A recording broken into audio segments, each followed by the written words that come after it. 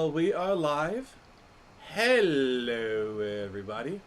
I am Nick from the Phoenix Press, and joining me is my awesome co-host. We have the mistress of ships herself, Bunny Girl Nix. Hello. Ah, it's good to see ya. And joining me, as always, is a man for whom doom is eternal, Lugsberg. Yes, that's probably me. Hey, you're talking about me, right? I think so. I think I'm talking about you. Caster will be a little bit late. He did message me, so Caster will be joining us, but not now. So it's just the usual crew. How's everyone doing tonight? I have seen the worst possible thing my eyes could see this day. What did you see? Nintendo has confirmed that amiibos will unlock different colors of clothing and echoes of wisdom. Oh God. Why? Why would I don't understand why Nintendo keeps trying to make these stupid things a thing. Amiibos? Probably because they make money.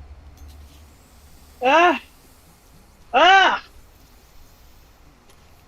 They're just overpriced Funko Pops. But they do stuff. They unlock stuff, Nix. Stupid stuff. Hmm. I am very staunchly against this. I have been staunchly against this since the beginning of amiibos. Whoa. That was something.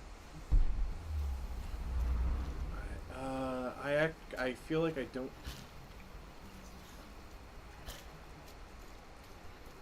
Wait, maybe I do know where I'm going. All right, we got our first commenter. Can you comment what Herman's saying? Herman P. Hunter says making money is illegal in the state. Uh, okay. Um,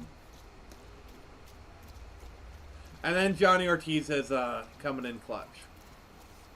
What's he saying?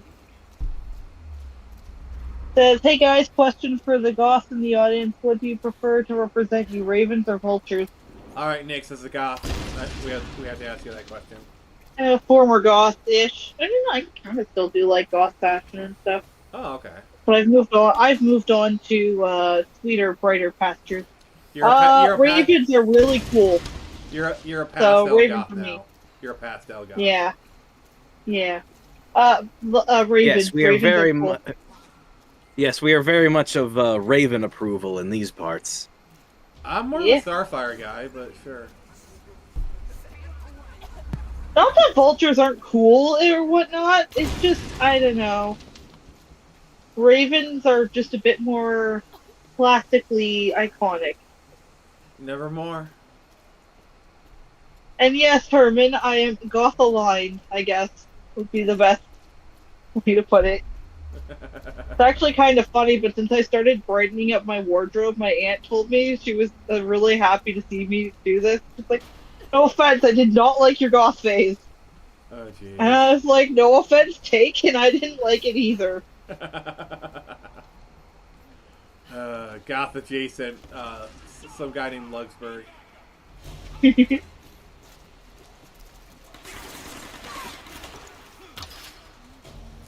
Not that I don't enjoy like all black and whatnot. It's just after a while it starts to get hard on the old wardrobe when everything you own is black.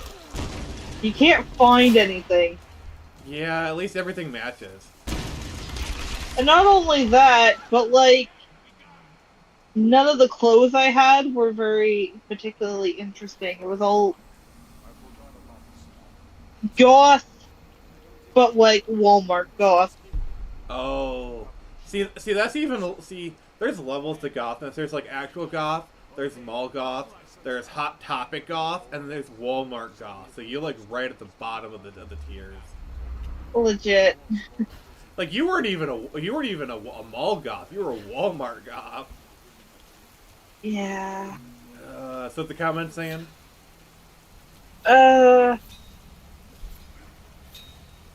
Johnny says, come on, Nick. Ravens are overrated. Vultures represent death and can be creepy. Yeah, but but ravens are I don't know. smart. But ravens are smart. Like, can a vulture? Can you insult a vulture and then literally have it look at you and say "fuck you"? Yeah, Not only that, people have trained ravens to go and steal from people for food and like money. ravens and crows are actually really smart. Plus, like parrots that can actually mimic voices. Yeah. Yeah, there's like actually a The video. wonders of birds.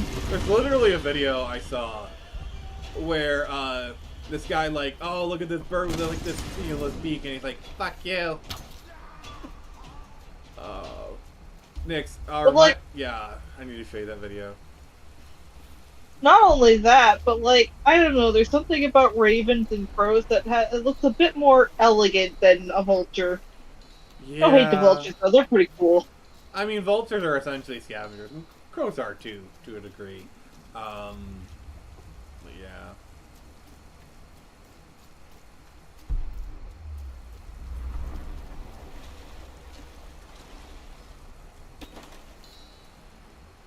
Yep, so we're doing some more tomb raiding. A farm made for special occasions. You guys seem to be enjoying this, which is cool. So now that we have some people in here, Do you raid tombs in this one? you do actually. It's like a bonus objective. Do you actually raid tombs in a Tomb Raider game? Okay, can I just comment? Do you remember like how like, oh, the new Tomb Raider game, we're gonna move on from actually raiding tombs to Tomb Raider.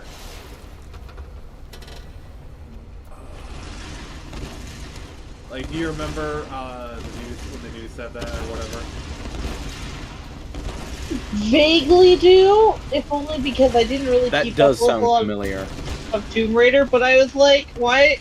They're like, oh, we're not going to be raiding tombs. If anything, Laura's going to be trying to put things right, blah, blah, blah, blah, blah. And I was like, so you're going to take this game series called Tomb Raider, and you're not going to let the woman raid tombs, because it's not PC. Kind of stupid. So why not just make your own game series? Some different name that would actually make sense.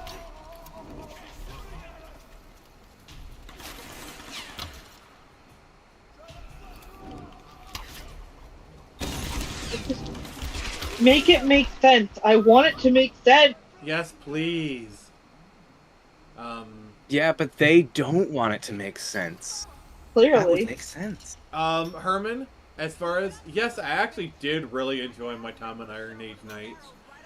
Everyone on there was like really nice. Royce, oh god, that guy is smart as hell. Actually, in the after stream, we actually like ended up talking for like an hour and a half or something after. God dang, is Royce smart? Oh my god, that dude, he's got a brain on him. I respect him. What? Oh, Herman Should asked we him, put it back? I don't know. Royce has got brain cells to spare, so he should be good.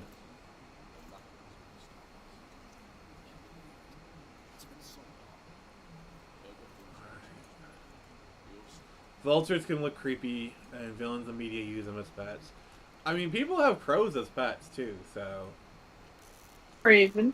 But like I said, it's a personal preference, but there's just something about crows and ravens that looks very elegantly goth.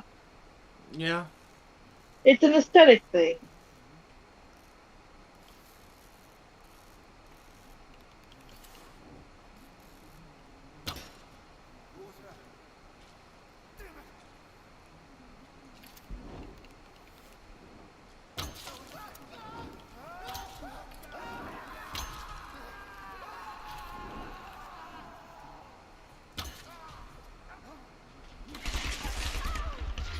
Holy crap! Look, what the hell?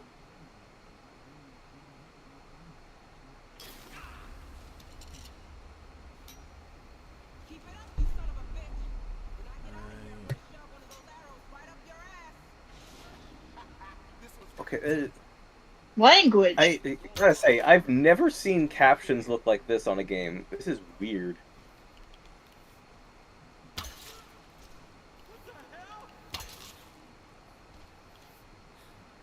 Alright. Alright, what's Herman saying? Says that group is real supportive and drama-free group. I'm not sure if you're on their Discord, but they have one. Oh, I just think about joining it. I had some help. Yes. He didn't make it. Did we do the sequence last stream? I think so. Yeah, I Maybe? think maybe the save file didn't pick up or something, I don't You know. went out swinging. Gave me a chance to get to you. Look, there's a rescue helicopter on its way. I know they're keeping Sam separately. Have you seen Whitman? Alright, we're gonna skip this because we've already done it. Hey Dave, how you doing, buddy? What's he saying? He says, would you rather play Womb Raider with this lore or Classic? What, Raider? I'm not repeating myself, Lug. I mean, if Laura wants to play Womb Waiter with me, I'm not gonna say no. I don't think any guy would. Classic Laura is a bombshell. New Laura is like the girl next door. Yeah, and I'm kind of more into the girl next door look, to be honest. This place is becoming unstable. The floor is starting to buckle. And Herman says these are some of the most MS-DOS style captions I've ever seen. Yeah, that's what I was saying. This looks very graphic design is my passion. Oh god. Oh god, keep it up, guys. I love the comments. Why is there a little black box behind them? Who does that? Maybe it's like, we want them to stand out. And See them against the background. I like Put a border around them. That's what I do. Yes, you need to stroke Or a them. drop shadow. Oh, no. We need Photoshop, proper Photoshop terms. Because graphic designers are passionate. Put a stroke on You them. think someone who has graphic design as their passion would know what these terms even are? Good point, sir. Good point. God. Oh god, you guys are. This is a Savage stream, and I'm here for it. No, like literally, this is a Savage stream. Oh. Yeah, we did this because like it actually like. I remember it took me like 5 minutes to figure out that little thing where I had to like shoot the earth with both of them. Okay, they go. I'm going in to get Sam and Whitman.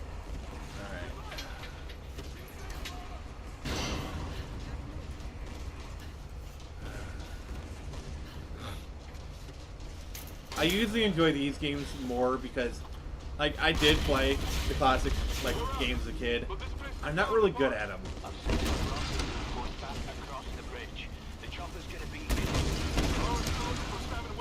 Dave says, I like classic Laura's attitude and style way more. That's fair. And also cream of the crop. Oh yeah! Okay, no. If you're gonna do it, you gotta do it right. The cream of the crop. The cream always rises. Oh god, I can't even do it properly.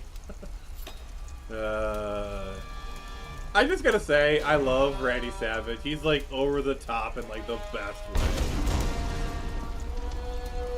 Oh yeah. I need some lines to do that with. Man, not gonna lie, I do actually like Slim Jims, and the only reason I even tried one was because I was like, hey! Snap into I a recognize Slim these Jim. commercials. Oh Yeah. Wait, is that the guy with the Slim Jim hair? No, Randy Savage, like his big thing with Slim Jim. Yeah, fun fact. One of the conflicts between Savage and Vince McMahon was, I guess, when he left the WWE, he took his Slim Jim sponsorship with him and cost him a lot of money. Good. Alright, what's Johnny saying? It says, hey guys, both video game and comic book movies being popular, how do you feel about Danger Girl adaptation. Never heard of her. I've only really heard of the name. Okay, Herman. I don't know what that is. Herman, I'm gonna do this for you. Get to the chopper! Just keep moving. Oh god, now Chad is just gonna feed me Arnold clips to do it, and I'm perfectly okay with that. So if you got any Arnie clips you want to hear me say, put it in the chat and I'll do it for you guys. I'm nothing if not beholden to you all. I'll be Beethoven. I'll be Bach. Oh god, we couldn't have planned that better. Hey Tevia, how you doing, buddy? I'm doing good. Had a good stream with Jared, which you were part of. We were reviewing The Wolverine. Oh god, it's a good movie up until the third act.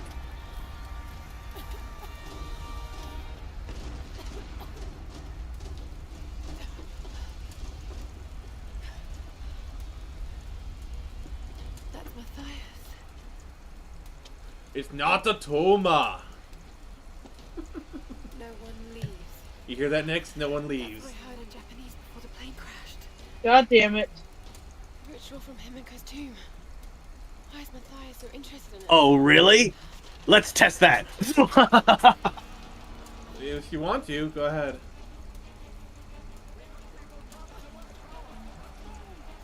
You hear that? They're dropping in the West Tower.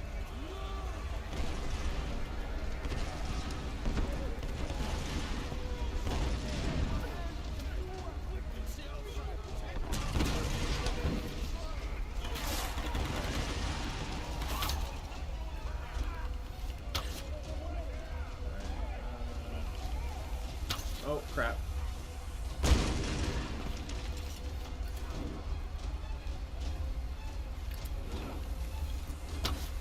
Dang it.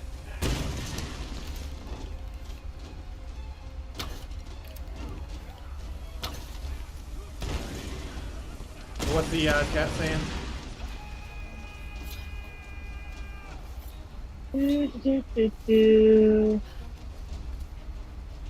Tevye says I got a clip from the last Action Hero. Saw that stream, it was fun. You are terminated. You Dave are says no, wait. You are terminated. So are you? Dave says the giant silver samurai mech brought the Wolverine down a few notches. Yeah. Johnny Ortiz says, fun fact, Slim Jim with cheddar was my breakfast. I work really early morning. Oh, nice. Breakfast of Champions. Why is everything exploding? Insane murder. This place is going down in flames, literally. Yep. Just like the stream. I'm kidding.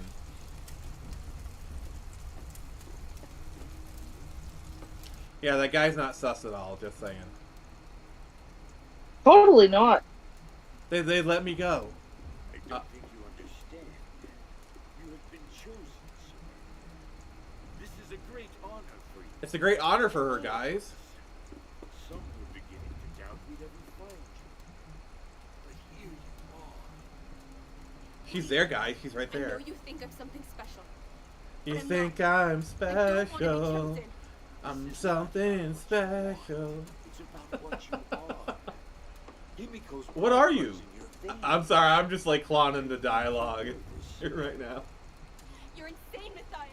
Tevia says, I'm sure that guy is trustworthy and will never betray you. That is a fact, Tevia. I will stake my life on it. Mistake once. Absolutely. Ships could reach us in See that, guys? He made a mistake once. He's not I perfect. just want to go home. So do I, girl. I've waited years for this moment. I've given Years. my life. He's dead? God. He's given his life? You mean he's dead? Here, from this place, Is he a zombie? we're all trapped here. But Yeah, they're trapped, Nick. They're trapped. you had the power to That sucks. release us. Okay, Dave, that's a controversial take there. So, Dave says he likes the Wolverine slightly more than Logan. Can you explain that, sir? This must be ended. Dimitri, guard her with your life. Tevia, I don't know if you saw, like, the last stream that explains it. 'Cause they're- I am back from the oven. I am cooking. You're here. I am dying. I am Batman. It's okay. It's okay. I just wanted Why? to take a drink. My weapons. It's not the You're guy from the- Resident Evil 4. Get out of here. We need to leave before he comes back. The answer is because I'm Batman. Whitman! Where the hell is he?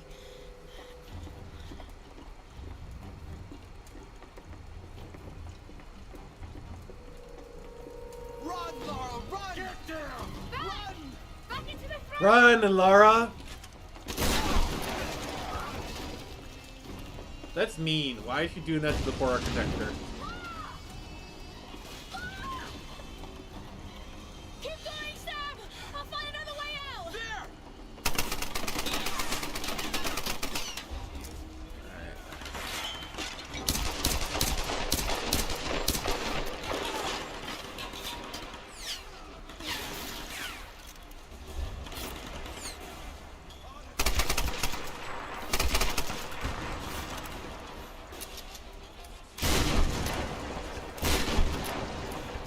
Alright, what's the cat say? Tevia says, I personally like Wolverine and Logan because both movies are great. Well, he's gone. Yay, shotgun! And Johnny Ortiz says, speaking of X-Men, I always wonder why Gen 13 never went off. Yeah. Well, it's not Gen to the power of 13. Somebody I needs don't a know. math.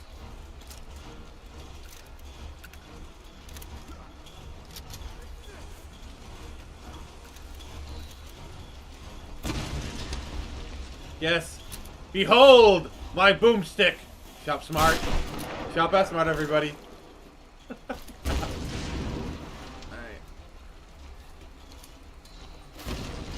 Uh-oh. We have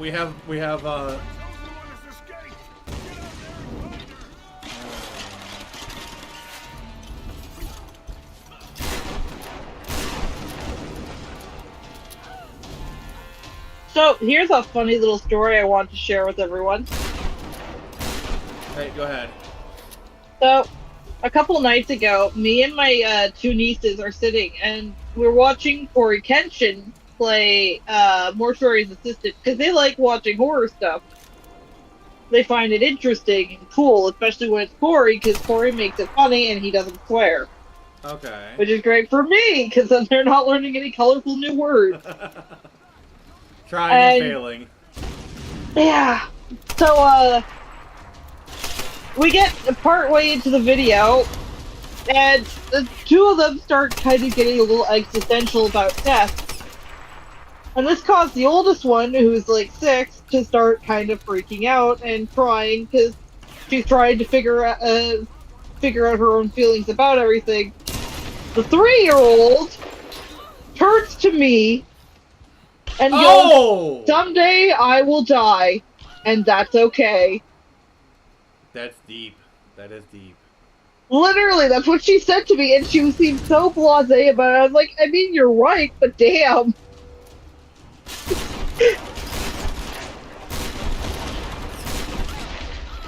This was followed by her chattering on about how Grandpa's gonna find us, and it's in all this high. She does this high-pitched voice that she get when she's telling a story in someone else's perspective, and I didn't understand half of what she said afterwards. I was like, yeah, okay, you're right, sweetie, you're right.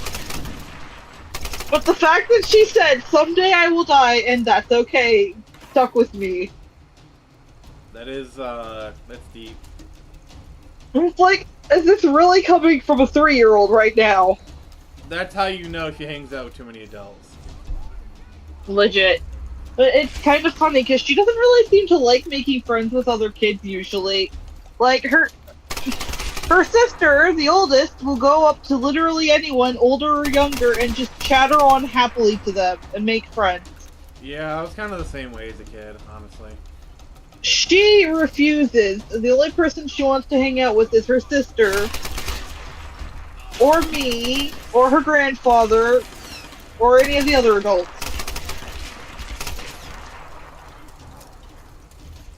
But it was very funny, and I was like, nobody's gonna believe this. Because Yeah. it sounds like, you know, oh, yeah, kids, people say stupid shit on the internet and make Kids it say seem the like their darndest kids said something. things.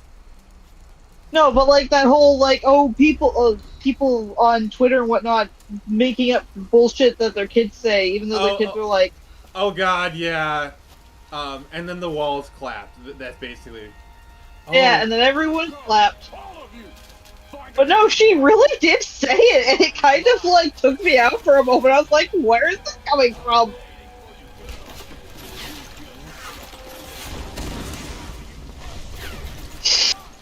Space nihilistic toddler. No, she loves life. She thinks everything is great. everything is But awesome. But she's like, she seems very okay with the idea of death right now.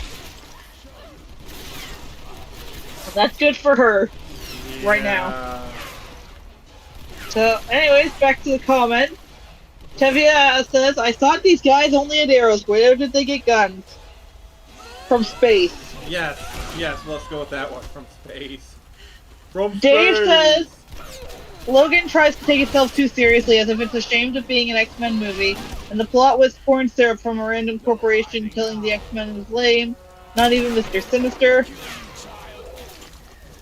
And Tevye says, well, remember, we were supposed to get Sinister after Apocalypse, which went nowhere.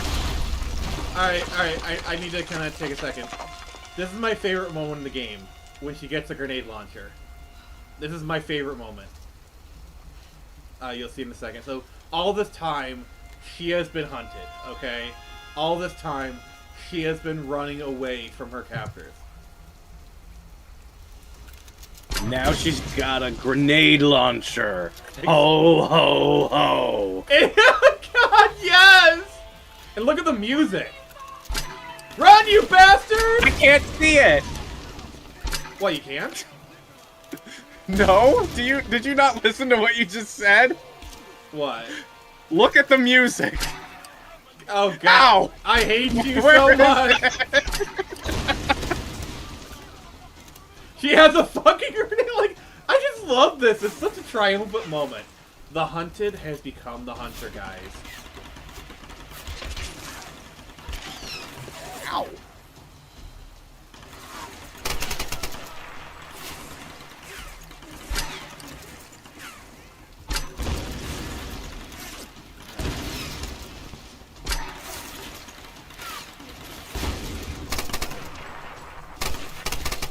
Alright, what's the comment saying? Dave says, yep, it was a waste of X-Men lore. I still like it, but it rubbed me the wrong way. Fair.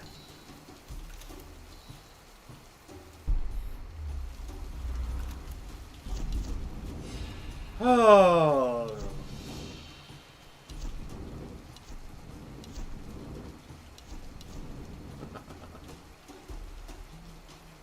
Alright,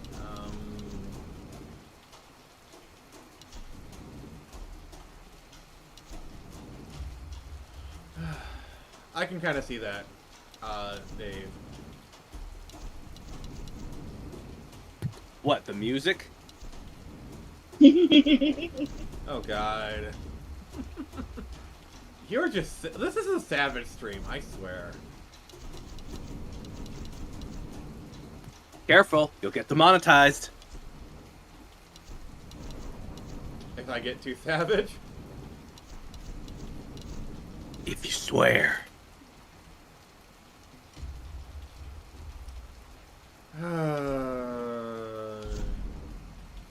I swear. Ooh, she sells seashells by the seashore. Just why? Because I'm Batman. No, I'm Batman. I'm Batman. No, I'm Batman. Nix, what are you? I'm Batman. No! No. You're Batman, she's Batman, he's Batman, I'm Batman! Are there any other Batmans I should know about? Don't ask. Alright, chat. Is anyone in chat Batman? Please let us know. Dave says, I'm also someone who believes Wolverine is overexposed and works better in an ensemble instead of a main character. I do too, honestly. It Like, depends. he's got a... Oh yeah, like imagine what a shock I guess it's been for a lot of people like seeing like X-Men '97 being like, why is Cyclops getting all this focus? Why is he the leader? I thought it was all about Wolverine. Oh Legit. god, oh god, Cyclops has been done dirty for like way too long. Yeah. Like even the comics, they were doing him Where dirty did for a this while. come from? Yeah, I think X-Men '97 was the first time they realized, holy crap, Cyclops is cool. Well, maybe not cool, because you still have the bullshit political beliefs of the writing team Yeah. leading through and making him make really stupid fucking decisions.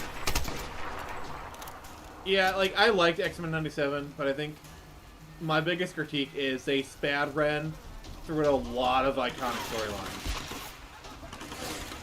It's like, Well, but, not only but- that. and was, Oh, do you want Dark Phoenix adapted thrice more? no, my thing was, like, Ew. the first half was like, alright, we have all these storylines that people like. The first half, we're just gonna, like, do these storylines. And the second half, we'll actually have a story. The second But, half, like- the second half is a lot better because it's actually a storyline. But like, I mean, every time I've looked at clips of the show online, they've got Scott being a complete fucking idiot about like mutant rights and everything. And I'm like, this isn't what Charles Xavier died but then didn't die for. Oh god. Yeah, Charles Xavier is like Gene. He dies every 5 minutes.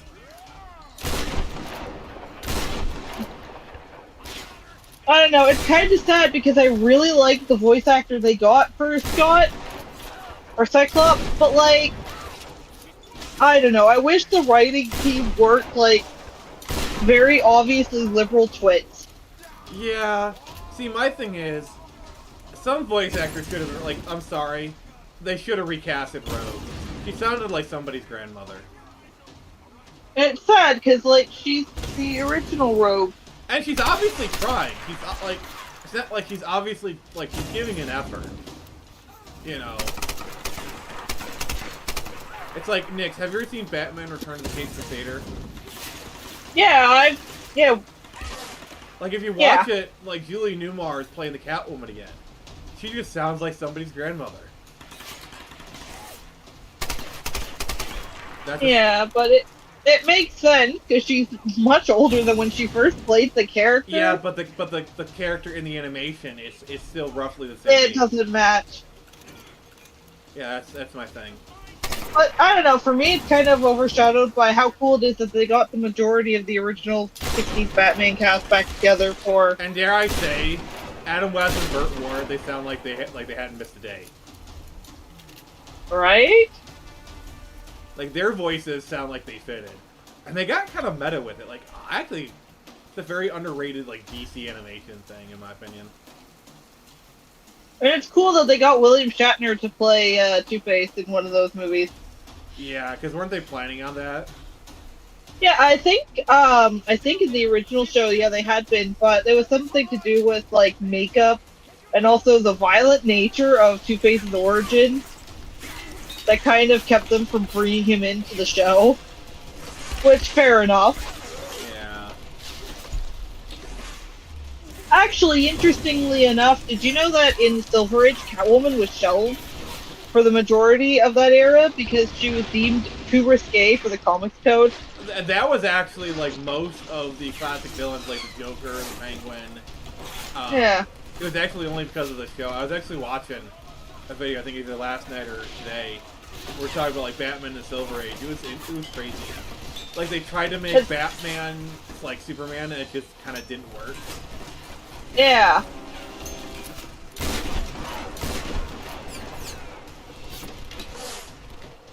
You know, I've gotta say, looking at it from like hindsight perspective, the Comics Code Authority might have actually helped comics in the long run. Even with all the goofy, stupid rules, it had people like constrained by. I think getting it and then being able to get out from under it slowly but surely helped comics more than anything. Yeah. Maybe. Alright, what do I...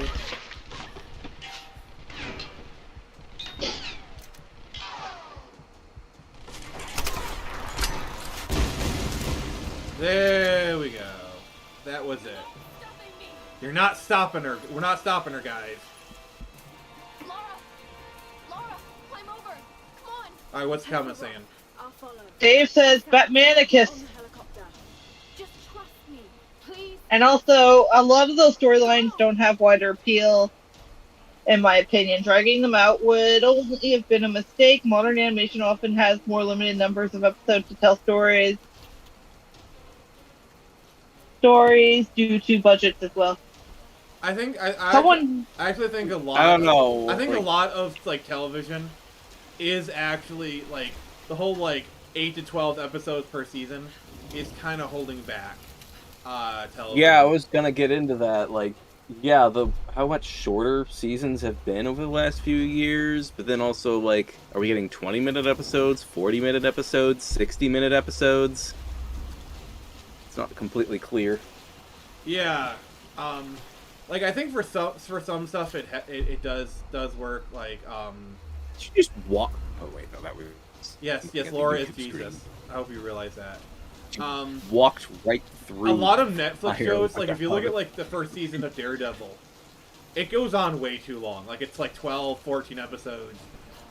Or even Stranger Things. Like it actually works as an 8-episode series. But those are kind of written to be 8-hour movies. But like the show's whole entire format is centered around that.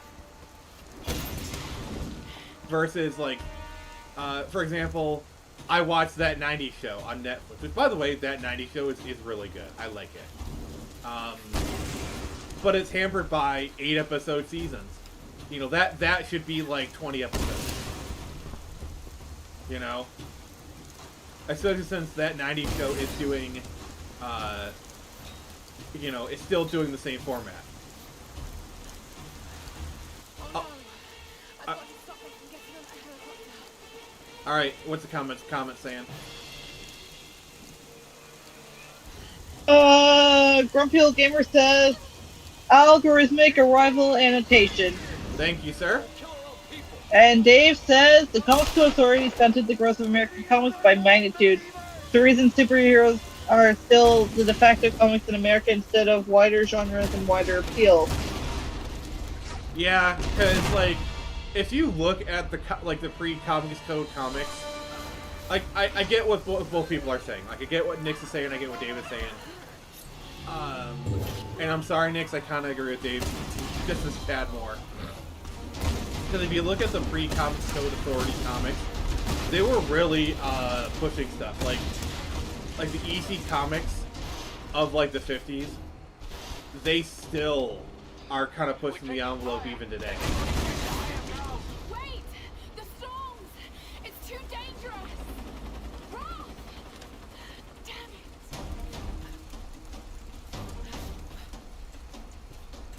But, I mean, I will say, like, once,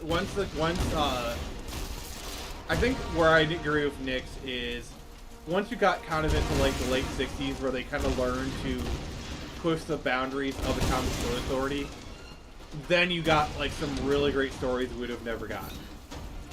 Because the ultimate of creativity is born under the greatest of restrictions. You know?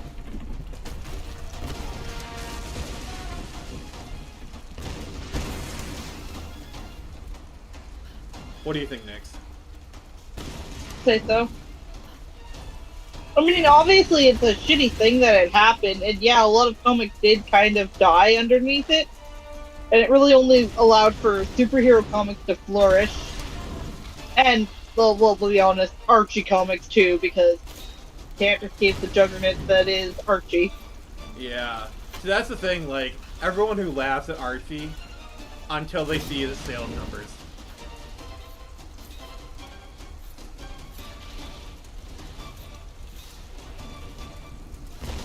What is Dave saying? He says EC Comics are still the best comic line of all time, in my opinion. Oh, did you hear that they're trying to bring back EC Comics, but they've all SJW'd them up? Ooh. It's gonna fail. Like, don't get me wrong, EC Comics was, like, pushing racial boundaries. Like, there's this one comic where it's, like, a spaceman judging a society, and then, like, the last panel, he takes off his helmet, and it's revealed that he's a black man. Like, yeah. You know. They were pushing the envelope in the 50s.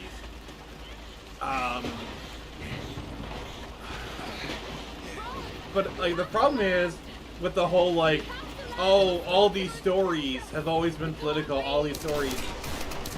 Like, to a degree, yes, like, Star Trek was pushing racial boundaries. They had the first interracial kiss on television, you know.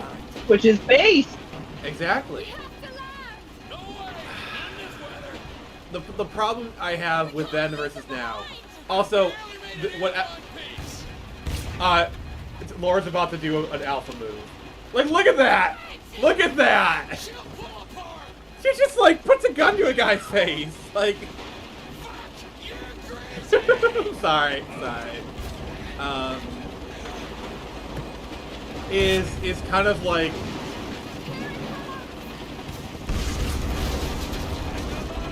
There's too much of an us versus them mentality nowadays. I think that's the problem.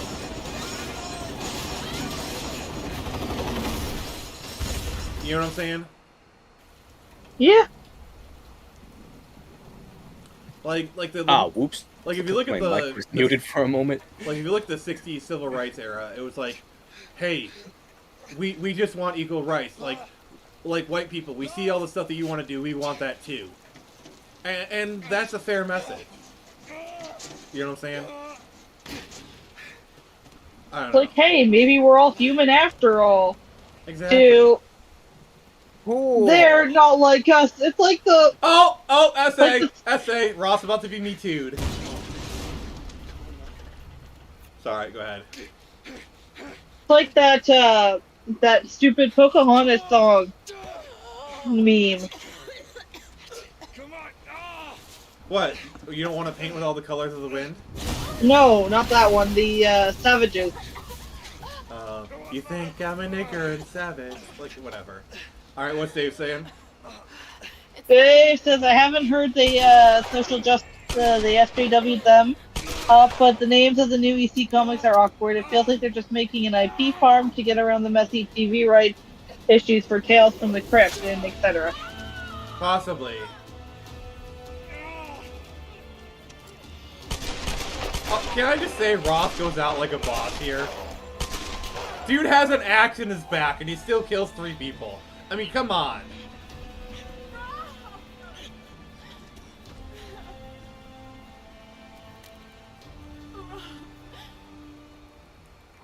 I can't do this without you. I'm sorry, Lara. I'm sorry. You can do this. Lara Croft. I love, like, the foreshadowing of showing the 2 guns together. You know? Because you know how Laura's signature is the 2 Desert Eagles. Yeah.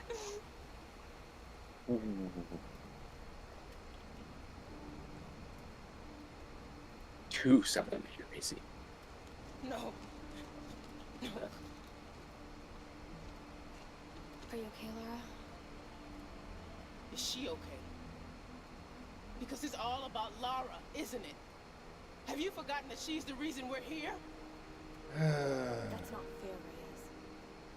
You're right. I shouldn't have said that. I'm really glad in the sequels they only really brought Jonah forward. Because all these others are just, like, so insufferable. Let's just find someplace safe. Oh, is she okay? She's the reason we're here. She's currently really fucking injured. We'll send him on his way. Went through hell to save your grateful ass, you bitch. Yeah. Like if you wanted to say that afterwards, like after you get off the island and you want to get her off of that, then sure, go forward. Because I'm not saying she's not wrong, but that was like the worst thing to say at this time. Legit. That old PT boat on the beach. All right. What's Dave say next? It's worth a shot. Give me 1 second. It doesn't matter. It says M. Night Shyamalan almost did a new Tales from the Crypt show and a few other shows based on EC Comics, but the rights are divided up between too many people and he couldn't make it work. You just don't Thank think fuck it's- for that. I don't know. Like, I feel like Something won't let M. us Night leave. Shyamalan might have actually been able to do a decent. Lara, you need Because sleep. you got to realize, at one point he was a good writer. I'll be the first to admit that I usually go in for the weird stuff, but this place is off the charts. I'm not dying. Also, like, I'm fixing that boat. that You're dude's leaving. shirt is really stupid. Like, an escape key as your shirt. Like, we need to show that he's a nerd. Alright, let's put an escape key on his shirt. All I know is that we can't use logic to I hate it. understand the place. I know Hey, did somebody say something about a crypt? Oh god!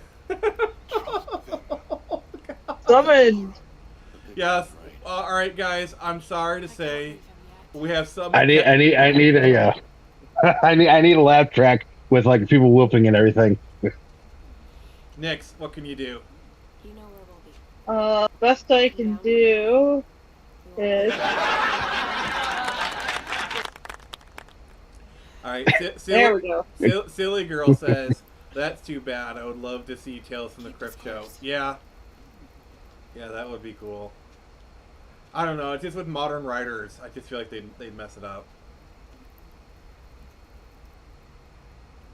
And they probably would. Yeah.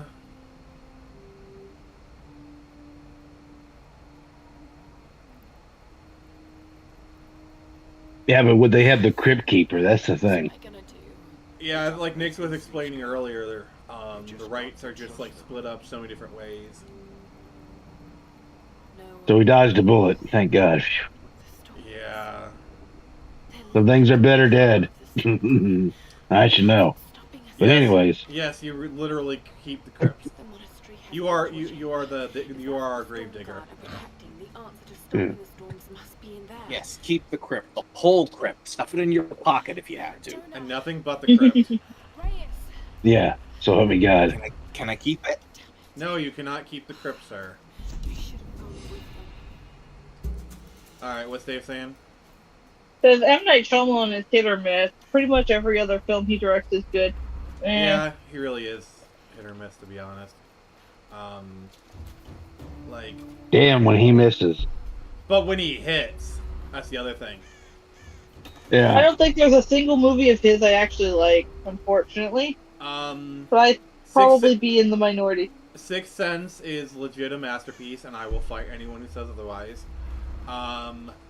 Signs is a flawed gem. Like, it has problems, but I do like it. Let's see here. Unbreakable is Water and wood are their weaknesses. Why would you come to a planet that the majority of it is covered in water and wood? I mean, you can make the same argument for War of the Worlds. Like, they get like taken down by human bacteria. You know? Yeah. What I'm saying is, aliens don't seem very smart in these movies. Well, the theory I actually heard a theory about this the other day that they weren't aliens at all. They were actually demon, Yeah. and that's why like holy water hurt them. Yeah, because Bo, like they're saying Bo herself was an angel, and the reason she was putting Yeah. the water all around was she was blessing it. I mean, Yeah, I've heard that. with the heavy religious angle of the movie, I can actually like I feel like that's plausible. All right, what's the chat saying? The aliens and signs are an allegory for demons, says Dave. Yeah, at the very least they're an allegory.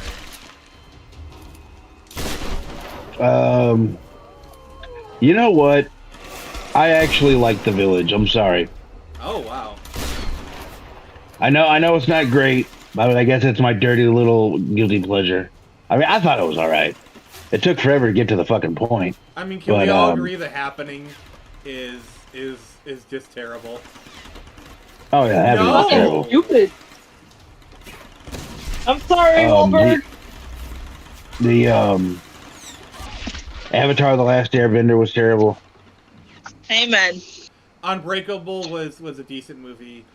Split. Oh my. Unbreakable was pretty good. Split. Oh my god. Split was Someone gonna actually really clip him out of good. context. Wait, what? Split was actually really good.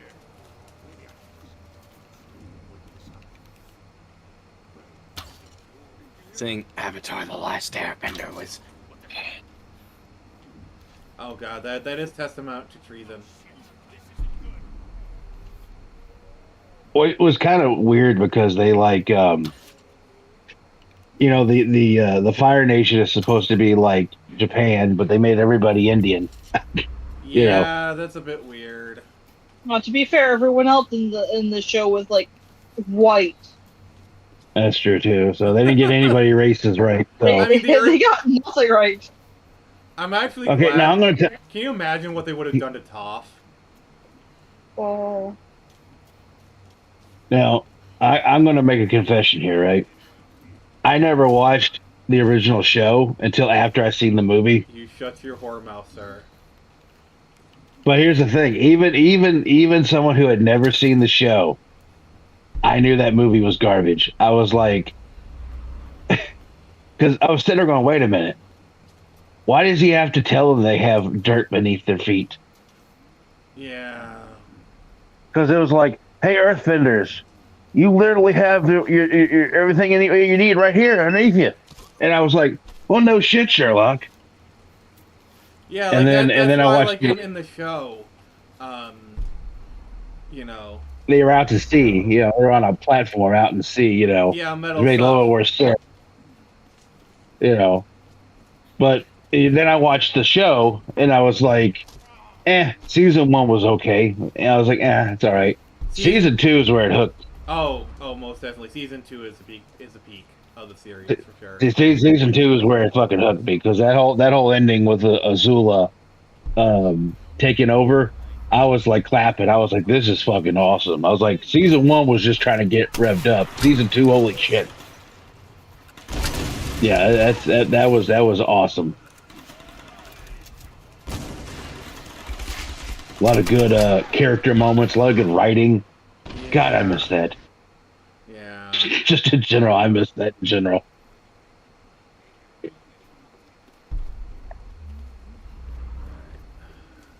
Alright, what's the comment saying? Dave says the Visit, Split, Old, and Knock at the Cabin are good. I've heard Trap is decent too, but I haven't seen it yet. I'm never a big fan of the show, but the movie is mediocre. He just wanted to make a movie for his kid. Which I can respect that kind of to a degree, but still. Yeah, he failed miserably. He did. Yeah. Like Glass was okay. It felt like M. Night Shyamalan, like, hey, I can make a Marvel movie. Yeah, it was like the M. Night Shyamalan cinematic universe. Yeah.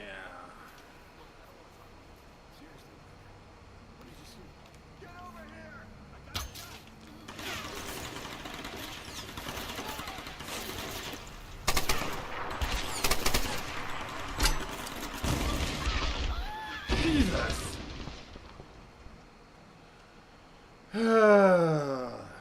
Yeah, that could be where she's going. Yeah. But anyway, how you been doing, Caster? Doing all right.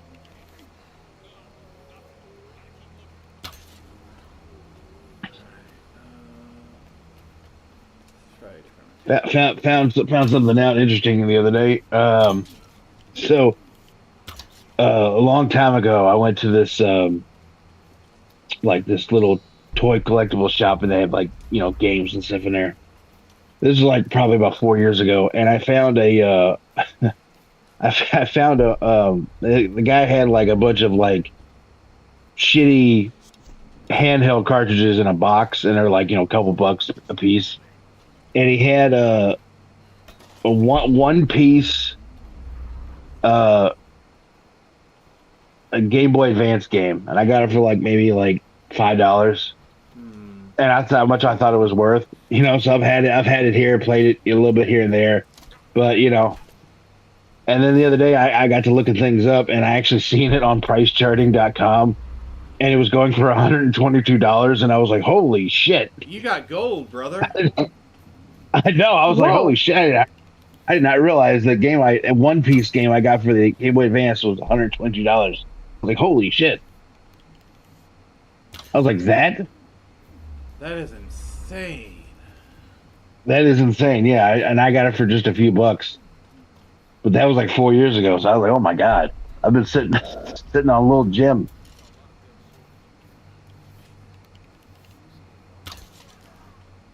And I haven't posted on Twitter yet, but I also did pick up a very minty copy of Little Nemo the Dream Master for the NES. Oh god, that is expensive.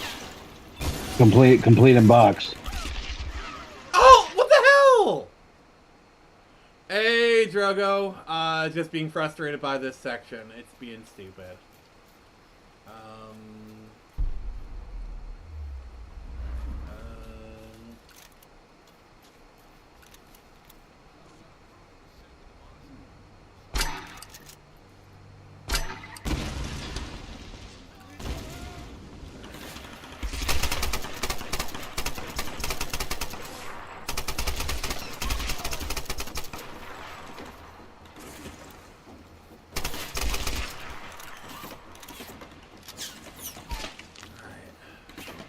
Give me a sec, guys. I'm getting something out of the oven. Alright. Did you do the cooking by the book? No, I did it by the sink. But you got to do the cooking by the book.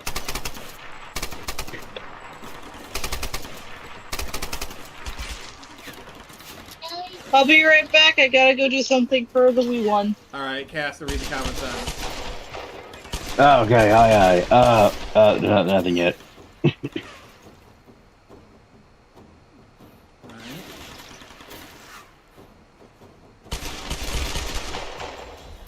Alright! We did it, guys. God, that was, oh, that sequence.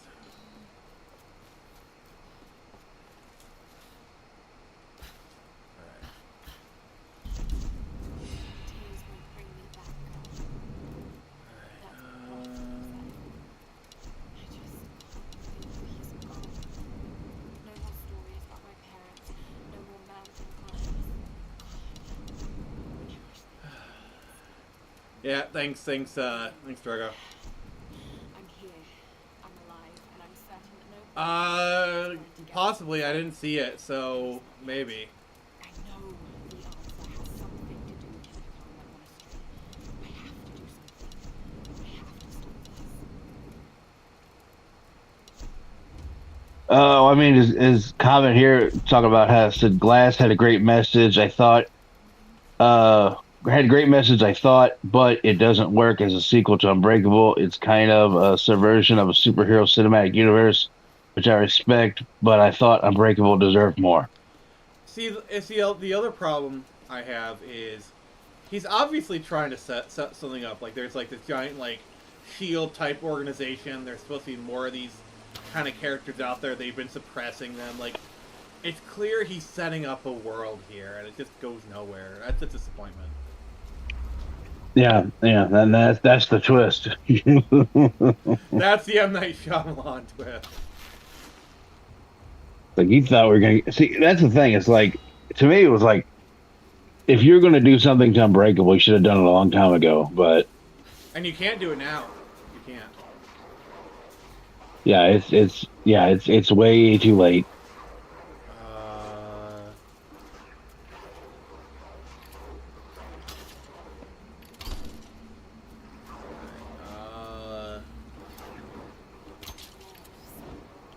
But I do have to say one thing I did like about Split, and I guess by extension Glass, was holy shit, John McAvoy.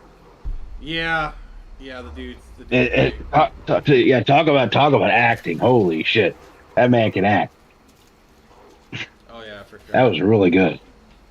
Yeah, that right there made me actually respect him as an actor. I was like, holy shit. Yeah, indeed. I wonder if Tom Hardy could have pulled something like that off. Possibly. What's the comment Because saying? Tom Hardy's a fucking chameleon too. Yeah. Did you ever see that movie where like he plays both him and his twin, and they're like legit two different characters? I know what you're talking about. I can't remember the name of the movie. I haven't seen it, but I know what you're talking about. Yeah. Yeah, that's crazy. Let's see here. Drogo says, or Drago, whatever, says, first movie was good. Never watched the others. You should watch Split. I do highly recommend Split though. Skip Glass, but like, Split's actually really good. Yeah, Split is actually legitimately good. I think Split Split basically rejuvenated M. Night Shyamalan's career because like when people's like, oh wait, is that an M. Night Shyamalan movie? Like it's like he's good again. Because basically M. Night basically went back to his roots with Split. Yeah. And I think I actually enjoyed it. Yeah. I think when he realized, oh wait, I'm actually a really good like psychological horror thriller director. I should just do those then. Yeah. Yeah. And if you get the right actors in it and stuff like that, yeah, you can make lightning in a bottle pretty much. Yeah, basically M. Night Shyamalan would be like, alright, I'm just gonna stick with what I'm actually good at. Let's see here. Dave the Impaler says, he may have left the door open for more characters, but I thought the organization was just an allegory for society that tries to suppress the exceptional and suppress wonder. A very Ayn Rand message. I mean, I don't think you should suppress the new Super Mario Brothers Wii instead. I mean, I'm sorry. Is a man not entitled to the sweat of his own brow? Sorry. I had to do it. I'm sorry. Alright, keep reading the comments. Yeah, it deemed more like a it's hard to say. It seemed more like a thriller horror movie, and I don't do well with horror. Are there jump scares? In Split? I think in Split. Kind of like I'm actually right there with you. I am not a jump scare fan, but I actually really enjoyed Split. So, as a person who hates jump scares, like I hate them. I refuse. Like that's why I don't watch a lot of horror movies. It's more of a psychological thriller than it is like a horror movie, like actual horror movie. You know. Yeah. Lara, are you there? It's like how you wouldn't really call Silence of the Lambs a horror movie. It's more of like a same thing. It's more of a thriller. Yeah. I mean, Avatar: The Last Airbender is definitely a horror movie. It's a horrible movie. Oh, yeah. Yeah, horror. Yeah, I know. Sorry, I couldn't. Yeah, he said yeah, Split. Yeah, it's it's a good psychological thriller, I think. I mean, it's got Anya Taylor-Joy in it, so you can't really go wrong. Yeah. And like I said, and was it James McAvoy, right? Not John McAvoy. Wait. Yeah, James McAvoy. His timeline. Yeah, John. I think it's a. I think I said John earlier, but yeah, James McAvoy. James McAvoy is like fucking amazing in the movie. Damn it, no! Alright. Because he's playing like, he's playing a guy. Well, the reason why it's called Split is because the guy's got split personalities, and so he's playing like, a bunch of different characters in one body, and it's really good. Yeah, and he does like all the different they're actually different characters. Like not a lot of actors can pull it off. Yeah, and it's like the switch between them is seamless, which I liked. Like literally, there's scenes where he switches between characters, like just like a face. Well, and he sells it. Like you can tell, like, oh crap, he's Dennis now. Yeah, that's what I was gonna say, because like it's like, yeah, it's almost like he's a fucking chameleon, because like he just changes his facial expression, and it does so great. My favorite To where it's scene, like, oh, my favorite scene in Split, Yeah. is when he goes to meet a psychologist, and Yeah. like, spoiler alert, he's one alter pretending to be another alter, and his psychologist picks up on it, and he's like, "All right, I know I'm talking to Dennis. Please show yourself." And you just see his face like literally melt into Dennis, you know, and just oh god. yeah, that's the part where I was like, holy shit. Like Yeah, an like that's alter, good acting. He's playing a dude pretending to be another dude. See, Dayton Pillar says they call horror movies thrillers in the 90s because movie snobs were ashamed of them. Silence of the Lambs is definitely a horror film. Yeah. And tomato.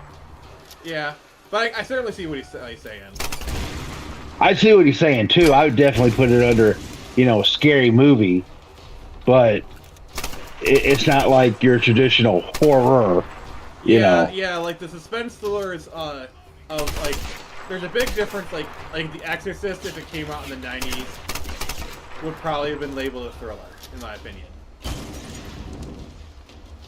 No, I think that still would be more of a horror film because I don't know. It plays out yeah. kind of like if you apply like more modern tropes to it, it kind of plays out a lot like a suspense thriller. By the way, I'm not saying The Exorcist is a bad film. By the way. Oh no. But yeah, I think a suspense thriller is like a type of horror, but I wouldn't just call it.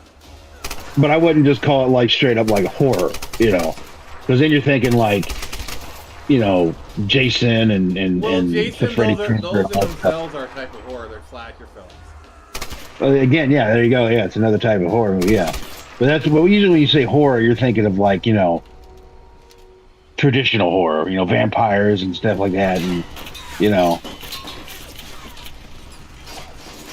I mean, hell, you could say what was it? Basic Instinct, not Basic Instinct, but Yeah, Basic Instinct. What's is that a horror movie? It's definitely horror. I'm trying to think of the other movie. But Dave, I actually What's agree the- with you. I actually agree with you. He says if Psycho had come out in the '90s, it would be labeled a psychological thriller. Yes, 100 times yes. It did come yeah, out in the 90s, definitely. or at least there was a remake in the 90s with Vince Vaughn. Did you know they actually made sequels to Psycho in like the 70s and the 80s, and they actually brought back the original Norman Bates? Yeah, Oh, there was 2 sequels. The first one was okay. The second one, we're not going to talk about it. Yeah, so like for example, in Universal, the Psycho House is actually the one made for the sequels. Not the original Psycho House. Which is just boo. I mean, at least it was made for a movie. I mean, hell, the only reason, like, so Nick, you know how, if you go to New Zealand, you can actually go to Hobbiton? Yeah. The only reason it looks so Yeah. good is because of the Hobbit movies. Yeah.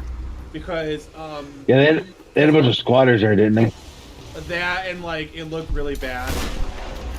So, like, they actually restored it, for the Hobbit movies with an eye for sustainability. Because they knew it was like, okay, this is going to be a tourist attraction. Good on them. I mean, yeah, I would love to visit Hobbiton. Yeah, Psycho is the first slasher. I would agree with that.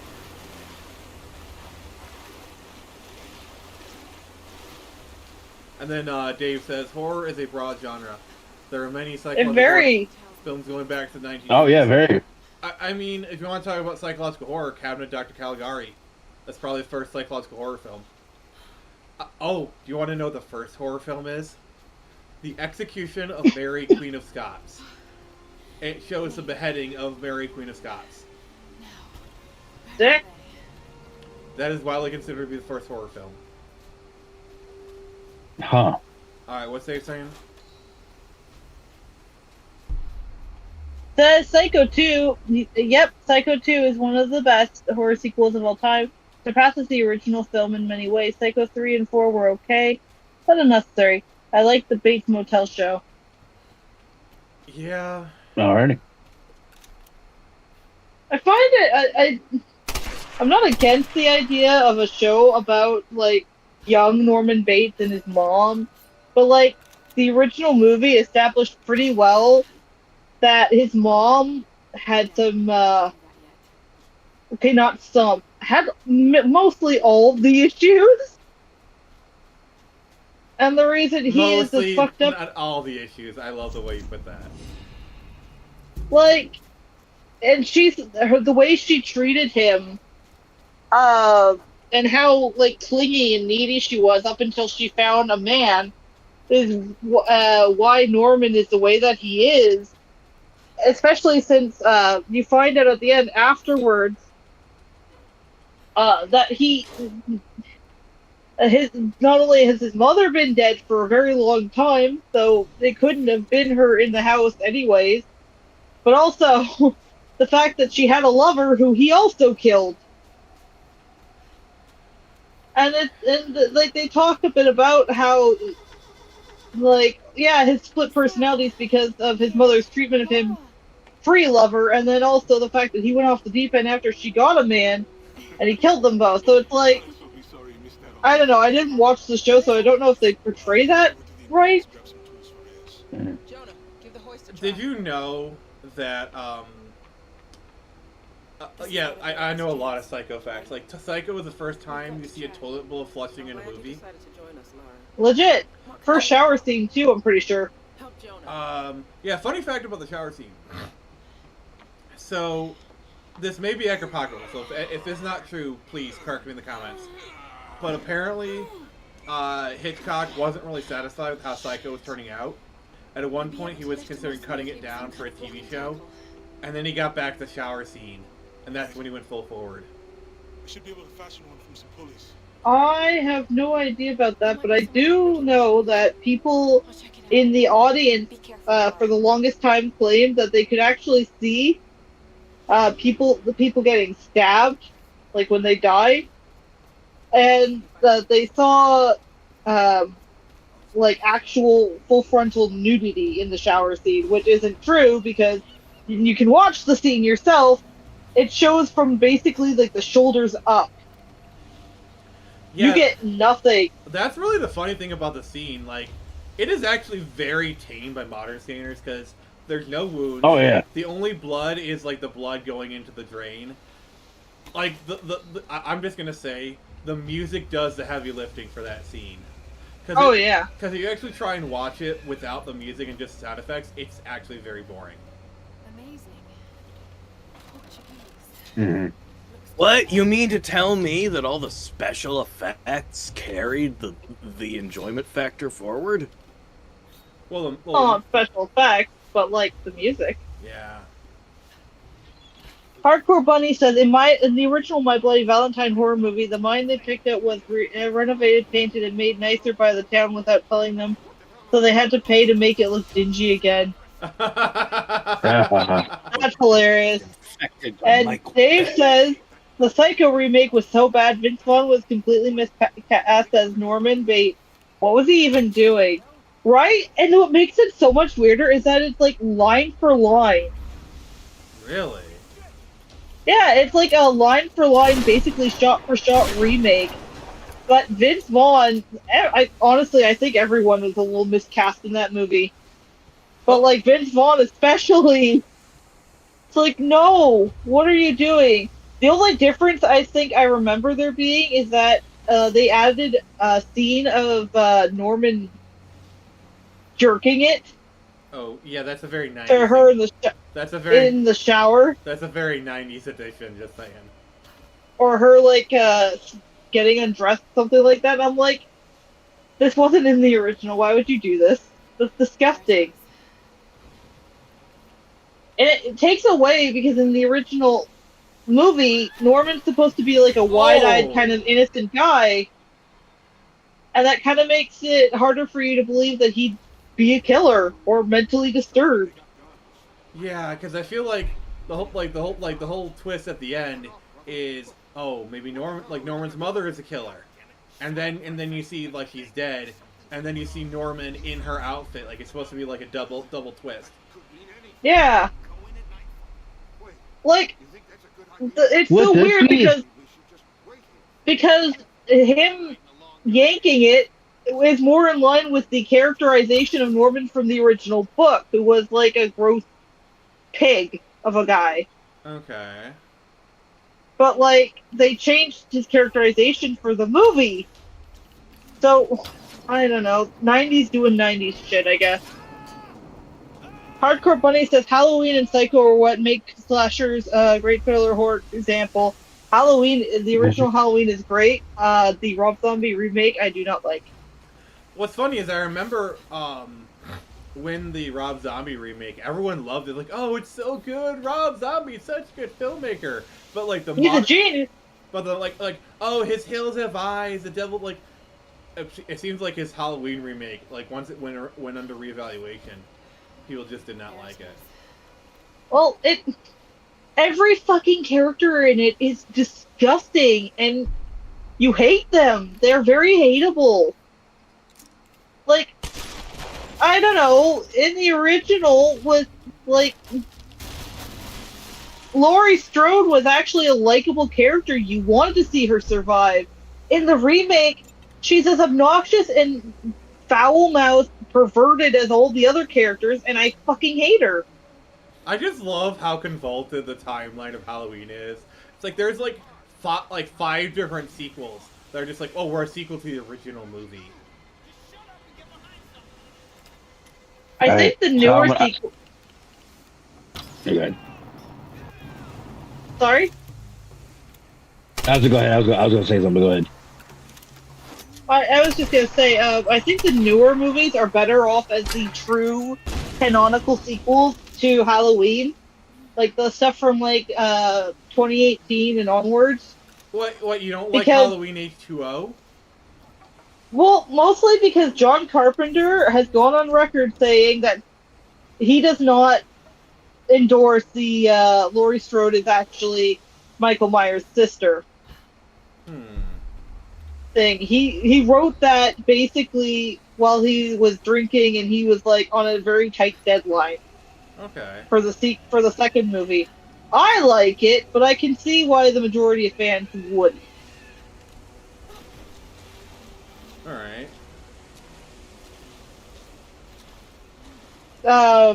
Halloween 3 isn't even a sequel. It's just a completely different movie. Yeah, like, I always find that fascinating. That was such a weird case. Yeah, because, like, they wanted to turn Halloween into, like, this anthology series. Like, yeah. Like, Season of the Which Witch. I thought would have been better.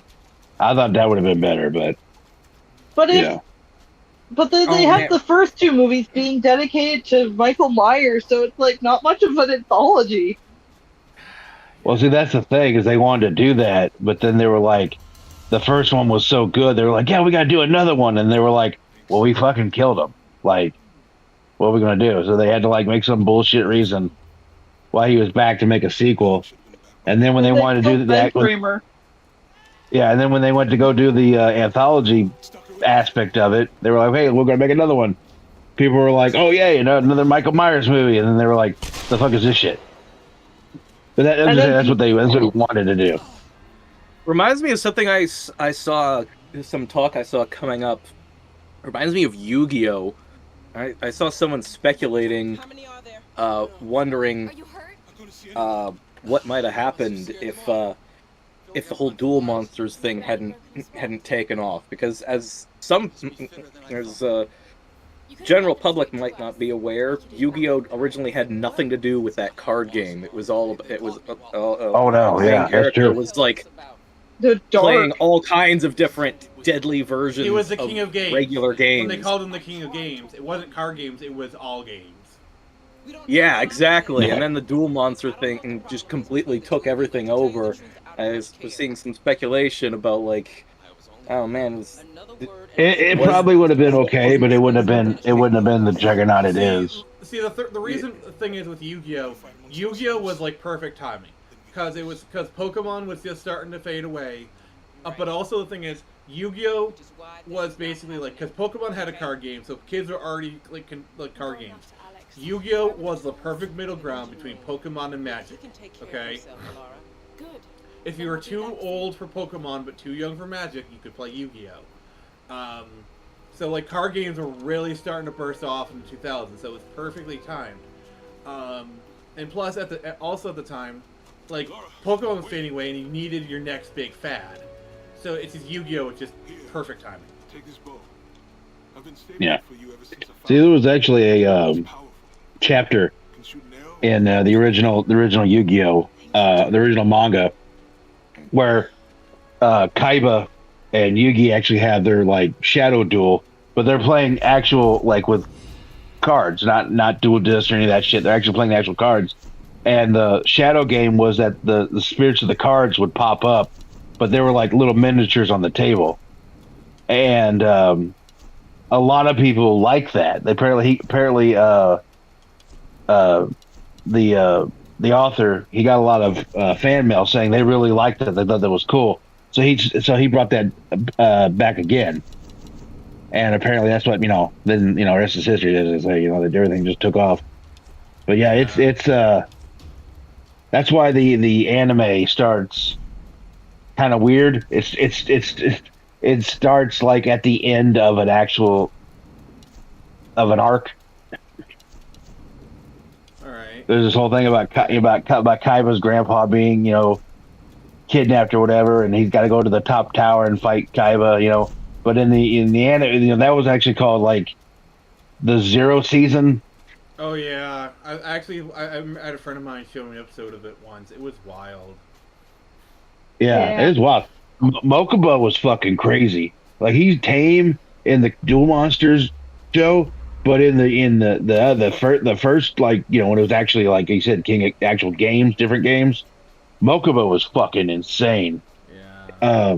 There's a thing where they had Yugi tied up or whatever, and like they had him like tied up and they had like tasers, and if he didn't win the game, they're gonna basically just taser him to death. Oh god. Like people died. People actually fucking died in the first part of Yu-Gi. I mean, even in the regular show, like people died before kids censored it. Like for example, like that one duel with like the clown in Battle Sea. It's like if these spinning blades touch you, you'll go to the Shadow Realm. No, in their actual show, their actual spinning blades, they touch you, you die. Yeah. Okay. So we got a few comments racking up. Dave says, same with the original Texas Chainsaw Massacre. The editing was so effective that many believe it's a bloody, gory movie, but all the blood is just on the walls and a few sprinkles on characters' faces.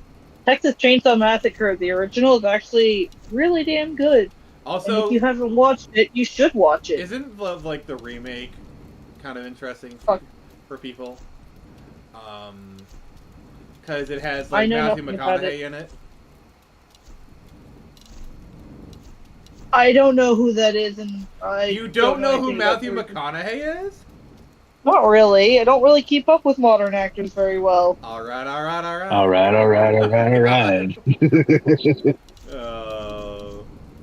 Oh wow. But the original is the best, and I love it. All right. And he also says, I love both Rob Zombie Halloween films, especially the sequel, but it's a very different take on the series. I don't like the first one because all of the characters are so fucking obnoxious. I can get it. I swear too a lot, but I can't listen to those characters talk because they're just all so absolutely god-awful terrible. Also, I just want to take a quick moment to say, if you are here and if you're not like the stream yet, Michael Myers will come to your bed and tickle you. So if you don't want to be tickled, like the stream. Nix is not. And he also, in other words, Nix is Hell, gonna I may just do it anyways. Rob Zombie's Halloween 2 is honestly one of the best slasher sequels of all time and explores the aspects of trauma that no other slasher really has. Underrated but very appreciated in some circles. Yeah, I like 2's exploration of Laurie's trauma, but I still don't like the characterization for the characters because, like, I guess she's going through a horrible time in her life and everything, but they really don't do much to endear you to her because she's still, like every other character in it, fucking awful. Actually, they kind of screwed over Malcolm McDowell's character too. His version of Loomis in the first movie was actually pretty good, and then in the sequel they make him a fucking asshole. Wait, Malcolm McDowell was Dr. Loomis in the first movie? Yeah, Oh and my in the God, second this too. was- No, I don't think he was Dr. Loomis in the second movie. Yeah. No, it was what was his name? Pleasance. Donald Pleasance was Dr. Lewis. Yeah, because Donald. No, in the original that was Donald Pleasant. I'm talking about the sequel or the remake. Oh, okay. Oh, okay. Because Okay. what's funny is Malcolm McDowell has been around so long. He actually could have been Dr. Loomis in the original movie. He could have. Yeah, good. I love Malcolm Oh, McDowell. I wonder how that would. I wonder how that would have been. I'd like to seen that. I love Malcolm McDowell. He's like one of my favorite actors. So. But yeah. Like I think slasher movies could be smartly written if they wanted to be and like explore that kind of stuff. A lot of the time now though, I feel like everyone's just trying to use them to like make a cheap buck. Which sucks because it's because deserves better. It's because there's like this popular narrative that like slasher movies, oh, they're just cheap entertainment, they don't mean anything. So they make them as cheap entertainment that don't mean anything. Yeah. Like when people are like, oh, it's just a kid, it's made for kids, it can be stupid if we want it to be. Like, no, you're just pushing that narrative so you can be lazy and cheap. Put some effort into it. Kids deserve the effort. I'd say kids deserve effort on their entertainment more than adults do. Yeah. I mean, with how much kids' entertainment is just mined for adult entertainment nowadays. Exactly. And Hardcore Bunny says Yu-Gi-Oh! Was a fun game till they add so many summoning conditions. Yu-Gi-Oh's biggest problem as a card game, to me, I think, is the fact that the animated series was allowed to continue for as long as it has, and craft new monsters, new cards, and all this other new rules, blah, blah, blah, blah, blah. Oh, you can't do this, this doesn't work anymore. Oh, this isn't the ultimate monster anymore, we've nerfed him, blah, blah, blah, blah, blah. And it's like, the original was easy for everyone to understand. Now you've got to complicate it. I mean, the biggest problem was the cartoon never followed the rules of the card game. And, no, it didn't. They just so made up bullshit rules on the fly. Exactly, and so like you'd have Pokemon for all of its if you actually look at the original Pokemon series, it actually did a really good job of saying like, okay, this is how Pokemon works, blah blah blah, and so if you watch the anime of Pokemon, they go and play Pokemon, you actually had a pretty decent idea of how it worked. Yeah. Transferable knowledge. Exactly.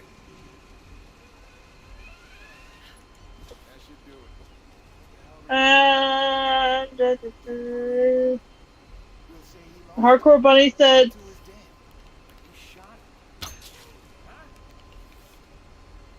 Didn't chirp? What? I don't know, that might be a typo.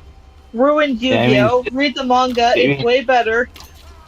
You mean Synchro? No, I don't think Synchro ruined. I think it was all the special summons. I think it was like all the different special summon stuff. Like. You know, I don't mind all that. It's just I think what ruined it is what got me off of Master Duels, which was 15-minute turns, and your opponent can negate everything on his first turn. Yeah. That's what killed me. So what you're saying is they basically just threw balance out the window. Essentially. Dave says there are 6 cinematic Halloween timelines, about to be a 7th. Halloween 3 Season of the Witch is the second best of the series. Yeah, it's really good. It's not a Michael Myers movie, but it is actually fairly good horror. Hardcore says Puppet Master is an underrated horror series. It is. Dave says 2 was about the different past characters took to deal with trauma, including Loomis. Annie and Brad Dourif's Sheriff Brackett were the best characters, but I like them all. Relatable characters. I mean, if we're gonna talk about like underrated horror films, Leprechaun. Like I'm sorry. Yeah, I found a box set of the first 4, and it ends with "in space," and I'm just like, what? I'm sorry. Any Leprechaun series. in the Hood. I was just about to mention that movie. Get out of my head, Nix. Get out of my head. Get out of my head. Like any series. She's Yeah, becoming man. brainworm. Yes, exactly. Where have all the children gone? Okay. That got dark. But no, any series that can have Leprechaun into Hood and it still works, yes. Alright, what's the comment saying? Hardcore says Synchro so ruined it even today. Create a zero-sum game. I stopped playing Yu-Gi-Oh back before GT. Okay, hipster. No, I played it. I played that one game, the one for Xbox and whatever else, where you like duel your friends. This was part of the reason. I don't remember what it was called, but my brother got me to get it, and then he fell off of playing it really quickly, which tends to happen anytime I get into a game because other people are like, "Oh yeah, this is a new game. Oh, it's great. We're gonna play with you." I get it, and then immediately after, people stop playing, and I'm like, "What the fuck, man?" Yeah. Yeah, I know. I hate that bullshit.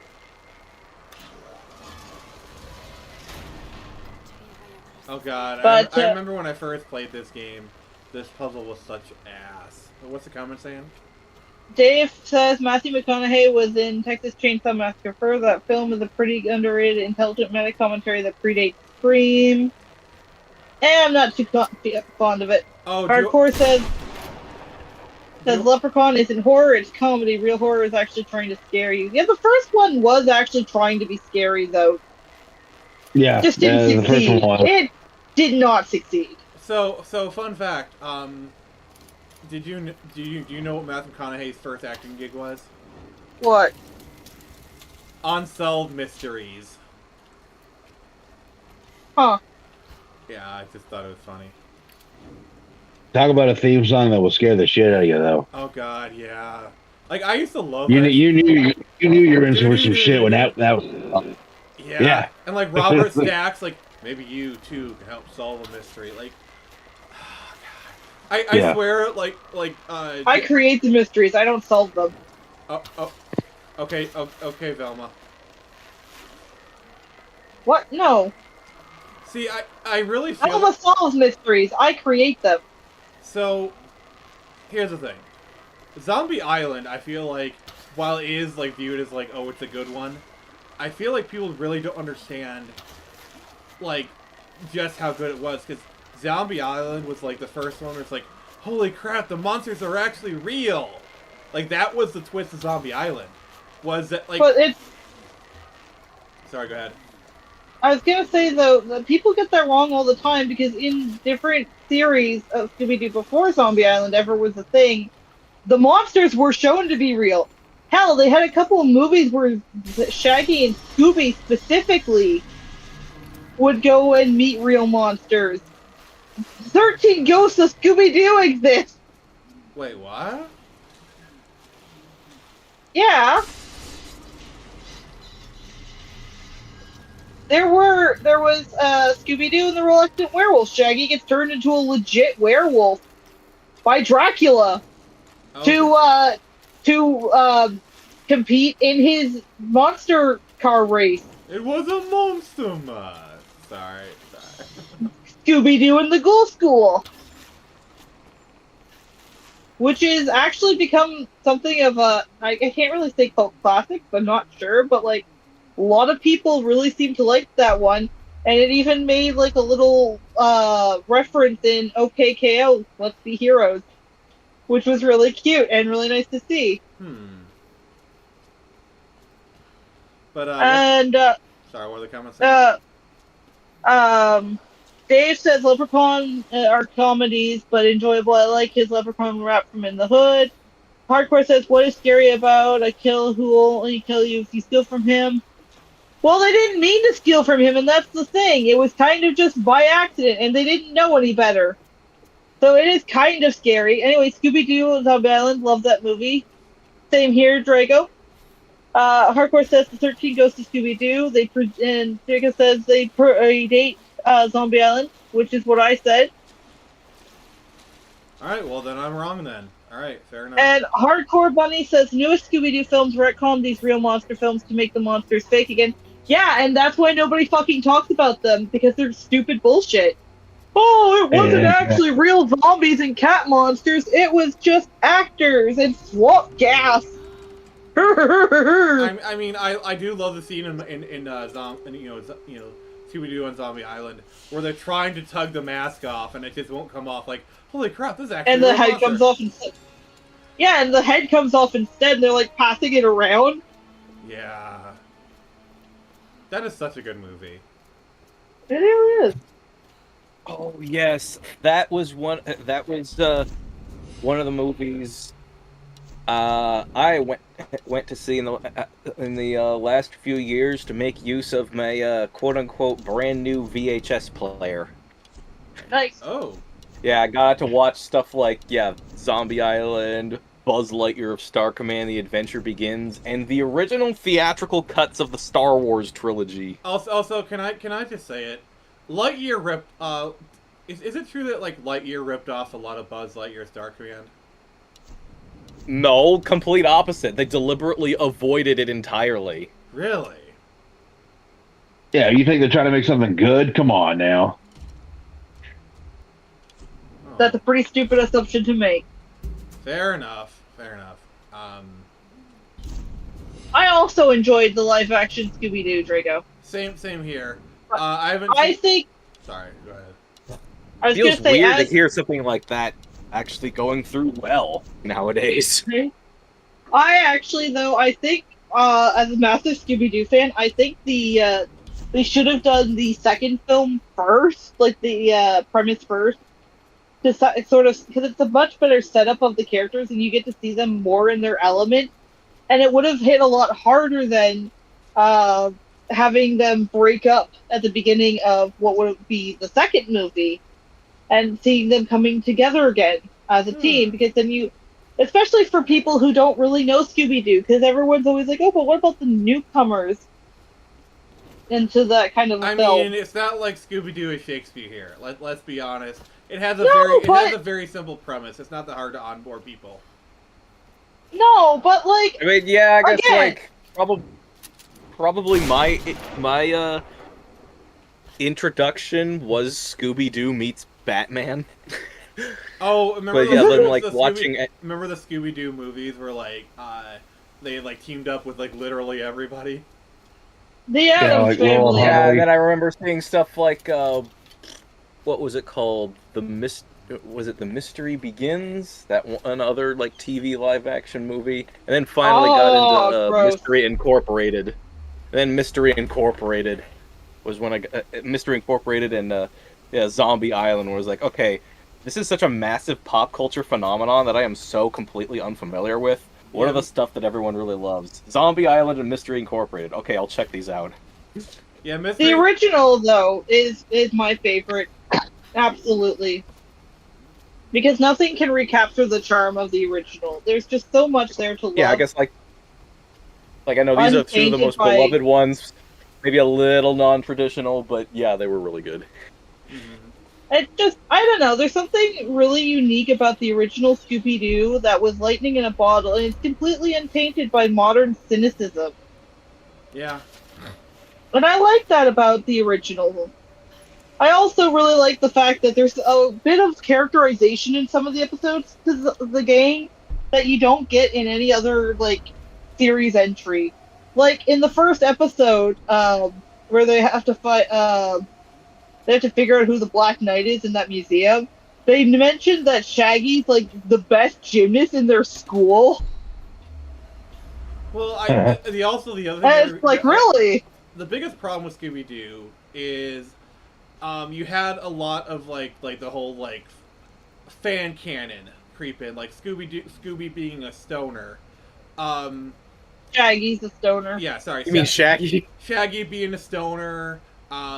You know, Fred and Daphne. What's in those Scooby snacks? Like Fred and Daphne always being the one to split up. I like the biggest problem with making Fred the butt of the joke and everything now. It's kind of sad, too. The biggest problem with, and I love the 2003 Scooby-Doo movie, is it canonized a lot of fan canon. well, canonized for that specific. Like I will say, one of my favorite jokes is they're at the beach. You see the smoke coming from the mystery machine. Like, oh no, what are they doing? They're just making veggie burgers. I thought like that was a great joke. Interestingly enough, did you know that the reason for a lot of the time Shaggy's characterized as a vegetarian is because Casey Kasem, the original voice actor, became a vegetarian, and he outright refused to voice Shaggy if you didn't become a vegetarian too. He actually, because of a Burger King sponsorship, quit for a long time. And didn't like Casey Kasem actually give Matthew Lillard his blessing to be his successor? Yeah, he shows up in Mystery Incorporated as Shaggy's father, voicing Shaggy's father, where Matthew Lillard was voicing Shaggy. If that, yeah, that is a passing of, yeah. Yeah, legit passing of the torch moment. Yeah. All right, what's the comment saying?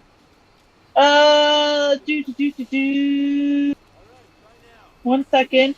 Drago mentions the Globetrotters. Hardcore asked if anyone's read the Scooby-Doo Apocalypse comic book. No, but I watched Comic Story and videos on it. I watched that video too. Also, rest in peace, Comic Story and Real One. Legit, rest in peace. I never would have known about it without him, so he gets a major prop for me on that. It's actually, you know, from his reading of it, seems like something that I'd be interested in. If I ever had the money for that kind of stuff. Hardcore says they re-aired Scooby-Doo enough on TV that decades later kids knew about Scooby-Doo. Yeah. Oh yeah. Especially with when Cartoon Network happened. Yeah. Like they aired a lot, like because Cartoon Network in the early days. See, I'm old, so I remember Cartoon Network when it first started airing. And Drago says, yeah. Drago says Pup Named Scooby-Doo is one of my favorites. Same. Always blame Red Herring. I didn't really get into it because by the time I was a weird kid, I was like, this isn't the one I know, so it means nothing to me. I don't like it. I actually grew up on it. I've come to like it a bit more these days, but I still prefer the original. I love how they parody the chase sequences. Or like they do the chase sequences and like do like the sporadic dancing. And like every so often you see the villains dancing with the heroes. Yeah. Dave says they did Scrappy dirty. Little kids growing up always like Scrappy. Yeah. My nieces love Scrappy. They think it's really cool that Scooby has a nephew. Also, and I think it's cute too.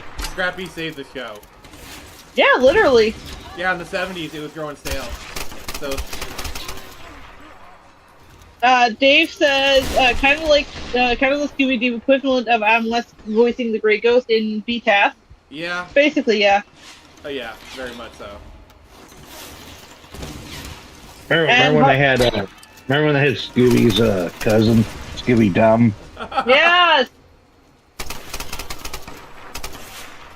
So Scooby-Doo and Scooby Dumb. Oh god. Or like the Super Scooby. I think I don't know because this is like very, very foggy in the back of my memory kind of thing, but I vaguely remember there being a female Doo. Ruby, I think her name was. But I've never actually like heard anyone talk about her, so this might have just been a fucking fever dream. What was it? What was her name again? I think like Ruby. She would have. I think if I'm remembering correctly, assuming that this wasn't a fever dream, she would have been like Scrappy's mother. So like Scooby's sister. Yeah. Ruby. I looked it up. Ruby Doo is the mother of Scooby Doo. Oh god. All right, but catch up on the comments, please. We're really behind. Hardcore says, I hate the comic historian. He retcons so many people's perception on comics because most people just watch his biased summaries. I never got the feeling he was biased.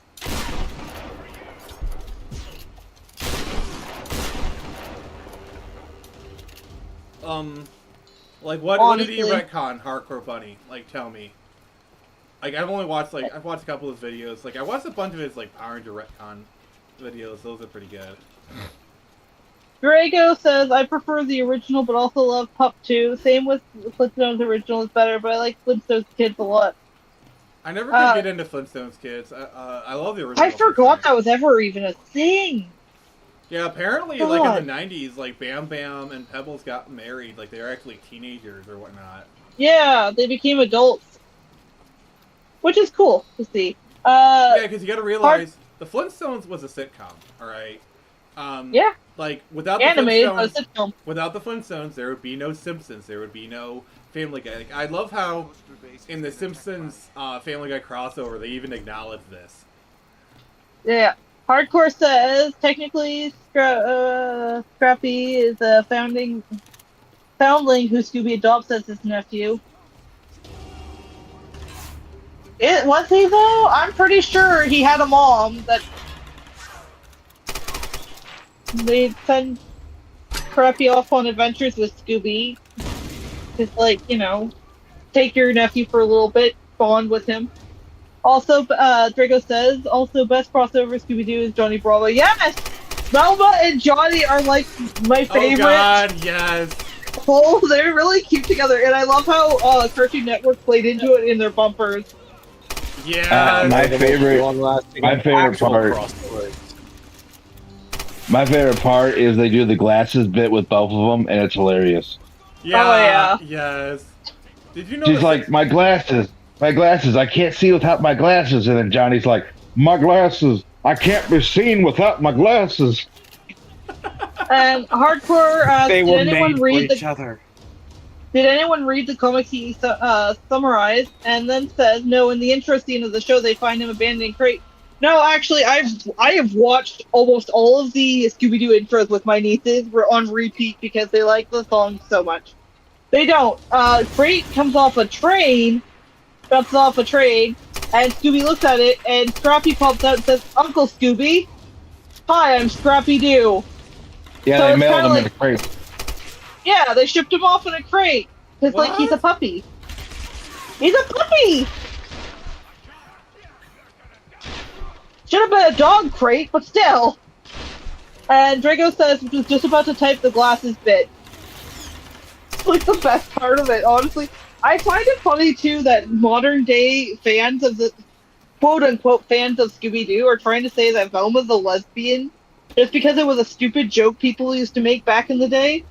But, like, she's had more male love interests than she's had female love interests. Yeah. She's only had 2 female love interests. My favorite thing is, like, Daphne was, like, obviously designed to be, like, the quote-unquote hot girl. But modern day. There we go. Like, modern day, everyone ignores Daphne, and it's like Velma. I don't ignore Daphne. I could never ignore Daphne. She's like my icon. I don't know. I like Velma. I'm one of those guys. And Hardcore says, comic historian puts little comments downplaying Jack Kirby's right-wing views. Okay. I mean, if you want to talk about, like, people trying to, like, one of the big problems I see in, like, modern comics discourse is they try to downplay Steve Ditko because he was very, like, libertarian. I thought he was a communist. No. Oh, God. If Jack Kirby heard you say that, he would punch you in the face. Good God. But no, he was like a hardcore, like, Ayn Randian type, libertarian. Because if you look at his character, Mr. A, it's basically, like, libertarian ideas.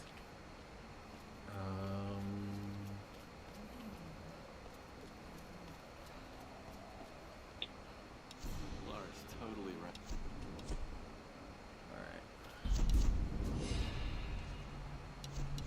Alright, what's the comment saying? He was, so Steve Ditko's an objectivist. What's the difference? I honestly don't know, so...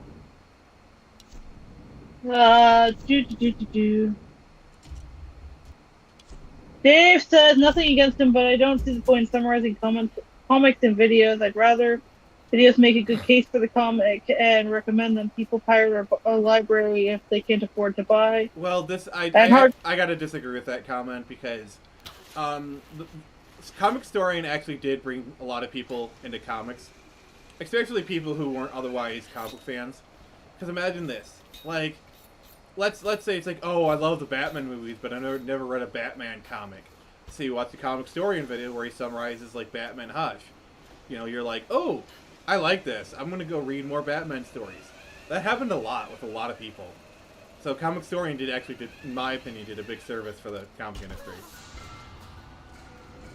Okay, so I actually have ScoobyAddicts.com up here for this one. Hardcore. I read and collect all the Scrappy-Doo comics, and when Scrappy is introduced in the comics and implied, he's abandoned and instantly attached himself to Scooby-Doo. Scooby has a multitude of cousins, and actually there was another female Scooby cousin I forgot about, Scooby-Dee, who is an actress with a southern accent. I've actually seen her. I think that was the one I was thinking of. But Ruby Doo is Scrappy's mother, and you see her in Scrappy's birthday on the Scooby-Doo and Scrappy-Doo show, and in Curse of the Collar, a pup named Scooby-Doo. So no, Scrappy is his biological nephew. Oh crap. And also, Scooby-Dum exists. Scooby-Dum was actually kind of an interesting character. I really liked his inclusion in the series. Huh. And Scooby actually has a brother named Skippy-Doo, who only appeared in a pup named Scooby-Doo in one episode. He wears glasses. Oh. Is he smart? I would assume he's supposed to be like a nerd. Yeah, he's highly intelligent and the only sibling to wear glasses. Hardcore Bunny says Steve Ditko was an objectivist. Dave says Linda Carlino made Velma hot to the masses. Before that, it was just neckbeards who lusted after Velma because she was the kind of girl who seemed easier to get. LOL. Alright, I can. Okay, that's a fair thing. Hardcore Bunny asked which company made these comics, and Dave the Impaler said videos are good that summarize. I think we have to an extent. I think we have a glitch, guys. We got a glitch. We got a glitch. Oh no! Alright, let me just read. That happens to be so much on Dreamlight Valley. It's not even funny. I go up to talk to a character. I'll be right back. And it just like stops.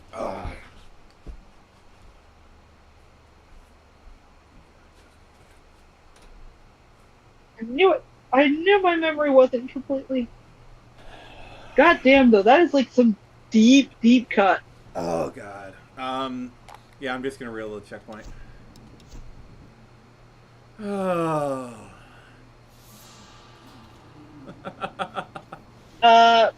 Dave says videos are good that summarize to an extent, but didn't he narrate entire plots of comics from what I've seen? Regardless, if he got people into comics, that's a good thing. Yeah. Yeah, that's my opinion. And Hardcore Bunny says, color me wrong, I'm reading the same wiki. Damn, aren't I the ignorant one?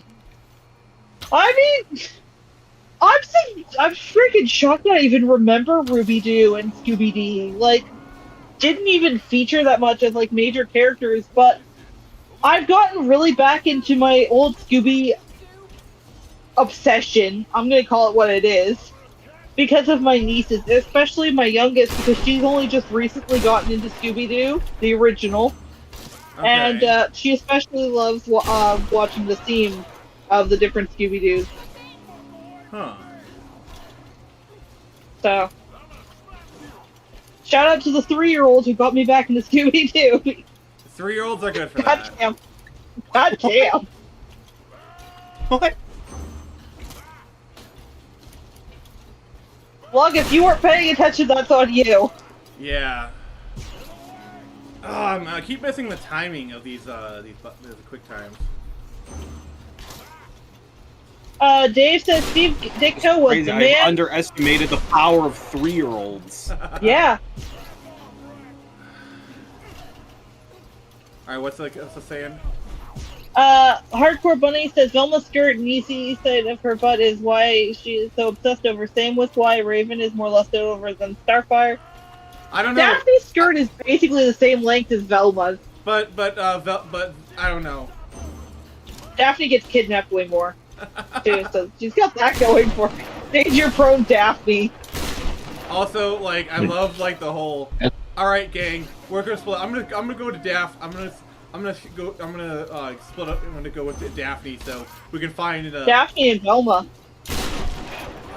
Was there any like? And that's the other thing. Like, if you watch the original series, they actually did mix up the groups more times than you'd think. They did, actually. Like, there's actually a lot of times where Velma teamed up with Shaggy and Scooby. Yeah. And there actually is like a bunch of times where Fred and Velma teamed up. Yeah, like they went off looking for Daphne in the swamp episode where they're looking for the witch and the zombie. I can't remember what it's called, but yeah, Scooby and Shaggy went off on their own.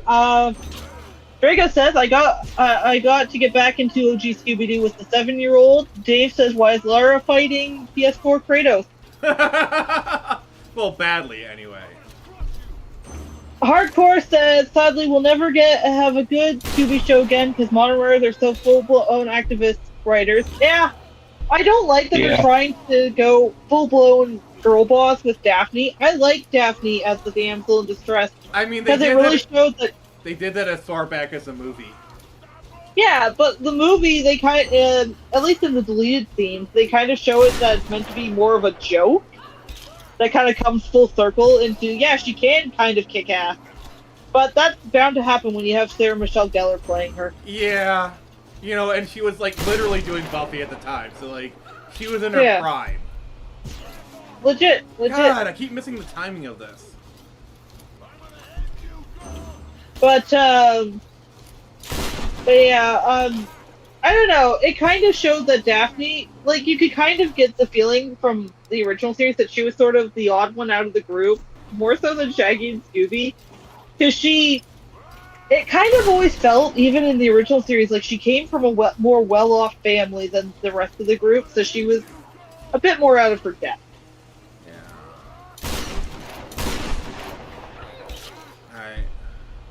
Also, I don't like the fact that they're girl bossing her now because it takes a while. They're trying to take a lot away from Fred. Like, in the 13 Ghosts movie, they try to make her, like, the leader of the group. Oh, we got the glitch again!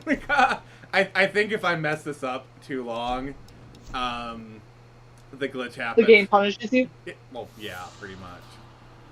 Oh, God. And Hardcore says Daphne wears stockings. Yes, she does.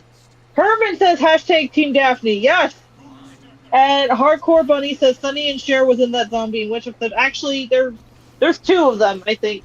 You're thinking of the one from the later series, but the original one was just, like, no guest stars. It was just, like, the regular crew. There was, like, something about an armored truck of money that two hillbillies stole and drowned in a swamp.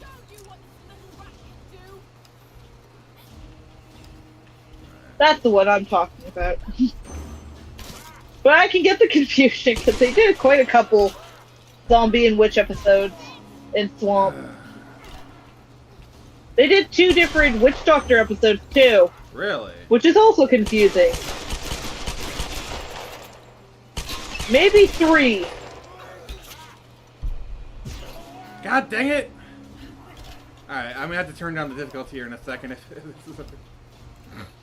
And Dave says Linda Cardellini was hotter than Sarah Michelle Gellar at that time, but Gellar was hotter in the 90s. People would like Daphne more than Velma again if they cast Sydney Sweeney today.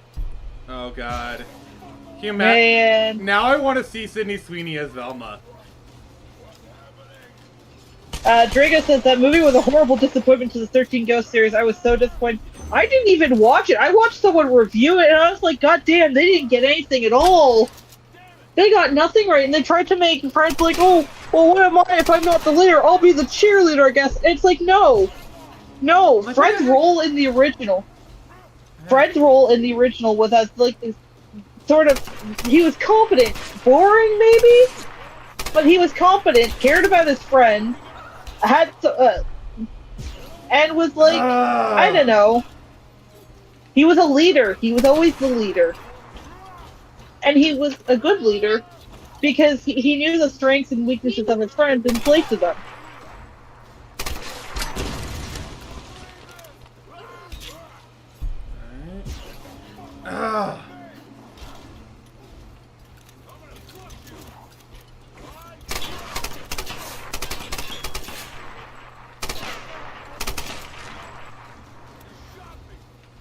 Yeah, I did, sir. Just 1 second, I'll be right.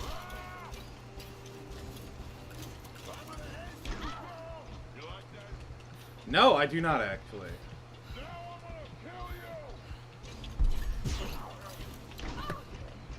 Do you not want extra ketchup?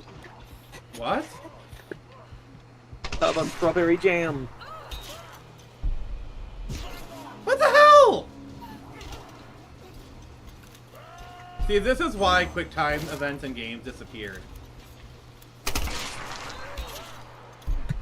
You know what's funny? Is that, if I recall correctly, the first, or at least maybe like one of the very first, what seemed to really kick off QuickTime events, at the very least, as like a thing in home console action games, was Shenmue. And the whole point was to disorient the player. It was supposed to be this frantic, supposed to be simulating this frantic, slapdash, instinctual thing where you're not in control. And nowadays they often just get used for what's like the complete opposite. Just trying to be cinematic, when that was completely against the whole point of why they were implemented in the first place. Yeah, I mean, the QuickTime events do go back farther. Like, I think there's a Power Ranger game for the Sega CD where you just got it. What the?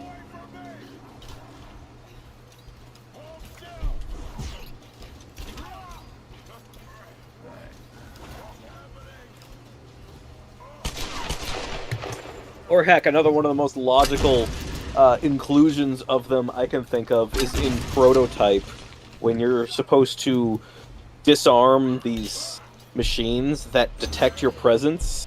You try to turn them off, and then you have a few seconds to input the passcode, which is a QuickTime event, before the alarm goes off. Like, that actually makes sense. You're pretty much doing exactly what the character is doing. Because he has to input 4 buttons in a matter of seconds. Wouldn't Dragon's Lair be the first one? One of, definitely. Yeah, well, Dragon's Lair's not a home console game. No, it wasn't. It was arcade. Yeah. Oh my god. So I guess I'm supposed to, like, hit the button when it goes into the circle? I guess? Hey, comment! Hardcore Bunny! Wow, they recycled that monster combo. Yeah, they did. They recycled a lot of different monsters. I think it's because of, like, design.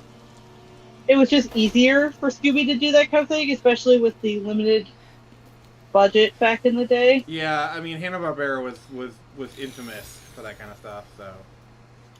Well, yeah, but it makes sense because they didn't really have the biggest budget to go off of. Also, we beat the boss. I would actually say I beat the QuickTime event, but still. TV animation was just starting to get bigger at that point in time. It was still more for movies and whatnot. I mean, also you got to realize, Hanna-Barbera, while they do seem cheap, they were still like pushing forward the bounds of TV animation. Because like, oh yeah, they were revolutionary. Because like, look at stuff like Clutch Cargo, you know, and then go look at like what Hanna-Barbera was doing. And Drago says don't. Dave asks why is Triple H tanking bullets. Drago says, Andy, I got chocolate milk from Grandpa. oh, that's great. I hope you're happy with your chocolate milk. Love you. Bye. Drago said Fred wasn't in 13 Ghost series, but still, yeah, the movie's like, no, but in the original Scooby-Doo, where are you? He was the group's leader. And in every series after that he appeared in, he was the leader. And he was a good one because he knew, again, the strengths and weaknesses of his friends, and he used them. So much has happened. Hardcore says Scooby-Doo was always meant to be clean teen socializing with Hardy Boy-level criminal schemes under a gothic horse sect mystery setting and plot. Dave says Laura would have been dead 10 seconds into the fight unless she shoots the guy. This is beyond WWE's suspension of disbelief. Hardcore Bunny says the Scooby-Doo game for Sega Genesis is still the best Scooby-Doo video game. I don't know. I played one on the Nintendo Game Boy, and from the first Scooby-Doo movie, and that was pretty lit. I wasn't very good at it because I was very young at the time, but I actually played the Scooby-Doo game for like the Sega Genesis Super Nintendo. It was good. It was pretty good.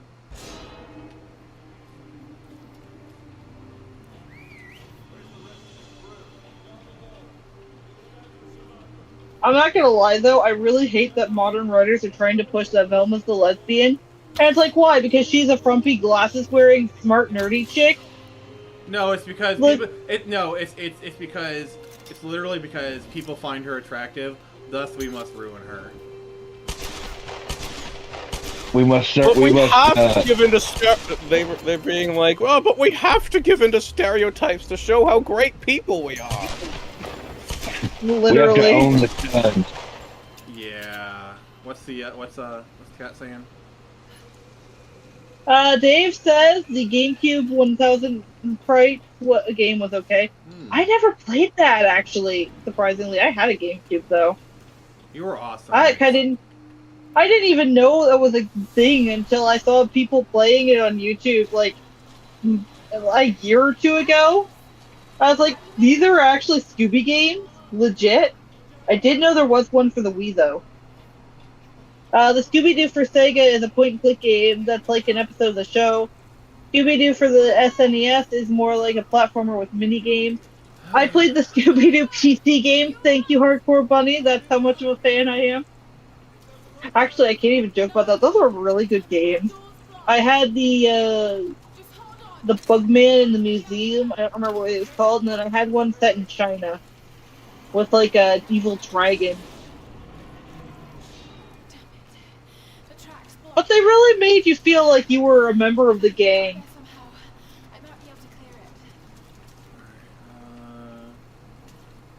It actually even taught me a little Chinese.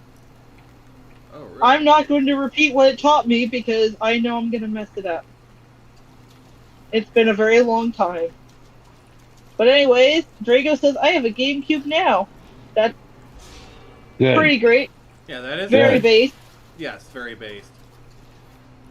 Dave says in the next Scooby-Doo show, Velma will be a lesbian, Fred is Shaggy's femboy lover, and Daphne and Scooby have a char peanut butter. Oh God, no! Velma already is a lesbian in a couple of different canons, like Scooby-Doo, Mystery Incorporated. They alluded, quote unquote, in the final episode, and the creator's like, yeah, she was always meant to be a lesbian. That's why her relationship with Shaggy was such a failure. I'm like, no, it's a failure because she was an abusive bitch. Yeah. Don't try to gaslight me, buddy. I know what I saw. Yes, Nyx is smart. You don't want to mess with Nyx, okay? She knows her. But like, they also in one of the newest Scooby-Doo if you movies. mess with Nyx, you'll get attention from Nyx. That is a good Very point. effective. Yes, that is a good point.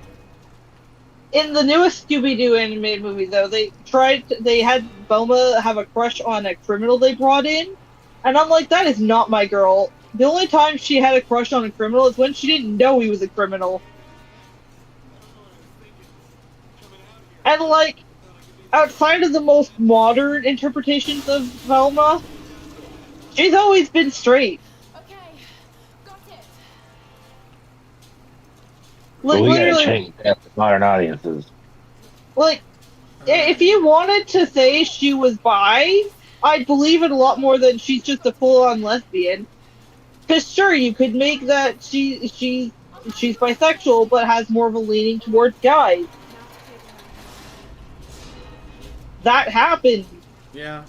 It's just the thing that I hate in a lot of fiction, and I've said this like a lot of times, is the whole trope of, oh, I had a bad breakup. Guess I'm a lesbian now. Legit. That's not how that works. And they do it all the time in these like stupid shows. It pisses me the frick off.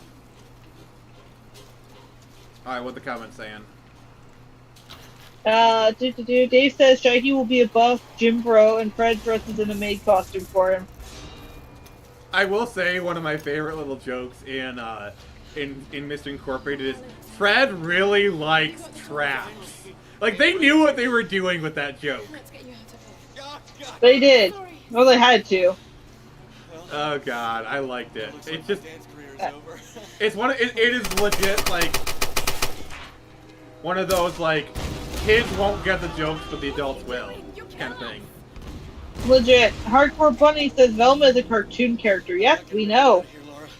But the women who cosplay her are human. How often does a guy like me get to be a hero? I would hope so. Oh, I guess I shouldn't show you my Velma body pillow.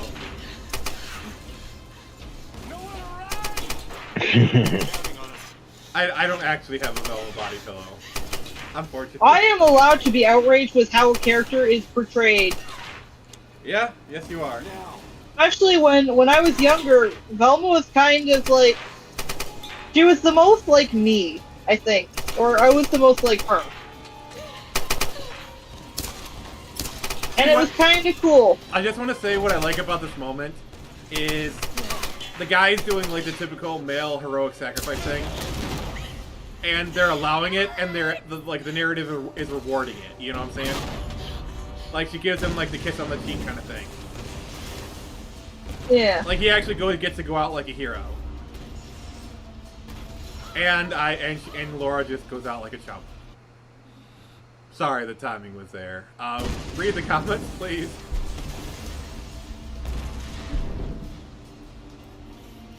One second. Dave says Reptilian Velma cosplayers are bae. Yes, I love a good Velma cosplay. Hardcore Bunny says, and kid shows shouldn't be allowed to be made. Kid shows shouldn't have LGBT representation, and kid shows shouldn't be allowed to be made edgy reboot. I mean, I think there's a difference between like just having a gay character and like having it be like kind of like a normalized thing versus what they're literally the crap they're trying to spew in the shows now. Because like I don't know. There's been gay characters in kids shows in the past that nobody's complained about, and that's because they usually make them more than just the stereotype or just more than their sexuality. Like there's a character in Braceface, old Canadian kids show for girls, where one of the girls' mentors, an older guy who's like supposed to be like high school, I think, or college, is very, very, very loosely implied or hinted to be gay. Well, his name is like Dion or something, as in Celine Dion, and he's a fashion designer. But he's a cool character who's more than just, oh, look at me, I'm so queer, blah, blah, blah. No, he's intelligent, he's kind, he doesn't put up with her crap, which is good because she spews a lot of crap. And Hardcore Bunny, I actually agree with you, sex shouldn't be on kid shows. So the problem is, you can have gay characters and not have it be about sex. That's the problem that a lot of leftists do. They can play like the LGBT stuff with like the most debaucherous sex stuff, you know. Yeah, it doesn't help anyone. Yeah. And Braceface was a terrible propaganda show. You say that, but it was very popular. I mean, something can be popular and still be terrible. It's not terrible. It can be stupid at times. The main character is insufferable twit. And honestly, I'd say she's probably the worst aspect of the show because almost every problem she fixes in the show are problems she herself caused. The best kind of problems. But no, the show tries to reward her for fixing these problems, and it's like, no, you caused them. Bitch, what the fuck? Yeah. Hardcore says, "Mommy, what is gay? How can you explain that without talking about sex? You just say, I mean, I don't know. I mean, on that There's same token, it's like, oh, mommy, what, like, so and so is straight. How do you explain it? exactly. And Dave says it's rarely sex; it's relationships. Well, no different than portraying straight relationships. People just want something to be outraged about. Exactly. Like there's a Peppa Pig. Oh my god, I fucking hate this show. Because here's the thing. Okay, here's my logic. By that logic, we shouldn't have straight relationships in shows either. So like exactly. So like let's say you have a show where it's like a kid show where they're boy crazy. That should be allowed in the show because that's you know, blah blah blah. There is a line that the leftists cross a lot. Is they go way hardcore with like too much like I'm sorry, like 12-year-olds shouldn't be given sex manuals. No, God no. Or like the gay butt monkey rainbow library reading stuff. No, ew. You know, it's That's just disgusting. But like, as I was gonna say, Peppa Pig is for very young toddlers. They more recently had a new character, a polar bear girl. I forget her name. I don't fucking care to look it up either. But she's the first and only character to have gay parents. She has 2 moms, and the show doesn't make a big deal about it at all. They barely mention it. The only time it's ever mentioned is when they're talking about the kid's parents, and the kids will be like, "Oh, my mom," or "Oh, my dad," or "My mom and dad," and she'll be like, "Oh, my mom's," basically. And it's because like, whether you like it or not, that is a very realistic scenario for a lot of kids. You know, a lot of kids like, "Oh, wait, Julie has 2 dads. Why is that?" You know, and there's nothing sexual about that. That's just explaining a real situation. Yeah. Neither my 6-year-old niece nor my 3-year-old have ever asked, "Hey, why does she have 2 moms?" You know, and it doesn't even register to them. And like, let's say you have a teacher where they're a lesbian, and like they have a wedding photo of their wife on their desk, a very normal thing for a teacher to have. And they say, "Oh, I don't, you know, I'm gay. Instead of marrying a man, I married a woman." That is literally the end of the conversation. You don't need to go into the sex stuff, but it's just like, oh, some people, I don't know. Hardcore Bunny says that's just sick. Kids cannot comprehend that. Don't put it in a kids show. Like I just said, my 3-year-old and 6-year-old nieces don't even blink at it. I haven't said anything about my sexuality to them, and I probably won't for a very long time. But kids are a lot smarter than you people seem to think. Nix, we like know. My 3-year-old. Nix, we know you're JoJo sexual. It's fine. I love the silence. Like I was gonna say though, like kids are way smarter than adults, especially adults without games. Honestly, take them for. My 6-year-old was comprehending death just 2 days ago, and all I had to tell her to keep her from freaking out was, you know how you're at school, you and your friends do races? Well, life is like a big race, and death is the finish line of that race. Yeah. Once you cross the finish line, you can't go back and redo the race. And she understood, when you die, you don't get to come back because that'd just be like running the race again, and you can't do that. It's against the rules. What's the comment saying? I think Herman has a good comment. Hardcore says, no, it isn't. School teachers are not allowed to talk about spouses in class. My teachers would regularly leave for, because they get pregnant and shit, and they tell us all about it. Well, not, all about it, but, they'd be like, oh, yeah, I had a baby, blah, blah, blah, I'm back now. Yeah, because the thing is, a woman would be visibly pregnant as a teacher, and you can't really, why is your tummy growing? You know, kind of thing. Are you getting fat? Oh, God. Because I ate too many little babies. I would say that, too. Oh, God. So, for anyone who doesn't know, the worst thing you could, asking if a woman is pregnant is an insanely rude thing, because if you're wrong... Oh, my God. Yes. I honestly thought you were going to talk about the birds and the bees for a second. For anybody who doesn't know, okay, so when All right, when a mommy and daddy love each other, Caster, shut the F up, please. Kindly. Oh my god. I had a friend when I was like is about to be undone. I had a friend when I was like 14. She was the same age as me, and she told me we were friends we were like bus friends because we went to different schools, but we took the same bus. But she told me that she went to the grocery store once with her mom or like her grandma or something. Her grandmother. She went with her grandmother, and this lady came up to her and she's like, "Oh, so how far along are you?" And my friend was like, "What?" Or even worse, like they put their hand on your belly. I hope I never hear Himiko's name again. Like in front of her grandmother too, just assuming this 14-year-old girl is pregnant. Oh god. That's absolutely terrible. Dave says like the new DuckTales casually had a gay parent couple and the grifters were like, Herman says, you know, when I went to public school in the 70s and 80s, we didn't even know if our teachers were married.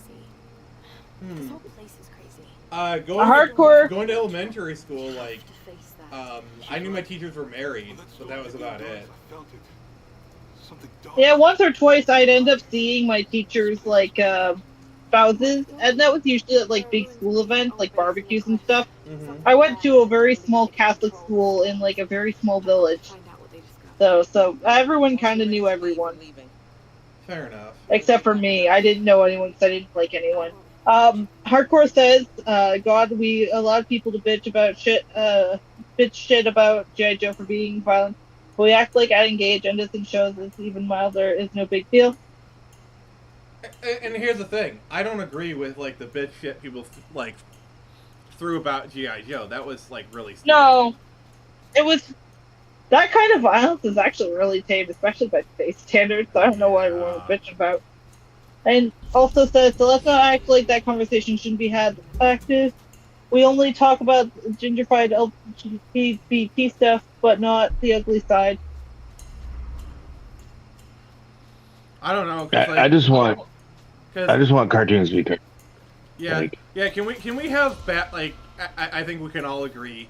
Can we have? I just want them to be fun. Can we please have Batman just fight criminals, not lecture us about that kind of stuff? That's what I'm saying. Like, can I just have entertainment, please? And I think please. And I think let's just kind of cap off the discussion because I want to I think that's something that we can all agree upon is please, for the love of God, just let them do their thing.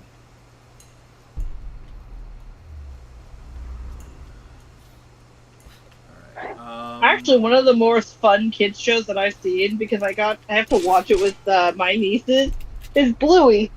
It's really cute, actually.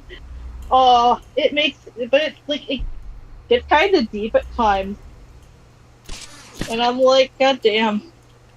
Just when you think you're having fun, it makes you cry, and I'm like, I didn't sign up for this emotional roller coaster. All right. All right. Well, see, that's the thing. Is like okay. Okay, now I'm kind of confused. If you could have like an adult sit down and get enjoyment out of a cartoon, and they're watching with their kids or something, or you're watching with like nieces and nephews, and you can still get enjoyment out of it, I think they did a good job. Yeah. Yeah.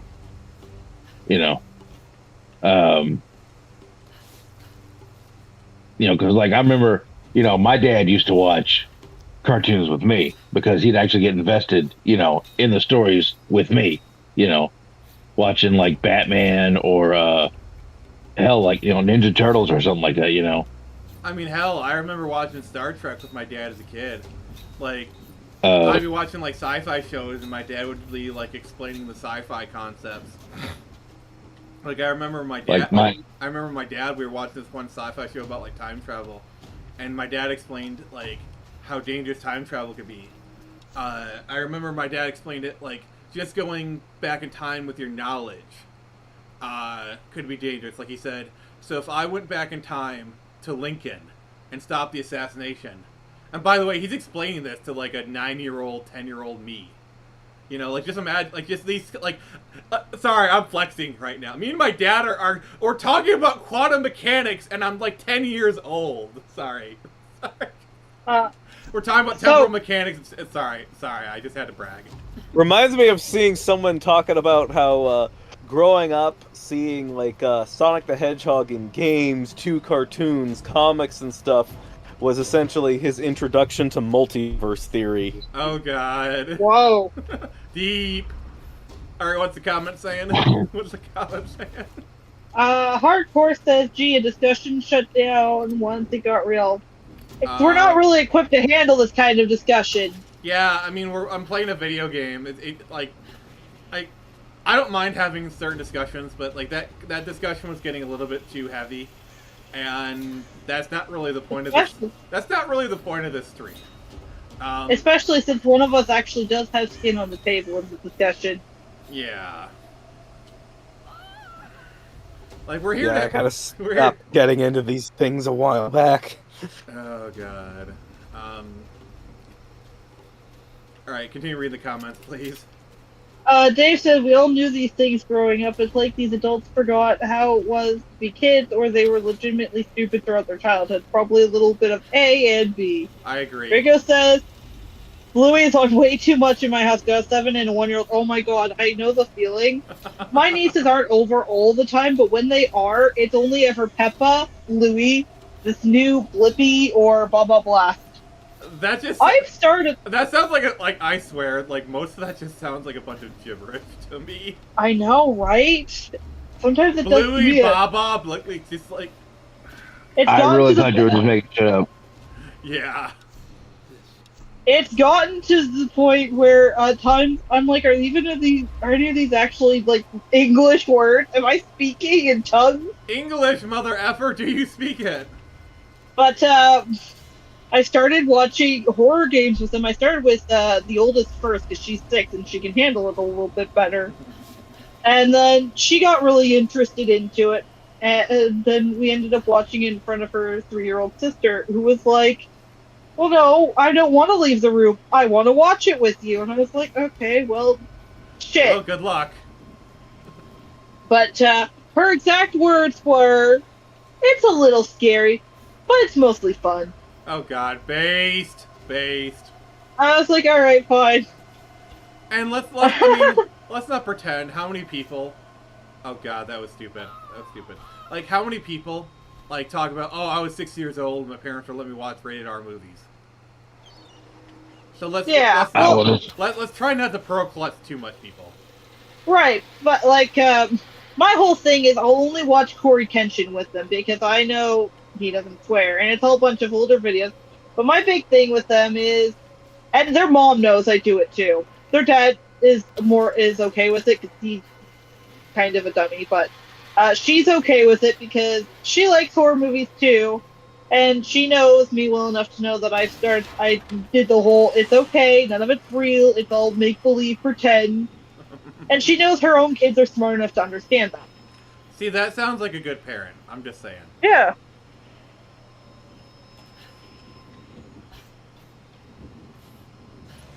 Alright, what's the comment saying?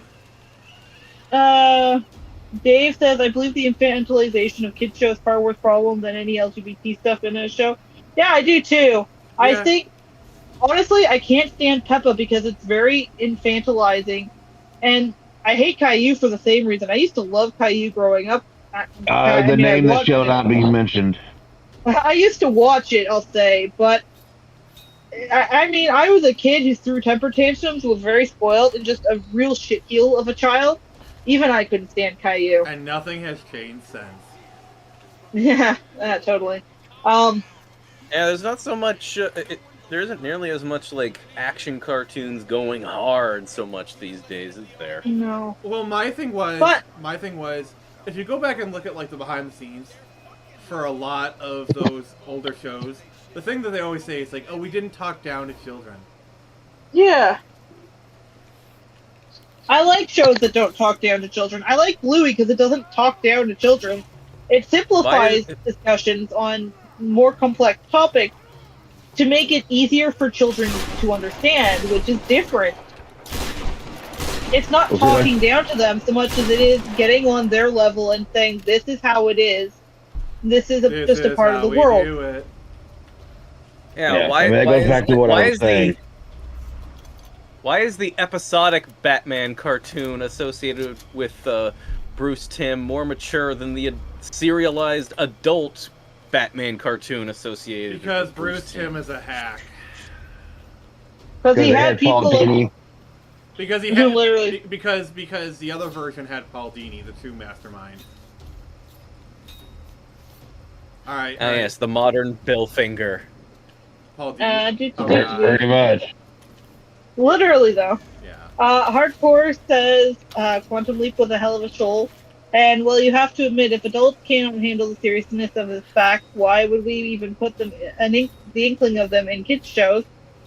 Because we want kids to actually understand them better than we do. Yeah, like you can make an argument that the infantilization of kids that happened in like the 2000s and the 2010s is kind of why adults are so poorly adjusted. Legit. And Draco says at least nieces get to go home. You would think that. There was actually a period in their lives where me and my members of my family had custody of them. I won't get into the whys, but yeah, I was basically a part-time mom for a little while. That explains a lot. Well, I mean, you know this. We were mutuals on Twitter when it was happening. Yeah, I do. Yeah, it was like you know. I Nick, love my nieces, but I we should cherish the time they go home. You know, Nick, we should be mutuals on Twitter again. I'm just kidding. We'd never stop. But I cherish the time they go home. I love my nieces more than anything, but I am very much an introvert, and they really like to cling to me, spend all of their time with me, and it gets to the point where I'm easily frustrated, and I have a lot of anger issues, and I don't like taking it out on them. So but my God, small children are very fucking annoying. Yeah. It's okay, we can say it, parents.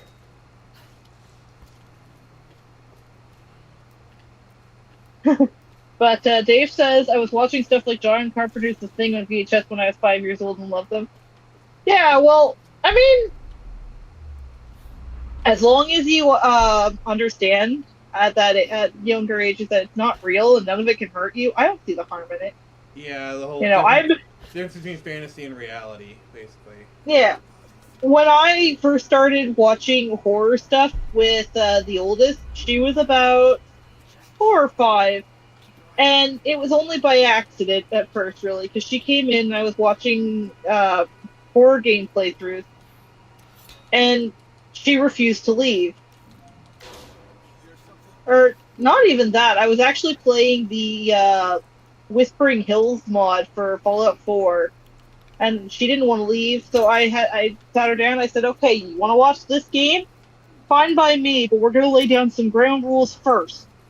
First of all, you are going to understand that all of this is make-believe. It can't hurt you.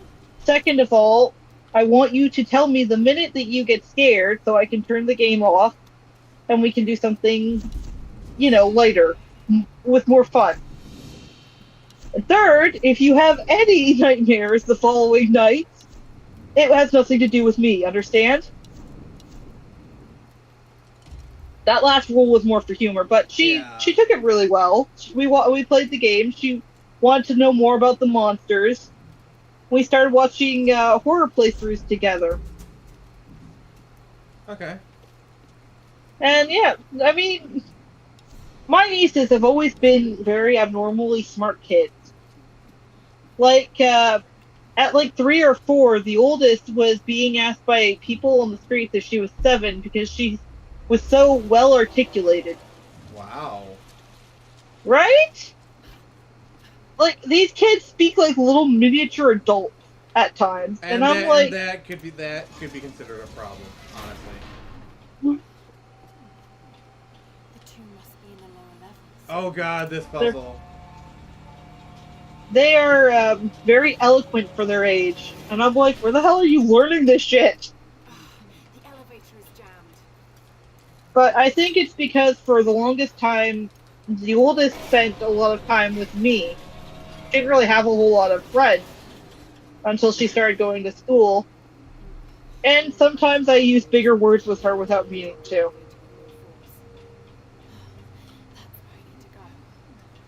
But anyways, yeah. Hardcore says Caillou actually teaches kids not to throw tantrums because when kids see Caillou doing it, they feel embarrassed for understanding that's how they act. Yeah, you would think. Yeah, you would think. I mean, I still did, and I thought he was a goof, but that's neither here nor there. I wasn't. Isn't Caillou like a kid with cancer or something? No, that's just a not fan, but it's like a popular theory. Okay. The creator actually came out at one point and said, no, this is just... They just made him bald, apparently, so that kids could better relate to him somehow. That's weird. Huh? I don't understand how it does have that whole, like, purgatorial look to it because of just the way the art style with the backgrounds just being all white at the edges. Like, the backgrounds tend to be not filled in all the way. They're supposed to look like storybook pages, because that was the original framing device for the cartoon, was that they were based on the actual book series. Yeah, it's dumb. But anyways, Hardcore says 2000s kids show had a lot of propaganda in it. Today's shows have even more of it. I don't remember seeing any propaganda in my 2000s kids shows, but I don't know, I wasn't a very smart kid. Yeah. I mean, the Batman didn't have any propaganda in it. It was just good old-fashioned fun superhero stuff. No, you don't understand. The Batman was capitalist propaganda, saying that all we need to save us is a rich white man. Yeah, it was about colonialism. Yeah. By the way, for anyone wondering, that was sarcasm. I mean, goddamn! If it's gonna be Bruce Wayne saving my ass, save me, white boy. Somebody. I mean, there what? I am reminded of the Halloween episode, though. There's a Halloween episode? Every episode is a Halloween episode. With Solomon Grundy. I remember as a kid seeing that and just being like, Solomon Grundy is trying to get his revenge on just the descendants of people who wronged him? That is too cartoonishly stupid for me to believe. There's no way anyone would actually do that. That's what I thought when I was a kid. No one would actually do something that Then you get to the 2020s and you're like, god damn. The Batman tried to warn me. Legit. Alright. Oh my god. Solomon Grundy got me too'd. Oh god. Drago says they can be at times. Dave says we can have discussions and debate on my show when I get it started sometime soon. Yeah, and sure, also, Dave. if I didn't understand it wasn't real, it would have transformed into a shape-shifting alien and went on a rampage. The only thing I was ever really afraid of growing up was being abducted by aliens, because shows like Unsolved Mysteries and Sightings framed that as real and happening a lot. Sightings. Oh my god, sightings. Oh my god. Yes, I forgot about sightings. Sorry. Mention. Sorry, chat, but me and Caster are having nostalgia bomb right now. Oh god. Yeah. Oh my god, I forgot about sightings. God. Holy shit. And yes, the Batman had a lot of subtle propaganda. Notice how all the criminals in the Batman go to Arkham, not prison. The Batman also had. Wait. Are we talking about the Batman cartoon or the Batman live-action theatrical film? I was talking about the cartoon. I mean, if we're talking about Batman, I was thinking the cartoon. I mean, if we're talking about like Batman, like yes, there's the cartoon. Emo boy. Arkham was. Oh, no. Yeah, because there's two things called the Batman. I mean, I love Robert Pattinson as a human being, but his Bruce Wayne was just emo sad boy.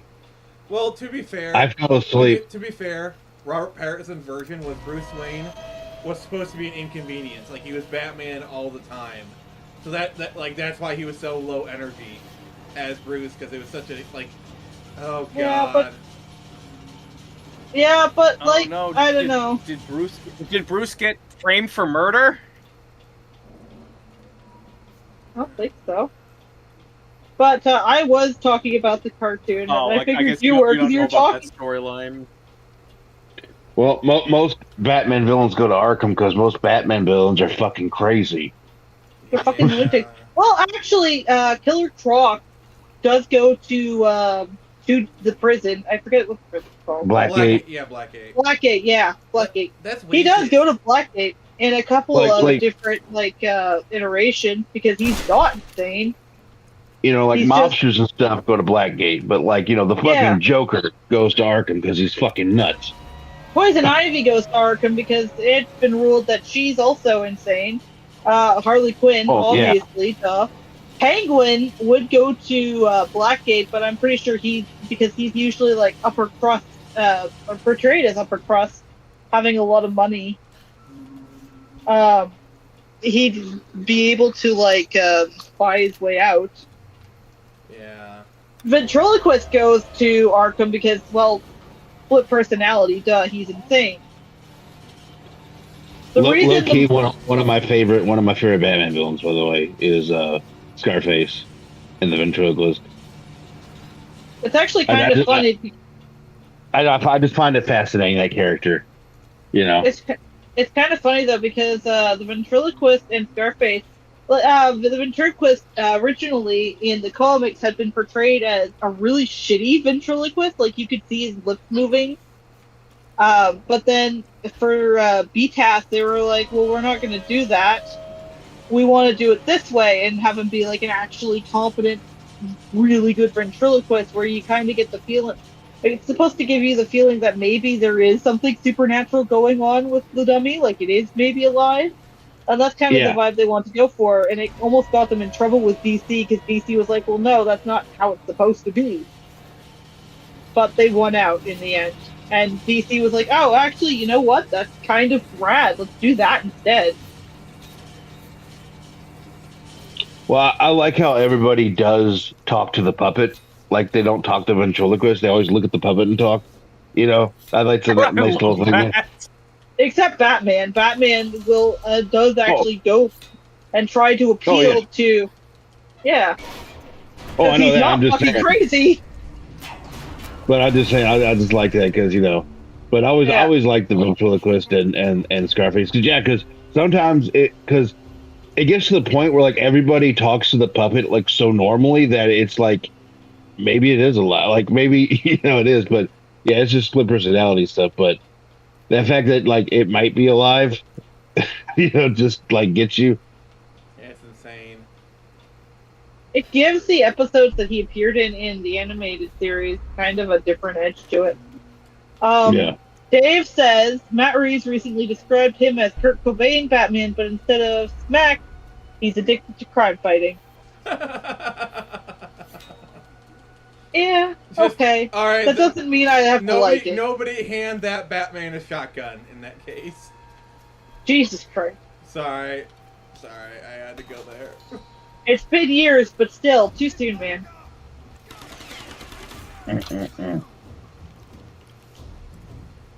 Yeah, I fell asleep during The Batman. I'm sorry, it was too long and I enjoyed it. too boring. It's just like it had that one fucking line, like that one like white privilege line. I was like, oh come on. Oh yeah, that boy, I tell you, my eyes rolled so fucking hard. Like, dude, come on. White privilege, man, tortured man tries to like save city from tearing itself apart. Various means, not only as Batman, but different charities, foundations, giving to certain individuals. I love the democratic view of Batman. They're like they're the democratic answer to all the Gotham's troubles is a lot of, like, we're like, why doesn't Batman just fund the police? Yeah, because we've seen how fucking that works out. You want to know why just sinking money into social programs doesn't work? Exactly. That's what I'm saying. San Francisco. It doesn't work in. It doesn't work in real fucking life. It's look at San Francisco. It doesn't work in real fucking life. Yeah. Yeah. And San Francisco is my example. Like, San Francisco spends so much money on social programs, and look how much of a shithole the city is in. Yeah. And also, Batman does it because, he wants to clean up the city. You know, it's like he won't let anybody else get hurt again. Yeah. You know, He wants to shoulder the burden so nobody else has to. Mm-hmm. Because that's basically it. Because at his core, Bruce Wayne is a very altruistic, self-sacrificing kind of guy. Yeah. And is he a little nuts? Well, yeah, you have to be to dress up as a bat, I mean, but do you that's the wanna whole get point. nuts? Yeah, let's get nuts. Let's get nuts. That was actually one of my favorite homages in the Cape Crusaders animated movie. It was like the last Adam West thing where like there was like an homage to the original Batman, and like basically it's like in the plot of it, Batman gets hit with some kind of evil gas that slowly turns him evil, and so he starts becoming more hardcore Batman. And there's Oh there's my a god, I part where saw that. yeah, and there's a part where like he tells the villains, he's like, and it's Adam West, and I love it. He's like, "You want to get nuts? Let's get nuts." And he puts on the bat knuckle dusters. Oh god. and Wild. and he starts punching them, and the sound effects go to like rip, gore, tear. You know, Cue the Doom music. What? Did you say rip and tear? I knew it. I knew it. I knew it. So did I. Oh, Okay. Dave says, "Yep, I like when the ventriloquist is portrayed as either so good Batman's computer can't tell he's one person, or he's really supernatural." And Anthony Hopkins in Magic inspired the B-Task version. Hardcore Bunny says the ventriloquist was one of those villains who got better after the animated series. And Dave says, "I can excuse that line because it's meant to be ironic that Catwoman is saying that to Batman, and Catwoman is portrayed as an impulsive idiot in that movie." Yeah, but it's Like in The Simpsons with Adam West saying he doesn't need molded rubber. Oh yeah. Oh god, yeah. yes. Also, I really like. I know this line got shit, but I like in X-Men '97 when Cyclops says, "What are you preferring, black leather?" as like a callback to the 2000 movie. I thought that was so cool. Oh yeah. Honestly, I can't even call her character Catwoman because goddamn, they couldn't even give her the fucking cat mask. You got the stupid little hat, hat thing. But the hat has cat He ears mask. on it. No, it didn't. Yeah, it did. No, it fucking didn't. Those little nubs were not cat ears. Well, Ben Affleck's not happy because Yeah, he didn't have a very good fucking mask either. But the thing is, I'm sorry. But she had a lot of cats. The movie even said that. I don't care. I think, one, they should have gotten a better actress, and two, they should have given her a better fucking mask. I mean, to be fair, she's a nepo baby. What do you expect? Go big or go home. Okay. What's the comment saying?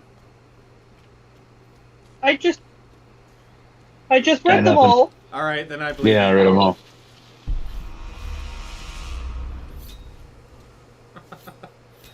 Zack Snyder, eat your heart out. Yeah, but that part where Adam West says he doesn't need molded rubber, he starts like just going into the bat to the sea. Yeah. I mean, some days He's like, don't make eye contact, children. I mean, some days you just can't get rid of a bomb. Yeah. That reminds me of another comic book cameo is the episode where they had Stan Lee. That shit was hilarious. Oh God, yes. On The Simpsons, where he's like the Batmobile, and he's like, really? Well, check it out. And he like shoves a Thing action figure into it and breaks it. He's like, no, it's a Thingmobile. Oh God. So okay, who here has seen the movie Fanboys? No. Okay. I haven't. So it's about a group of friends. They're waiting for Star Wars Episode 1 to premiere. And one of their friends has cancer. So they do a road trip to Skywalker Ranch to sneak in and steal, like, episode 1 before it premieres. Oh my god. Yes, and it has, like, a lot of cameos in it. Like, Carrie Fisher's in it. She's, like, a doctor. No, but the best cameo is to get the plans of Skywalker Ranch. You want to know who gives them the plans? Who? William Shatner! God damn. Yeah, he's playing himself. And they even say, like, wait, William Shatner, what are you doing here? I love it, like oh god, I mean, that's a fair question to ask.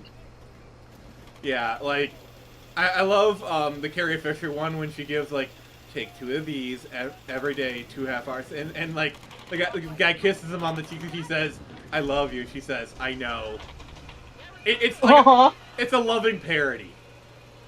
References! But it clearly loves the source material. Okay. Dave says it was better than The Dark Knight Rises, where her goggles just looked like little ears. Where are the cat ears, damn it? That's what I'm saying. It feels like modern day comic book movies are still very ashamed of their comic book roots. Like, they don't want to make the costumes look like they do in the comic. The funny thing about the Dark Knight Rises suit is they were very clearly doing a version of the 2000s Catwoman outfit. But they kind of like skimped out when it came to the goggles. Yeah. Broke it or made it better. I don't know what that's about, Dave. That's from my comment about the Thingmobile. Dave he's like, you broke it. says, He's like, oh, I made it better. It was a decent movie. Shatner's cameo was great. And Hardcore says, I saw Fanboys. It was very inspirational to independent creators. Golden age of comics were the best. And Dave says, Fanboys was one of those movies that went unreleased for years until a fan movement got released. Wait. Yeah, because it was made in the 2000s. And I love the ending is basically they're going to the episode 1 premiere. Like, the Fox logo premieres, and then the crawl starts. And the friend looks and says, wait, what if this movie sucks? And the friend goes, cut to black. Okay. That was the perfect way to end that movie, I'm sorry.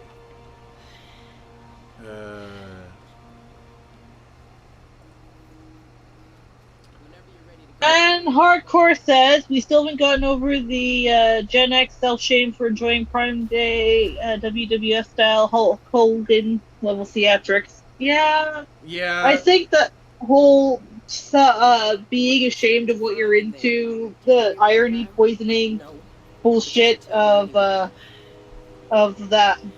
old era, just yeah.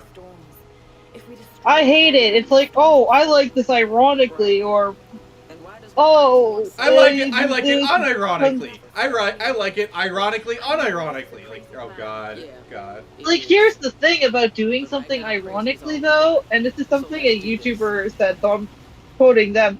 You're still fucking doing it. Yeah, it's like the YouTuber who I hate the Acolyte. They have a 3-hour video of every episode detailing of how much they fucking hate the Acolyte. They live stream about how much they hate the Acolyte. You get what I'm saying? Yeah. But why though? So you know what you should? By the way, Nix, I'm queuing you up. You know what you should do if you actually hate Star Wars and you want to do something about it? You should back Lost Kingdom on Kickstarter because we are really close to our funding goal, and Nick's going to be dropping the link. Thank you, Nix. I love you. Also, make sure to like the stream, please. We're yeah, we're actually like really close to being funded. Last time I checked, we were at like 76 of the way, like $76 left. I'm gonna check to see where we are now. Yeah, we're still at the same 1426 is what we're at. We're going for 1500, so we're really close. Dave says it was almost a great Julie Newmar type costume, but they just skimped on the ears. Yeah. Oh god, the Parker Yeah. Weiss the cat suit. says Marv. The cat suit they put Anne Hathaway in. Oh god, I've had fun. That's all I'm gonna say. Oh, Dave says Gen X were the irony kings. Virgo says kids are here, gonna have to go. Had a lot of fun. See you around. Take care. Yep. So long. Thanks for all the Bye. fish. Thanks for all the fish. Au revoir. Auf Wiedersehen. Hardcore says DC and Marvel got really bad when they tried to be mature. False maturity just gave us shitty comics like The Void and Invincible.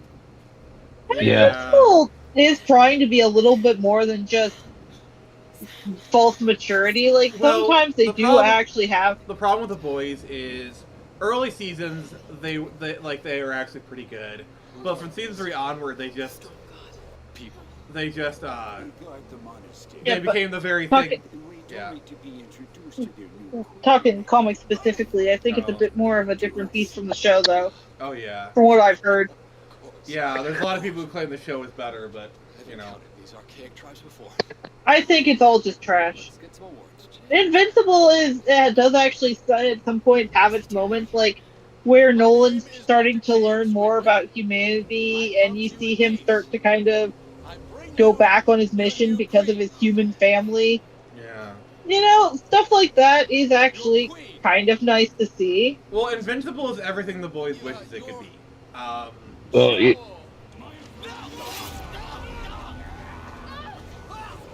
Go ahead. I was gonna say, the thing about Invincible is, this might be an unpopular opinion, but I actually like the side characters more than the main character, because to me it's like, is the main character going to get his ass kicked? Yeah, that's pretty much what it is. It's just watching him get his ass beat episode after episode. It's just like, I find the side characters more interesting. I'm just gonna say this: I really like Adam Eve. In the I like her comics, too. she gets really thick. Oh, I like her even more now. But I'm just saying, like, I haven't read the comics. I've only seen the show, but the show is just basically Mark getting his ass kicked every single fucking episode, and I'm just like, oh boy, okay, get his ass kicked again. So And, original. but So original, everybody. and then I rather watch the side characters, Yeah.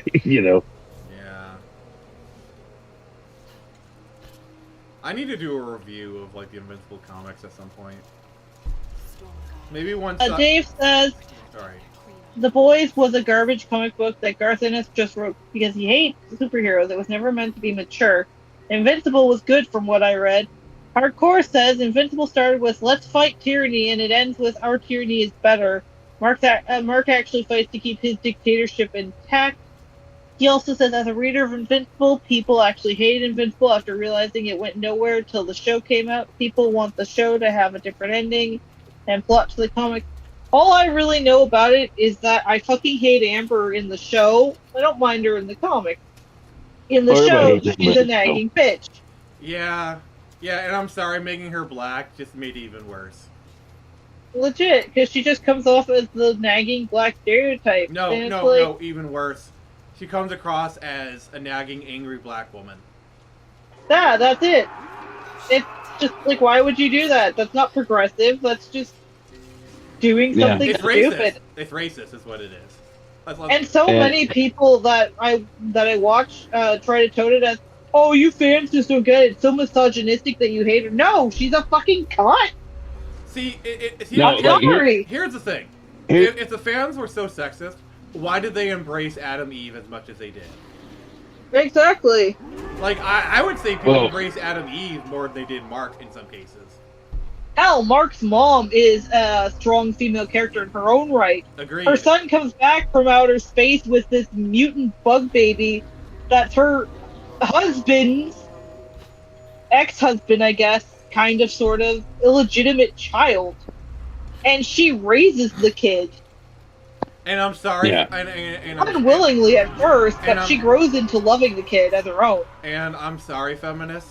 That is that is like feminine strength right there. I don't care what you're saying. Yeah. That is feminine strength. Debbie single-handedly changed Nolan's worldview. and got him questioning his people's mission. I'm sorry, I had to make this joke. I swear Debbie's pussy must be made of gold or something.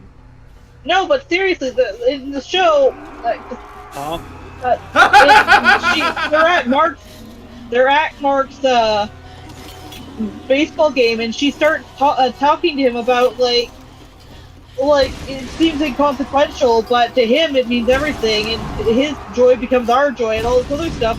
And you see Nolan start to like open up more and become proud of Mark's accomplishments, and it's really sweet. Yeah.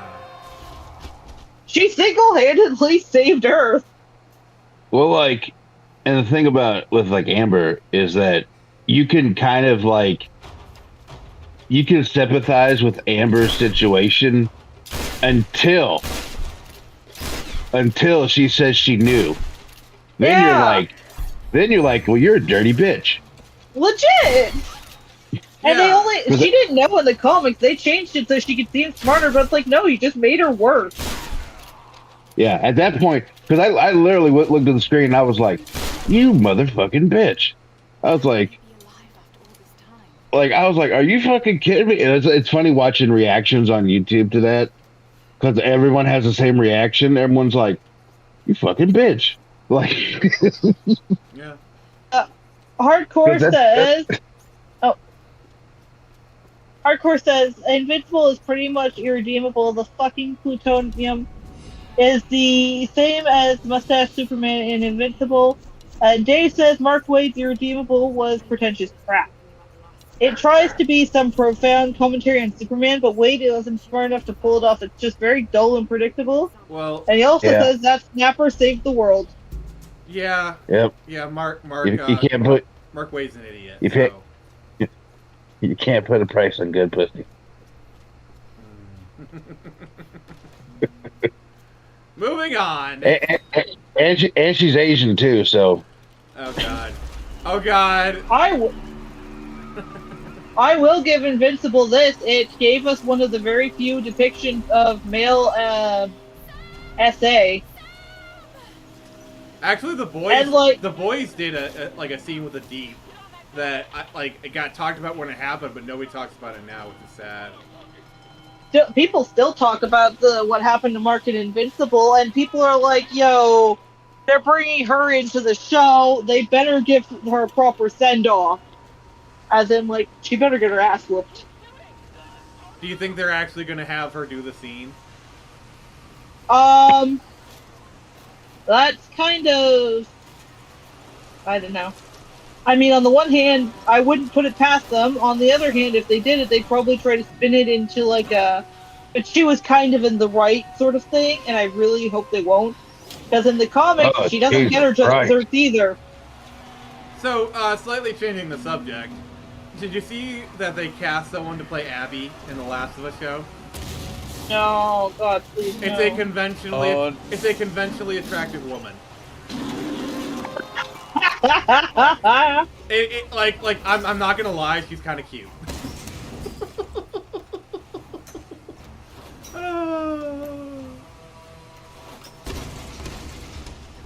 Because they said we need to make money.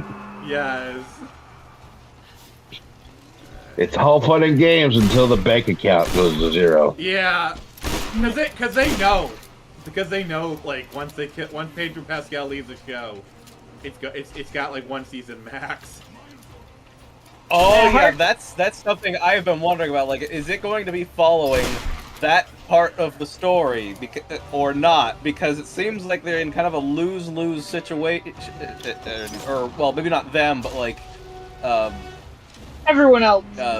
Druckmann. Like, either... Neil Cuckman. Either the exact same reaction is going to happen all over again, or the fans are going to... Or the fans of the original will be vindicated. Because I cannot tell... Several times, just, like, seeing... regular old friends and family using Facebook and whatnot talking about watching the show, and the sole reason they watched, they know nothing about the game, they just watched it because they like Pedro Pascal. Like, I've seen them just straight up saying that, yeah, we heard it's a Pedro Pascal show, that's like the whole reason we watched. Like, oh boy. And they know it. Oh boy. They know it. And they know it. They know it.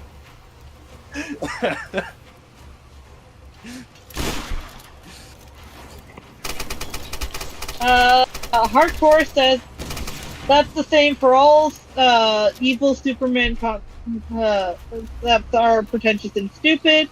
There's not a single one instance of evil Superman archetype that isn't superior crap. Absolutely. Hey guys, I have this like genius idea for a comic book. What if we took Superman and made him evil? Oh my god, I'm such a genius. I think the only time evil Superman has ever worked is in Batman the Brave and the Bold, like the show. Because they don't even make him evil, they just make him kind of an immature jerk. Yeah, like, that's Superman's legit idea even of being evil. I mean, even in Superman 2... It's adorable! Even in Superman 2, where you had an evil Superman, he was just kind of an asshole. It's just mildly, but oh my god, Batman Brave and the Bold makes it adorable, because it's like childish pranks and stuff, and I'm like, dude. Like, basically, Superman's idea of being evil is jaywalking. Legit. Yeah. Or prank calling people. It's, oh my god, at least in the show, it's adorable. I'm like, god damn, they got me rooting for evil Superman. Because it's the funniest shit I've ever seen.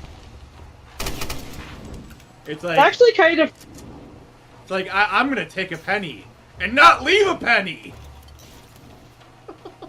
Basically. Oh god, I love it. Which is kind of funny because Silver Age Superman was an asshole to his friends and loved one in the comics. If you read like Superman's pal Jimmy Olsen or Superman's girlfriend Lois Lane, he's just a dick. No, we gotta have edgy Alan Moore Superman. Oh, God no. No, never. Yeah. I mean, edgy Alan Moore Superman is basically just like, I simp for the government. Pretty much. Yeah, pretty much. I think it's funny though. Any well-written Superman, any well-written Superman is very much like, I love my country. I love the United States because it's where I'm from. It's where I was raised. I'm an American.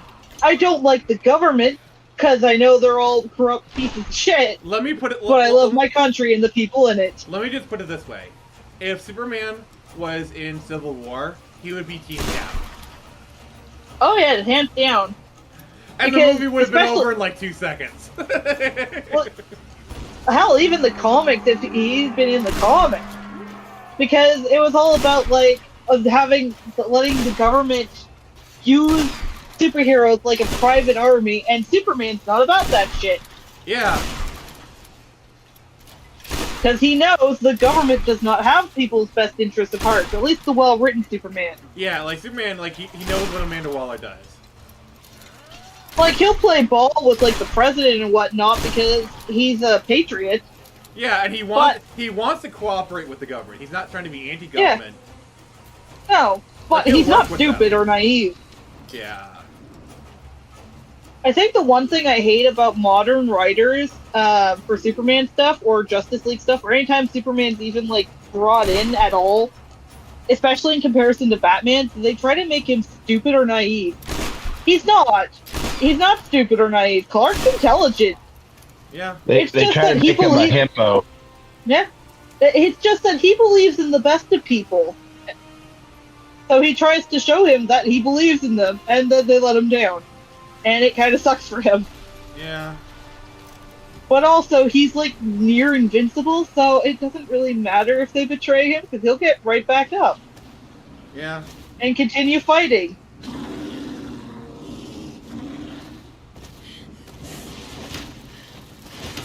It's almost like he's some kind of hero. It's it's almost like he's not really a man, he's a Superman. Yeah. Alright, comments. Dave says they should cast that Olympic boxer for Abby in relation to Oh the my god! show. Oh my god! Did Based. you hear that? Like that person is trying to like basically sue the internet. Legit. That's so fucking stupid, though. Good luck with that. Exactly. Right? Hardcore says the only good example was Superman and Shane. Why? Because Titanium Rex is legitimately trying to be good. Dave says Bizarro, Ultraman, Red Sun, etc. There have been a few good ones when utilized properly.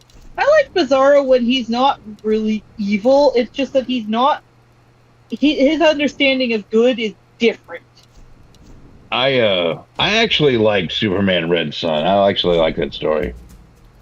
It's because it's not bad. But also, like, the thing I like about Superman Red Sun is the context for why he's evil, because he was raised by the Russians. Yeah. But he still believes in saving people, you know. But but they have to be Russian people. Yeah. Well, not necessarily, because in the beginning he saves people, but it's like I don't know. It's like in the beginning he saves because he goes to Metropolis and saves people from a satellite dropping, and he talks about he still wants to save people regardless of where they're from, but as it goes more and more, he becomes the dictatorish Superman, where it's like I know better for you. It's because he was brainwashed by the communists. Yeah, exactly. Yeah. It's all communism's fault. Yeah. But I like that story, even though yes, it's got a evilish Batman in it or Superman in it. But you know what? Whatever. I thought it was well written. That's just me. All right. What's the comment saying? Hardcore Bunny says, you mean that Alan Moore comic, Whatever Happened to the Man of Tomorrow? Possibly. I don't know. Possibly. Dave says Supreme is Alan Moore's Superman. It's actually not bad. Supreme started as a violent version of Superman created by Rob Liefeld, but Moore wrote him as a homage to Superman. Tom Strong was also Alan Moore's Superman crossed with Doc Savage, probably the most traditionally heroic character Moore ever created. Yeah, I mean, he had some of his moments too, but he was very traditionally heroic, and I've heard that Moore started to kind of distance himself away from it after a while, which sucks because I actually do like the series. Yeah, because in Alan was like, holy crap, I actually wrote a good character. Oh no, I can't have that. I gotta distance myself from this actually good character. Yeah, basically, goddamn. Hardcore says Superman Red Sun was pro-communism story. Read the comic and listen to the author. He literally claims communism would work, and almost did if Lex didn't ruin it. I did read it. I thought I made that clear. Like, I did read it. You know. And I don't know. I mean, the movie didn't really give him much of a pro-communism lean because it shows Batman fucking up his shit. Oh no, they in the animated version of that. Because it's Hollywood, so they went real kid gloves with the anti-communism thing. Yeah. But I actually thought it was anti-communism because it showed how shitty communism is. Yeah, people in gulags and shit. You know, I mean, if you just look at it, unless this author has pulled an Alan Moore and just accidentally reversed it, you know, like he did with what was the character Rorschach, where he wanted to make Rorschach like a joke or something. Yeah. Ends up becoming the most base. The most base character. I think unless it's you know. But yeah, no. In Red Sun, it really does show how much fucking communism sucks. Like, you know, Superman tries to make it as best as he can, but it still sucks because it still takes away your freedoms, you know. Yeah. And that's the thing in this one, Superman's like, I know better for you. Let me, you know, I can stop all like I can stop all crime and stuff, but at the cost of basically it's like you're sacrificing your freedom for security, and that's basically what it is. So I didn't get a pro communism. I mean, maybe the guy is, but if he did, he's real shitty at making pro communism.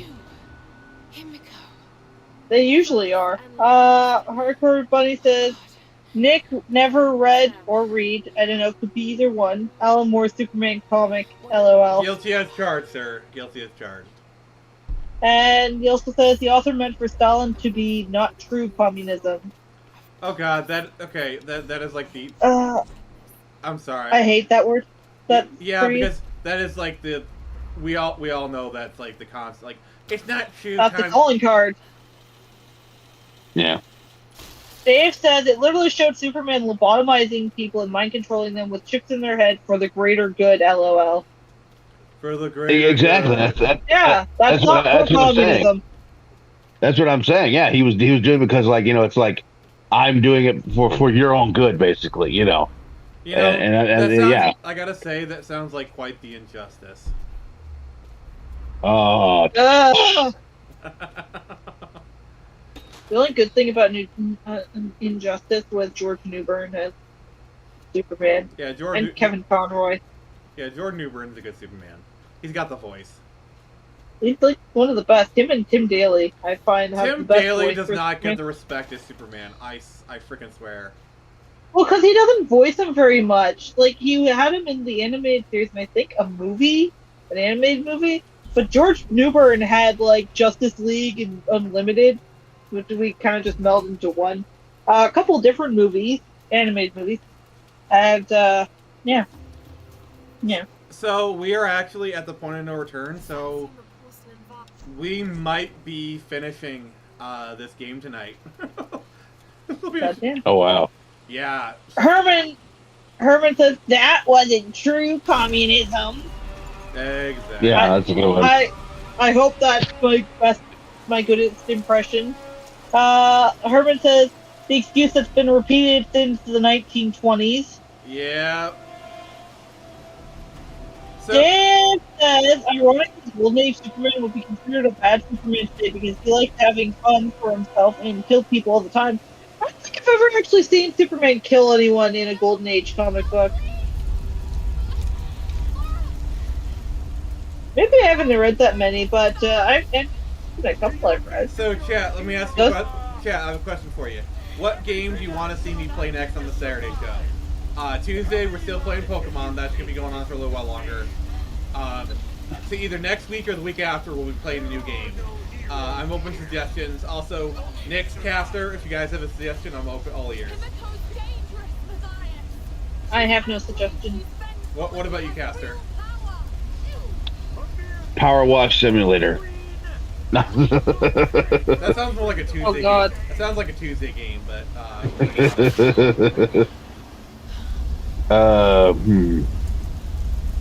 Scooby-Doo for Sega Genesis. Yeah. I mean, so next, Hardcore Bunny suggests Scooby-Doo for Sega Genesis. I've never seen the game, so Dave, I don't know. Dave, I actually did try to play Superman 64 on stream once. I did not do well. What really sucks is Jared refuses to play Superman 64, and I desperately wanted to play Superman 64 because I know it would be good content. He's a smart man. Indeed. Oh, Sometimes boy. he's smart, I say, but you know. One of the worst games ever. Yes. Up there with E.T. I played E.T. actually. From what I hear, Oh my E.T. is God. not a terrible game if you play it on its own terms. Yeah, okay. What are those terms, though? You have to figure that one out first. The terms are you must sign over your firstborn child. Yeah, because I played it back in the day, and I was just like, this is terrible. I have Actually, no idea what Dave, the fuck I'm supposed to be doing. I have heard that the Genesis VTAS game is pretty good, so...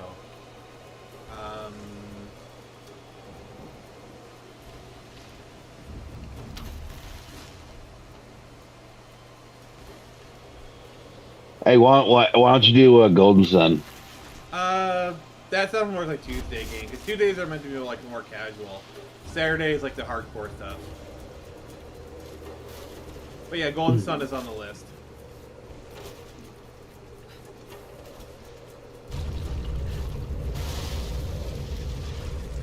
Yeah, the Genesis Batman game is actually pretty dope. I like it. That's what I hear. What is? So here's actually what I was thinking. Is... Wait. Oh god, I missed a jump. I was thinking about maybe doing Doom 2016 for like a couple episodes, because I'll play it badly. But, Yeah, I'm here for it. yeah, so I play it very badly, so I'll only get like a stream or two out of it. Well, like, we're not going to be finishing the game. Let's just have it, you know... Because Lug is a huge Doom fan, and I thought it would make him happy. I made an audio drama out of the shareware episode. Are you freaking kidding me? Wait, you didn't know about this? I did not. Yeah, dude, I made an entire hour-long audio drama adapting the prologue from the instruction manual and the entire first episode of the game, all the way up to the boss battle and the little wall of text thing that happens at the end. Like, yeah, I made a whole audio drama out of that. I voiced it, I wrote it, I edited it, I put in sound effects and music. Yeah, I made it. It's an hour-long adaptation of Doom, just the shareware portion. Okay. Because there's way more story in that game than most people give it credit for. Alright, I have to say this. Nerd! That's Yes! slow. It is. I want to safe. make a TV show out of it! So badly. I'm sure it'll be better than, like, wasn't there, like, like another Doom movie that was, like, really terrible that came out, like, 5 years ago?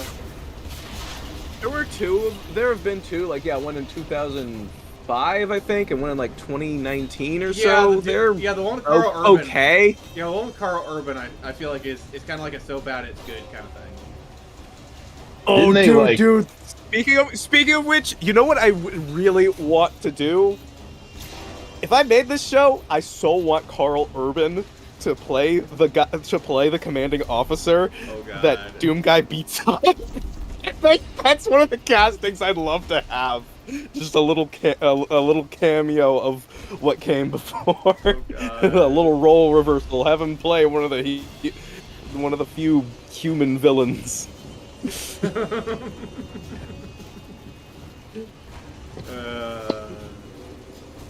Didn't they do like a first-person view for like a few seconds in that or something? Otherwise known as the best. Oh no, not a few seconds. It was several minutes. It's the most iconic scene of the film. yeah. It's really good. Yeah, that's why I say otherwise known as the best 3 minutes of the movie.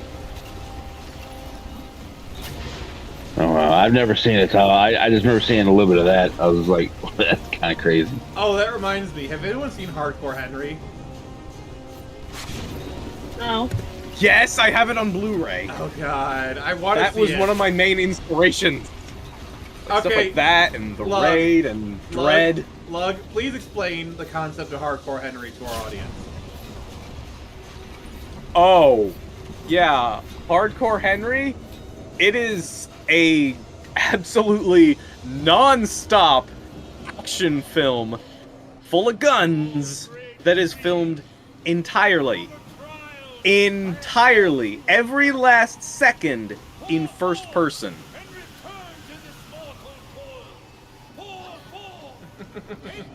You know what? That actually sounds familiar. I think I may have seen something like that. It is awesome.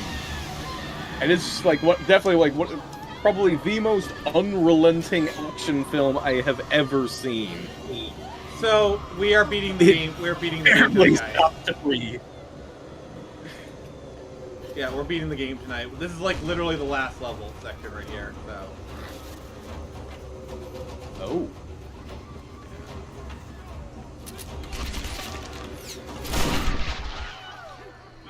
Okay then. Alright, what's the comment saying? Oh, I guess it's the end of the game. Dave says Batman Return of the Joker on NES. He also says Shadow Man Remastered, a great comic book game. Hardcore Bunny says nerd. Dave asks, isn't Carl Urban playing Johnny Cage in the next Mortal Kombat? That would be cool, though. That would be kind of cool.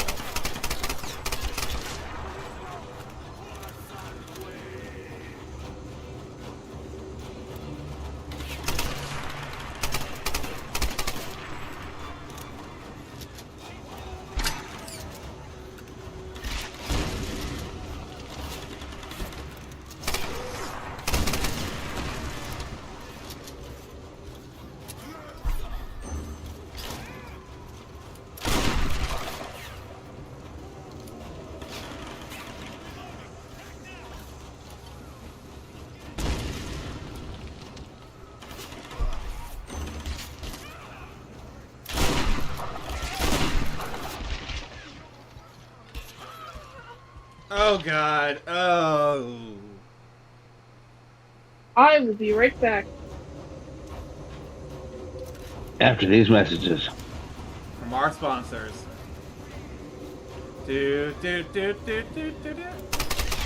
Which is Raid Shadow Legend. No, I'm Oh just god, no. I remember that was like a whole meme for a while. Yeah.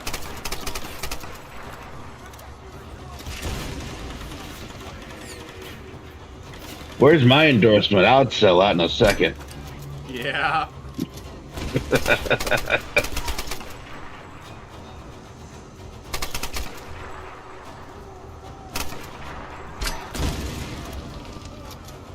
You'd be like that meme with the astronauts. Castor was a sellout? Always was. Yeah, pretty much.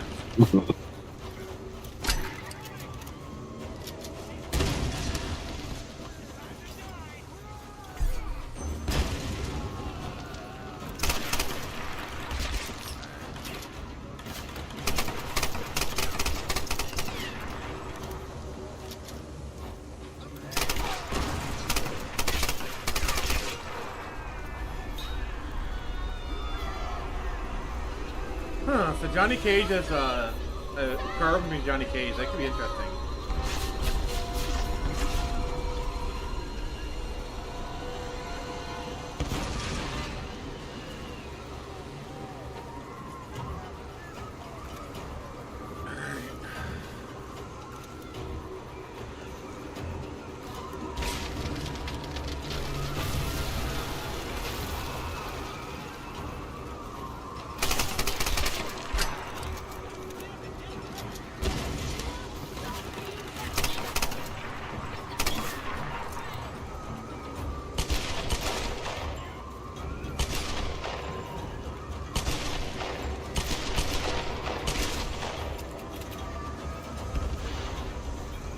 There we go.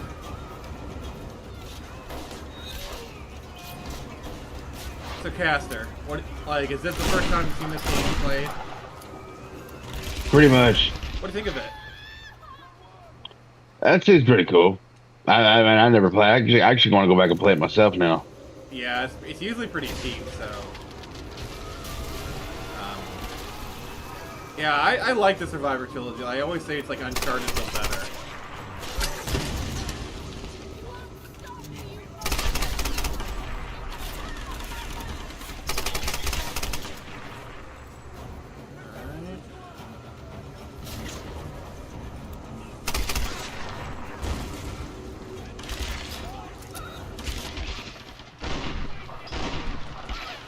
Yeah, I opened myself up to fire for that one.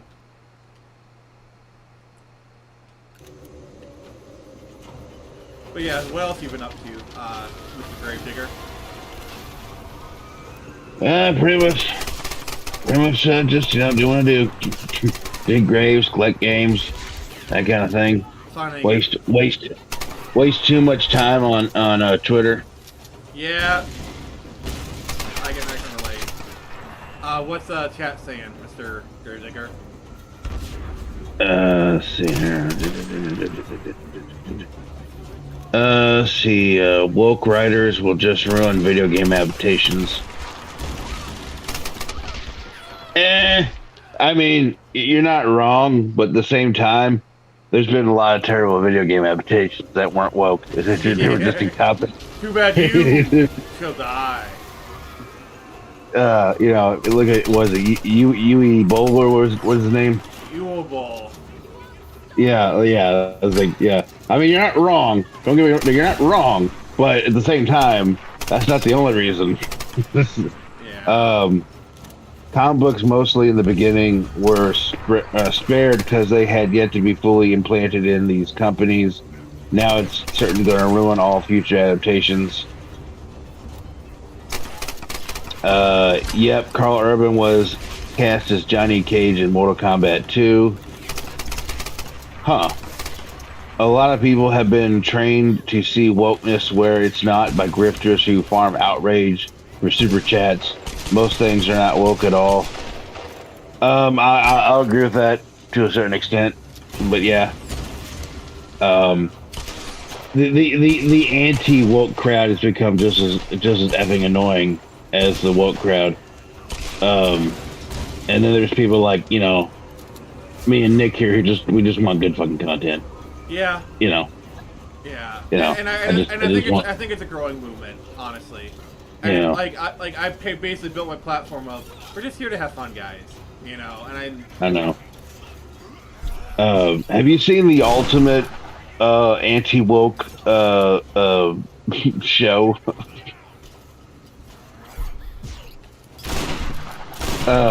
It's so fucking. Have you? Okay. Is that like that have you seen the show that's like absolutely terrible? Yeah. Have you seen The New Norm? I swear that was like made by leftists as a parody of right people. I watched it on YouTube to see the first episode, and I love one of the comments at the bottom. One of the comments says, "This looks like something you would see in a GTA TV Oh God! show." And I was like, "Oh my God, that is so correct. It's so out of there." Oh my God, I watched it and I had the ick on me the entire time. I mean, I was absolutely cringing. The New Norm.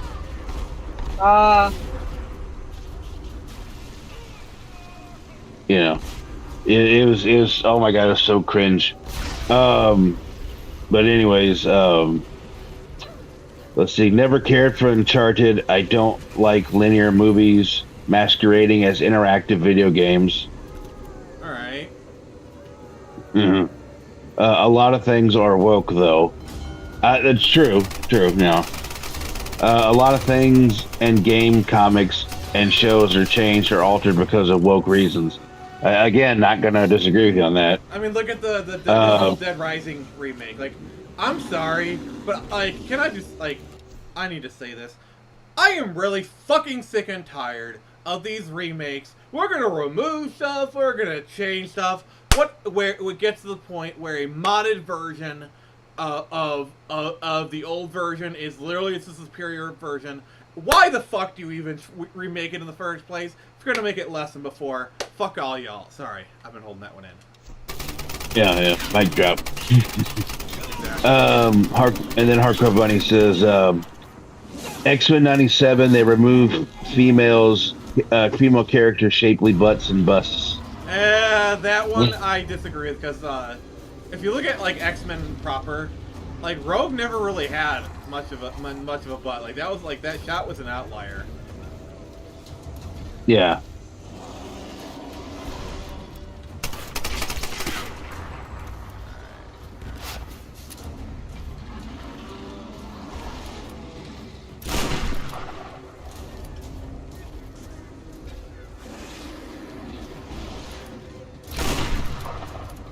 I like how he has like a conveniently exposed back.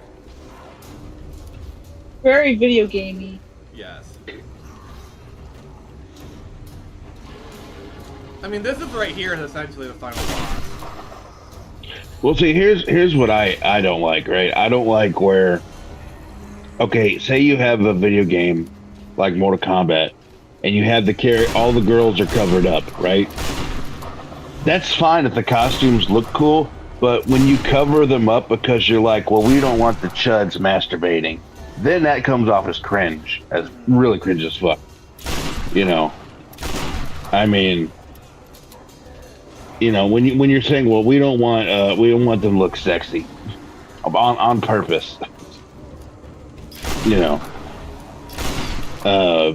that to me, that's, I don't know, that pisses me off. Like, Oh crap! I'm like, you know, I like good costume designs, but if you're doing it, it's just because, like, oh, I don't want the chuds masturbating. Come on, come on. Or what's even worse is you cover up the women, you know, and the guys are still sexualized. Oh yeah, the guy's still showing all kinds of beefcake. Yeah. Yeah, like it's one thing if like everyone's sexy, like the guys and the girls. Like, dare I say that's equality?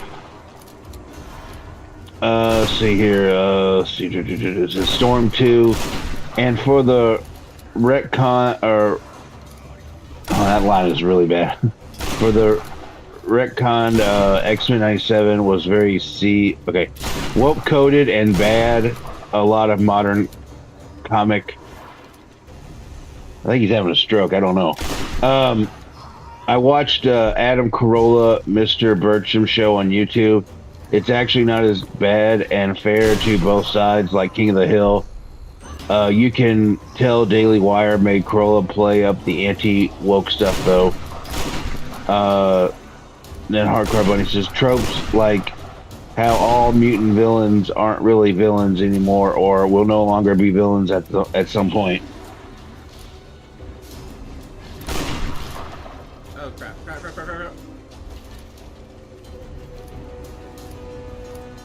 Sorry, phone typing. Yeah, I figured.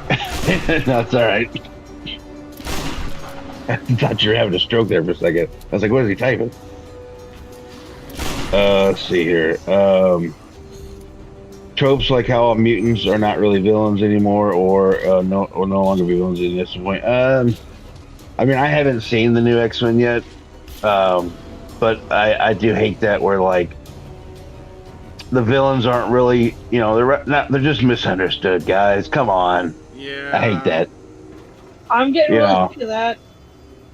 Like, yeah. I do like nuanced villains.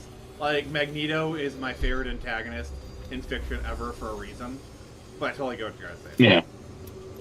Like, I mean, having a villain who is, like, you know, thanks to the hero or, you know, is misunderstood. Yeah, that's okay. I'm not saying we don't like that. Yeah, it has its place, but when it's overdone, it's overdone. You know. Give me a good old-fashioned hardcore racist villain like Frieza. Well, it's like why I like Dio in JoJo's Bizarre Adventure, because in the beginning it kind of flirts with the idea that, you know, because his father is an abusive drunk and his mom's dead, and and he states at one point that it's because of his father drove her to work herself to death. And it kind of goes for like maybe he's just misunderstood. No, Nick. He's just a fucking asshole. Nix, it's a moment. It's a moment. That's what I was talking about. You beat the two guns. Oh, finally! She surf Dracula'd. Oh god! Nice. The fact that I got that reference. Oh my god. Alright, look. Explain Surf Dracula to people, please. Oh boy. Okay, so there's some post that went viral. I forget like what platform it came from, but basically what someone was saying was imagine you had a TV show called Surf Dracula. Back in the 2000s, this would have been an episodic series that involves Dracula going on a new adventure every single week that involves him surfing in some way, shape, or form, whatever context. In today, though, in the era of streaming, you'd have an entire show where he never ever, an entire serialized drama where where Dracula never surfs until the last 5 minutes of the entire show. See, and the reason why this is so great is it describes so many modern reboots. It does. Oh my god. Yeah, in fact, like, I had that in mind, like, when I was working on that little, like, that whole Doom project. Like, okay, I deliberately want to avoid Surf Dracula. How soon does Doom Guy put on the armor? Like halfway through the first episode. See, my thing is... Makes his first demon see what I'll kill say right is, around that same point. My thing is... Or even similarly, like, or like even similarly, I had initially considered taking the victory... If I got to use music from the games themselves, initially I was gonna have the victory music, or I guess I should say intermission from Doom, the music that plays in the results screen, that was gonna be like right at the very end in the end sequence when I was like, nah, you know what? Let's let's avoid Surf Dracula. Let that tune play as soon as he quote unquote finishes the first level. Let that come in right at the beginning.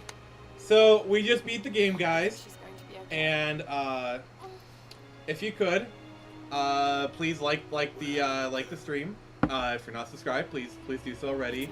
And also, if you have not checked out my Kickstarter, I'm sure Nix will be posting the link in the chat here any second now. But we have beaten Tomb Raider. To death. Literally. So Rise of Tomb Raider will probably happen at some point. Not anytime soon, though. You'll have a new game next week. I don't know what it is yet. I'm open to suggestions. But he was right about so much. I just wish I could tell him that now. But we have about 20 minutes left. It's about 3:40, so we have about 20 minutes. I'm gonna boot up like just another random game I have installed. We'll kind of play that for a little bit. Just kind of mess around. You know, fill in some space. I have purchased Dragon Quest III, so I'll probably be playing that a little bit. I don't know.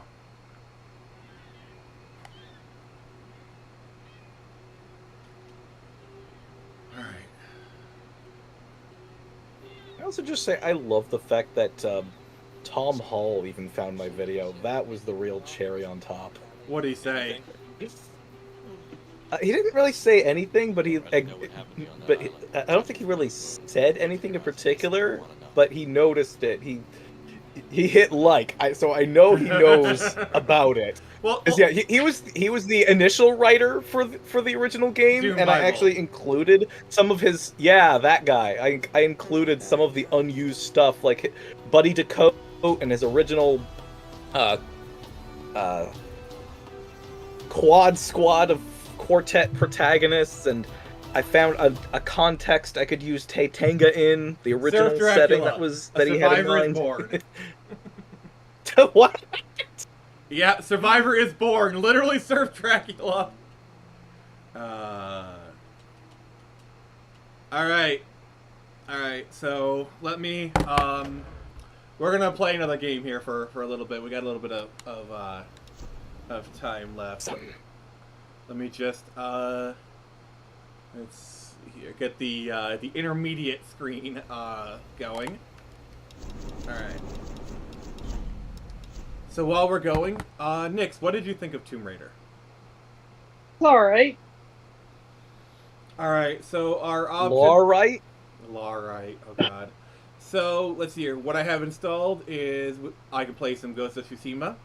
I've been really enjoying that game. I got Dragon Quest XI installed. Got Castlevania Anniversary Collection. We can play a little Dead Cells. Alright, what do you guys think of?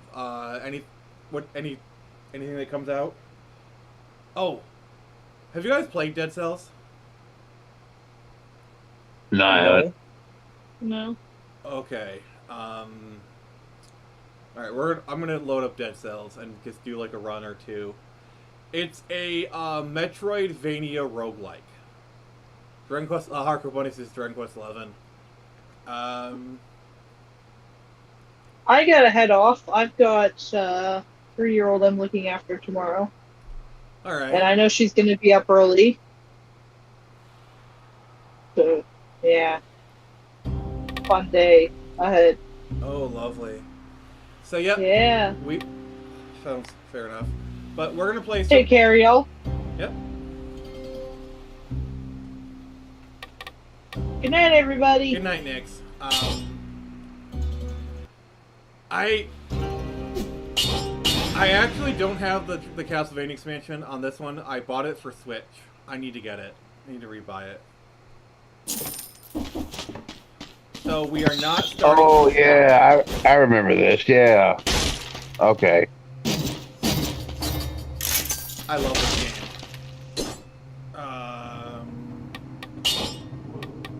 But I need to turn down the sound.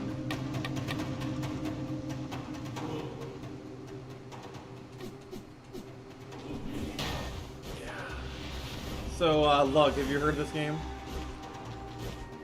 I've heard of this? It's really good.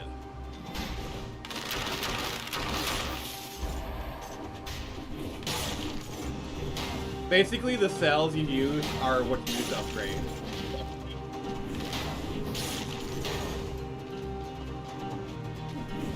And they're all randomly generated.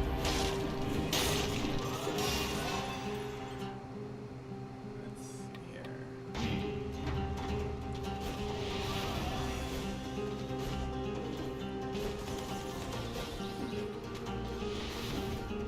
So yeah, Tomb Raider was a good, nice little, distraction, I guess. Yeah, beat it in 2 streams. That's pretty good. Yeah, I mean, it's a pretty short game. Plus, the other thing is, like, it's a game I play a lot, so I'm pretty familiar with it.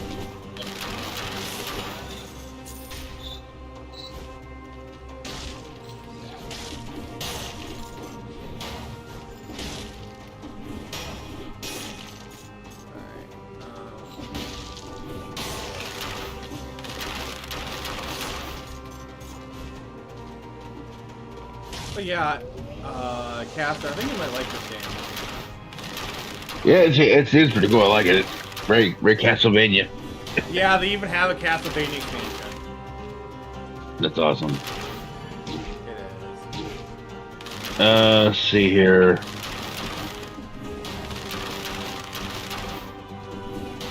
Let's see here. Dave the Impaler says, that new norm thing on Twitter legitimately made my skin crawl with cringe, though. I doubt the show will ever happen. Yeah. They actually made a whole season, like, so, yeah, oh my god, it was so cringe. The fact that the theme song is sucking off Elon Musk, oh my god. It's supposed to be like a big, you know. Oh, look! There's a future of animation on Twitter.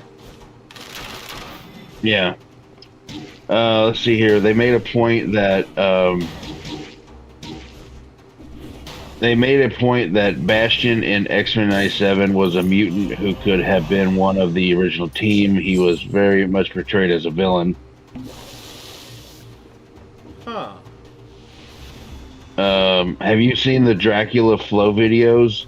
They were released by Filthy Frank's record company. Oh my god. I never really got into Filthy Frank, but I know who he is. And then Hardcore Bunny says DQ11. Yeah, that was an option. And then Dave the Impeller says Dead Cells Castlevania expansion. Yeah, I need to get that.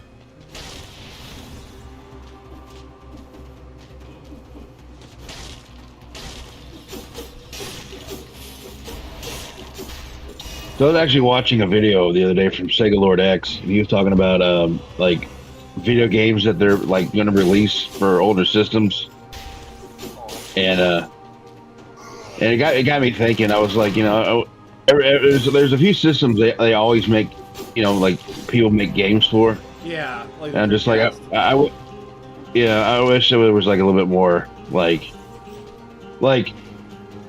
for instance like I wish they would make more games for like 32X. I know it's very niche, but yeah, you know that's a problem because when you're making a game, especially when you're planning on selling it, you want it to be able yeah. I know that's what I'm saying, but like the 32X, I think could handle like, you know, I like to see what people could push it. Yeah, I don't think the 32X was ever fully exploited. That's what I'm saying. I would love to see somebody try to like, you know, make like an RPG or something for it. Be awesome. Because they did make make the Golden Axe for the 32X fan made, where they have it where you can actually you can download it, but they have it where you can buy it and actually play it physically on a 32X console. Oh, that's always good. Basically they changed the background to where it's more of like the arcade, and just made it more close like to the arcade as possible, and it looks really good. Sounds good and looks good, and I actually think about getting it. It's like $40 for the physical version. That's not too bad, actually. That's not too bad, yeah. But like I said, you can always get it. You can get it all. You can play it on emulator. Obviously. Yeah. But the fact that they actually have a physical version is pretty awesome. Yeah, that's what I love about like the retro games.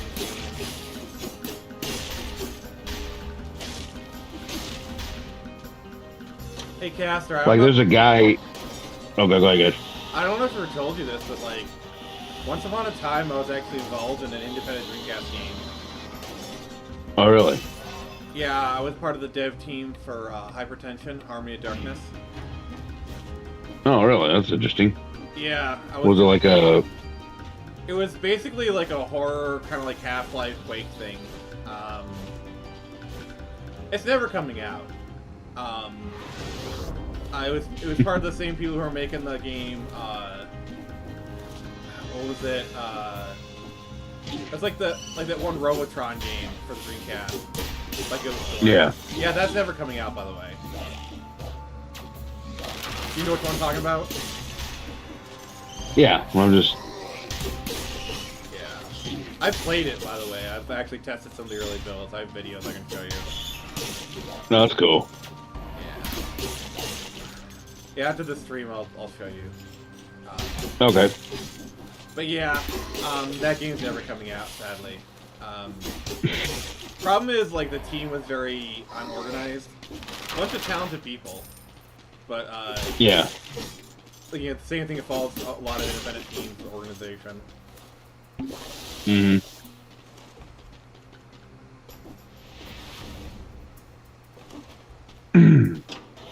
If there's this guy, he was gonna make. He's making a Symphony of the Night Genesis port,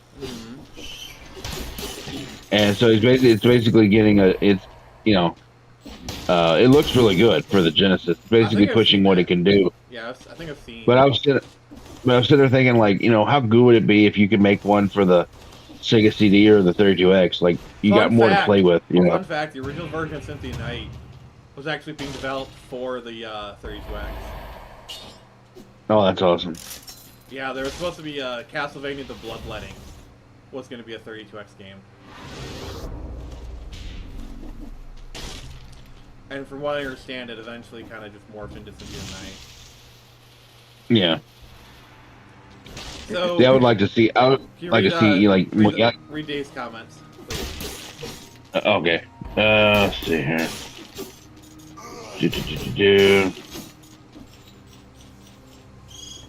I got trying to flip over here. All right, so it says Laura's off to unwind by getting her womb raided by. I'll be doing that later. I'll be waiting her womb later. By a gang of burly gentlemen after a hard adventure. Oh God! I wish Nix was here. I'd have her bonk him. Womb Raider. I like that. That sounds like the porn parody. It does. What do you think of the Evercade consoles? I think they're cool.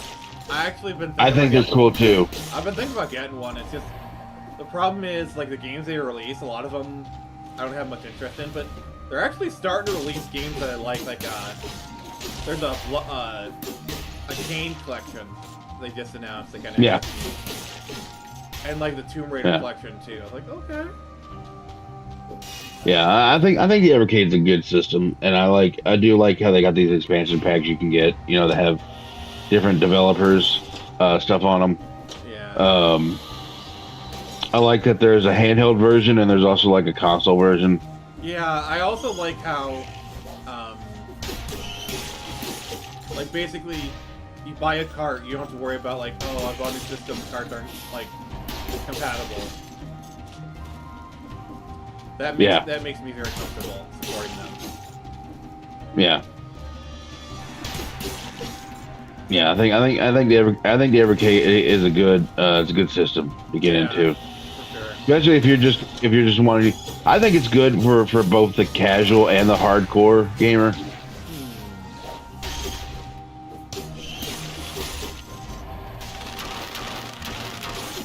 Yeah, the difference between like me and Caster is Caster's more of a hardware person. I'm more of an emulation guy. So. Yeah. Like the way. But that's the thing is. Yeah, but that's the thing is, like, I still like the Evercade though. I think it's a good. But you're playing. I like that you're playing on an actual dedicated console too. That's another thing. For sure. But again, to each his own.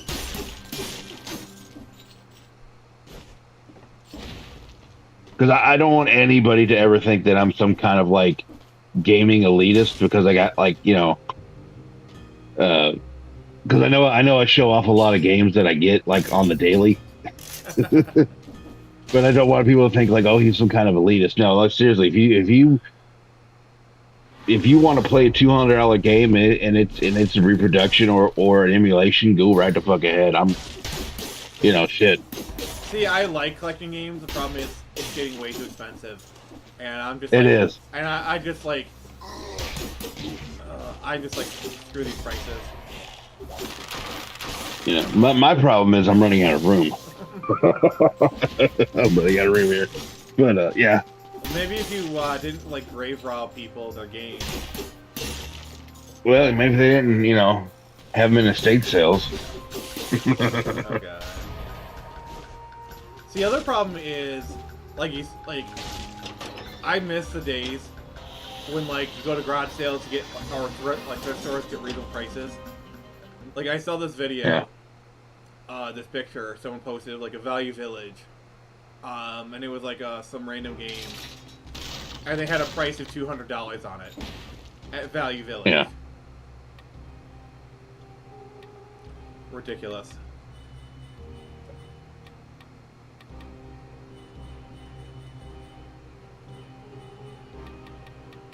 I don't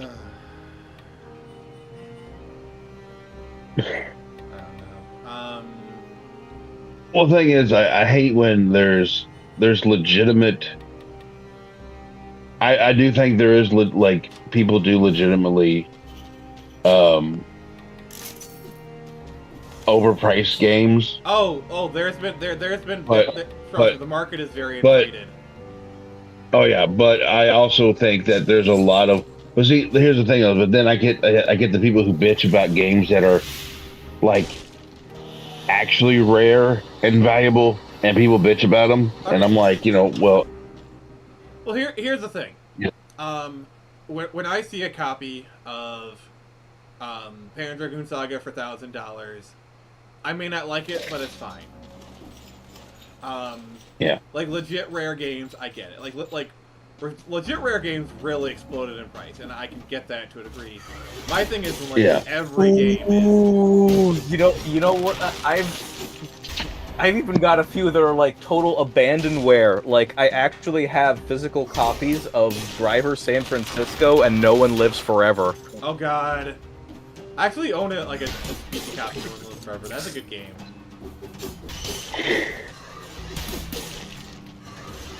And what about something like Eternal Darkness, Sanity's Requiem? Is that abandonware? No, it just never got re-released. I do think people nowadays are really overusing the terms lost media and abandonware. Oh no, you can't. It's not streaming everywhere, but it's easily available on DVD. It's lost media, guys. Yeah. Well. Yeah, the first two at least totally are abandonware. They are just straight up not sold anywhere. In fact, No One Lives Forever is probably the most infamously abandonware game because nobody even knows who owns the rights anymore. Yeah, it was kind of like with System Shock 2. was in that where for a while. It's like it's right split 3 ways.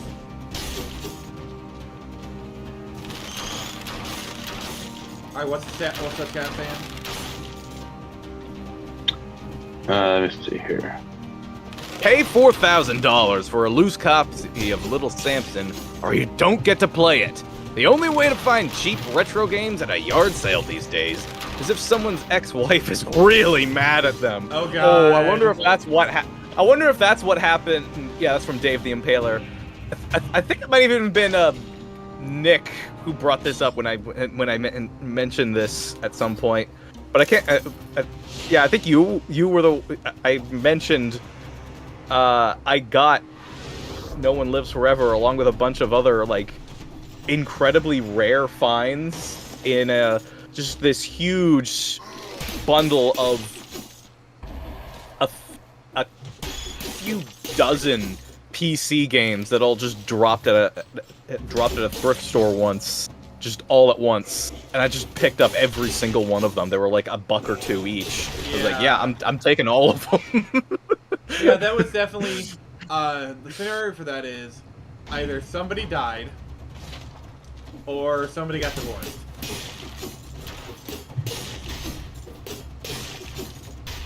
Because that was somebody's entire collection.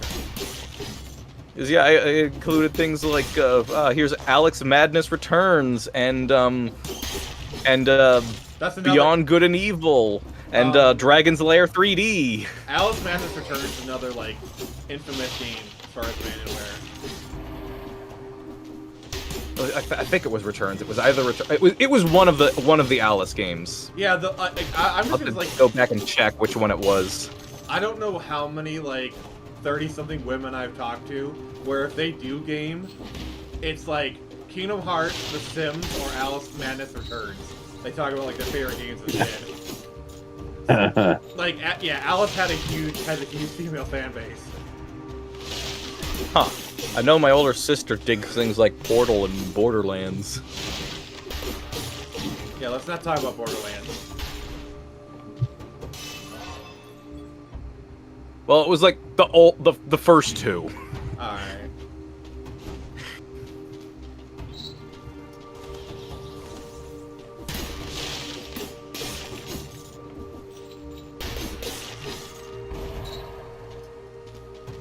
Yeah, I don't know what it, like, I always find it, like, kind of fascinating how, like, women really grasp on to The Sims.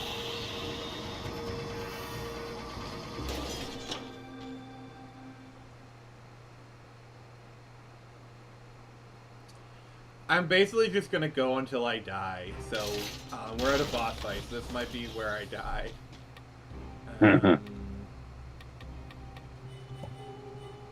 Well, I mean, I think the reason why a lot of women like playing The Sims because it was almost like playing Dollhouse. I mean, did you know that was actually the original name for the game? Yeah.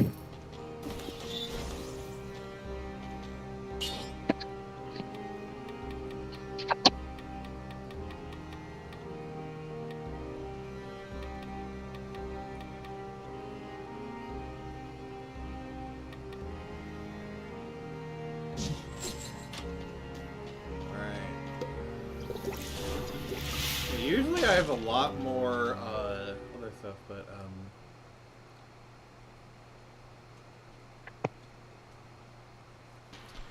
yeah, I wish Nyx was here to kind of talk about this. He said some good light on it, but you know. Hey Nyx, why do girls love this game so much? Pretty much every girl gamer I've known loved The Sims. Yeah, pretty much. Womb Raider, is that an abortion joke?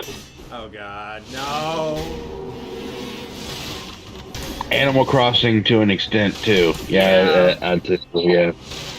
Kingdom Hearts, that's also another big one. I think not. You know, I think girls. I think women more.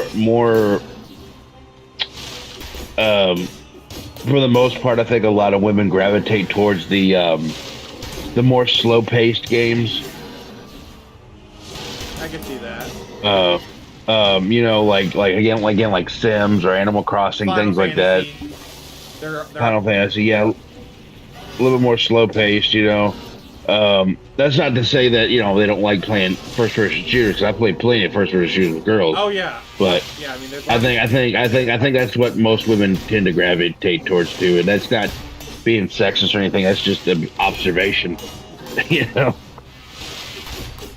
Yeah, definitely. You know, I'm just glad girls are playing games. That's all I care about. Yeah.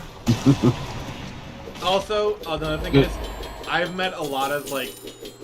So when I used to play World of Warcraft a lot, and there was legit a lot of girls that played World of Warcraft. Yeah. And there's a lot of women.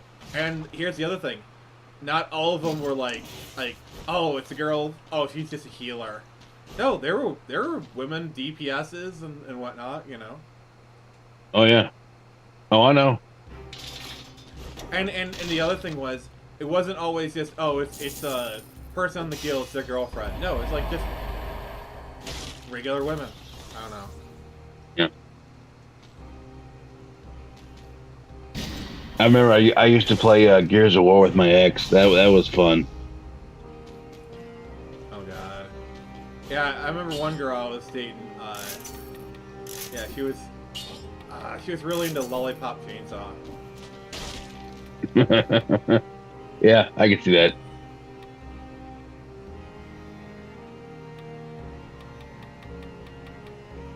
Yeah, her and her friend would play this game. I guess it's called Drunkle Stiltston, or whatever, where you play like Bloodborne. Basically, you take a shot every time you die, and you pass the controller. Wow, it's hilarious. I know, right?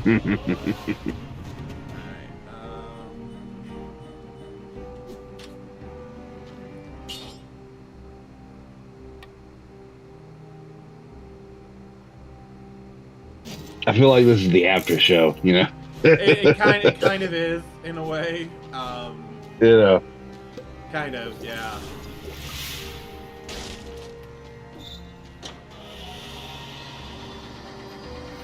I mean, I'm probably gonna die pretty soon. Wait, oh, factored. Oh, okay. One of my exes cosplayed, not me, David the Impaler. One of my exes cosplayed as a zombie version of Lollipop Chainsaw character at conventions. Oh, that's awesome. Please, did she bring it to the bedroom with her? Juliet Starling? Yeah, by the way, I'm terrible at this level, so this is probably where I'm gonna die. Hardcore Bunny says, has anybody here read I Hate Fairyland? No. No, I have no idea what that is. Please explain. Yeah.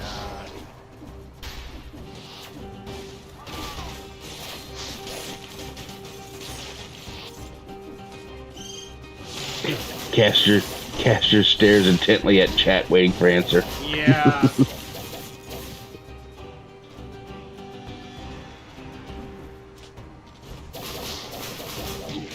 But yeah.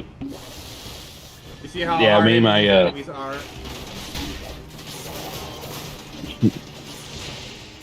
yeah, my ex used to she used to hate playing Gears with me because I used to like cuss and shit and like cuss people out on the other team. She's like, why don't you be nice? And I'm like, why don't they quit fucking sucking? Oh god, I can see that. I'm like, be nice? This is the Xbox 360 era, baby. Yeah, I love like, oh, these people wouldn't survive COD lobbies. No, they would not. Oh my god. Dude, we talked so much shit in the fucking lobbies in the 360 games. That was hilarious. And the fun is over. Alright guys, we're gonna wrap up here. We've been going for over 4 hours. Thank you, Caster. Thank you, Nix. Thank you, Jared. I mean, thank you, Lug. Fuck you, Jared. Wonderbats in the chat, everybody. So, this has been Nick from the Phoenix Press, and thank you for joining us. We're doing Pokemon Tuesday, new game on Saturday. Remember, I can only show you the door. You're the ones to walk through it. Alright.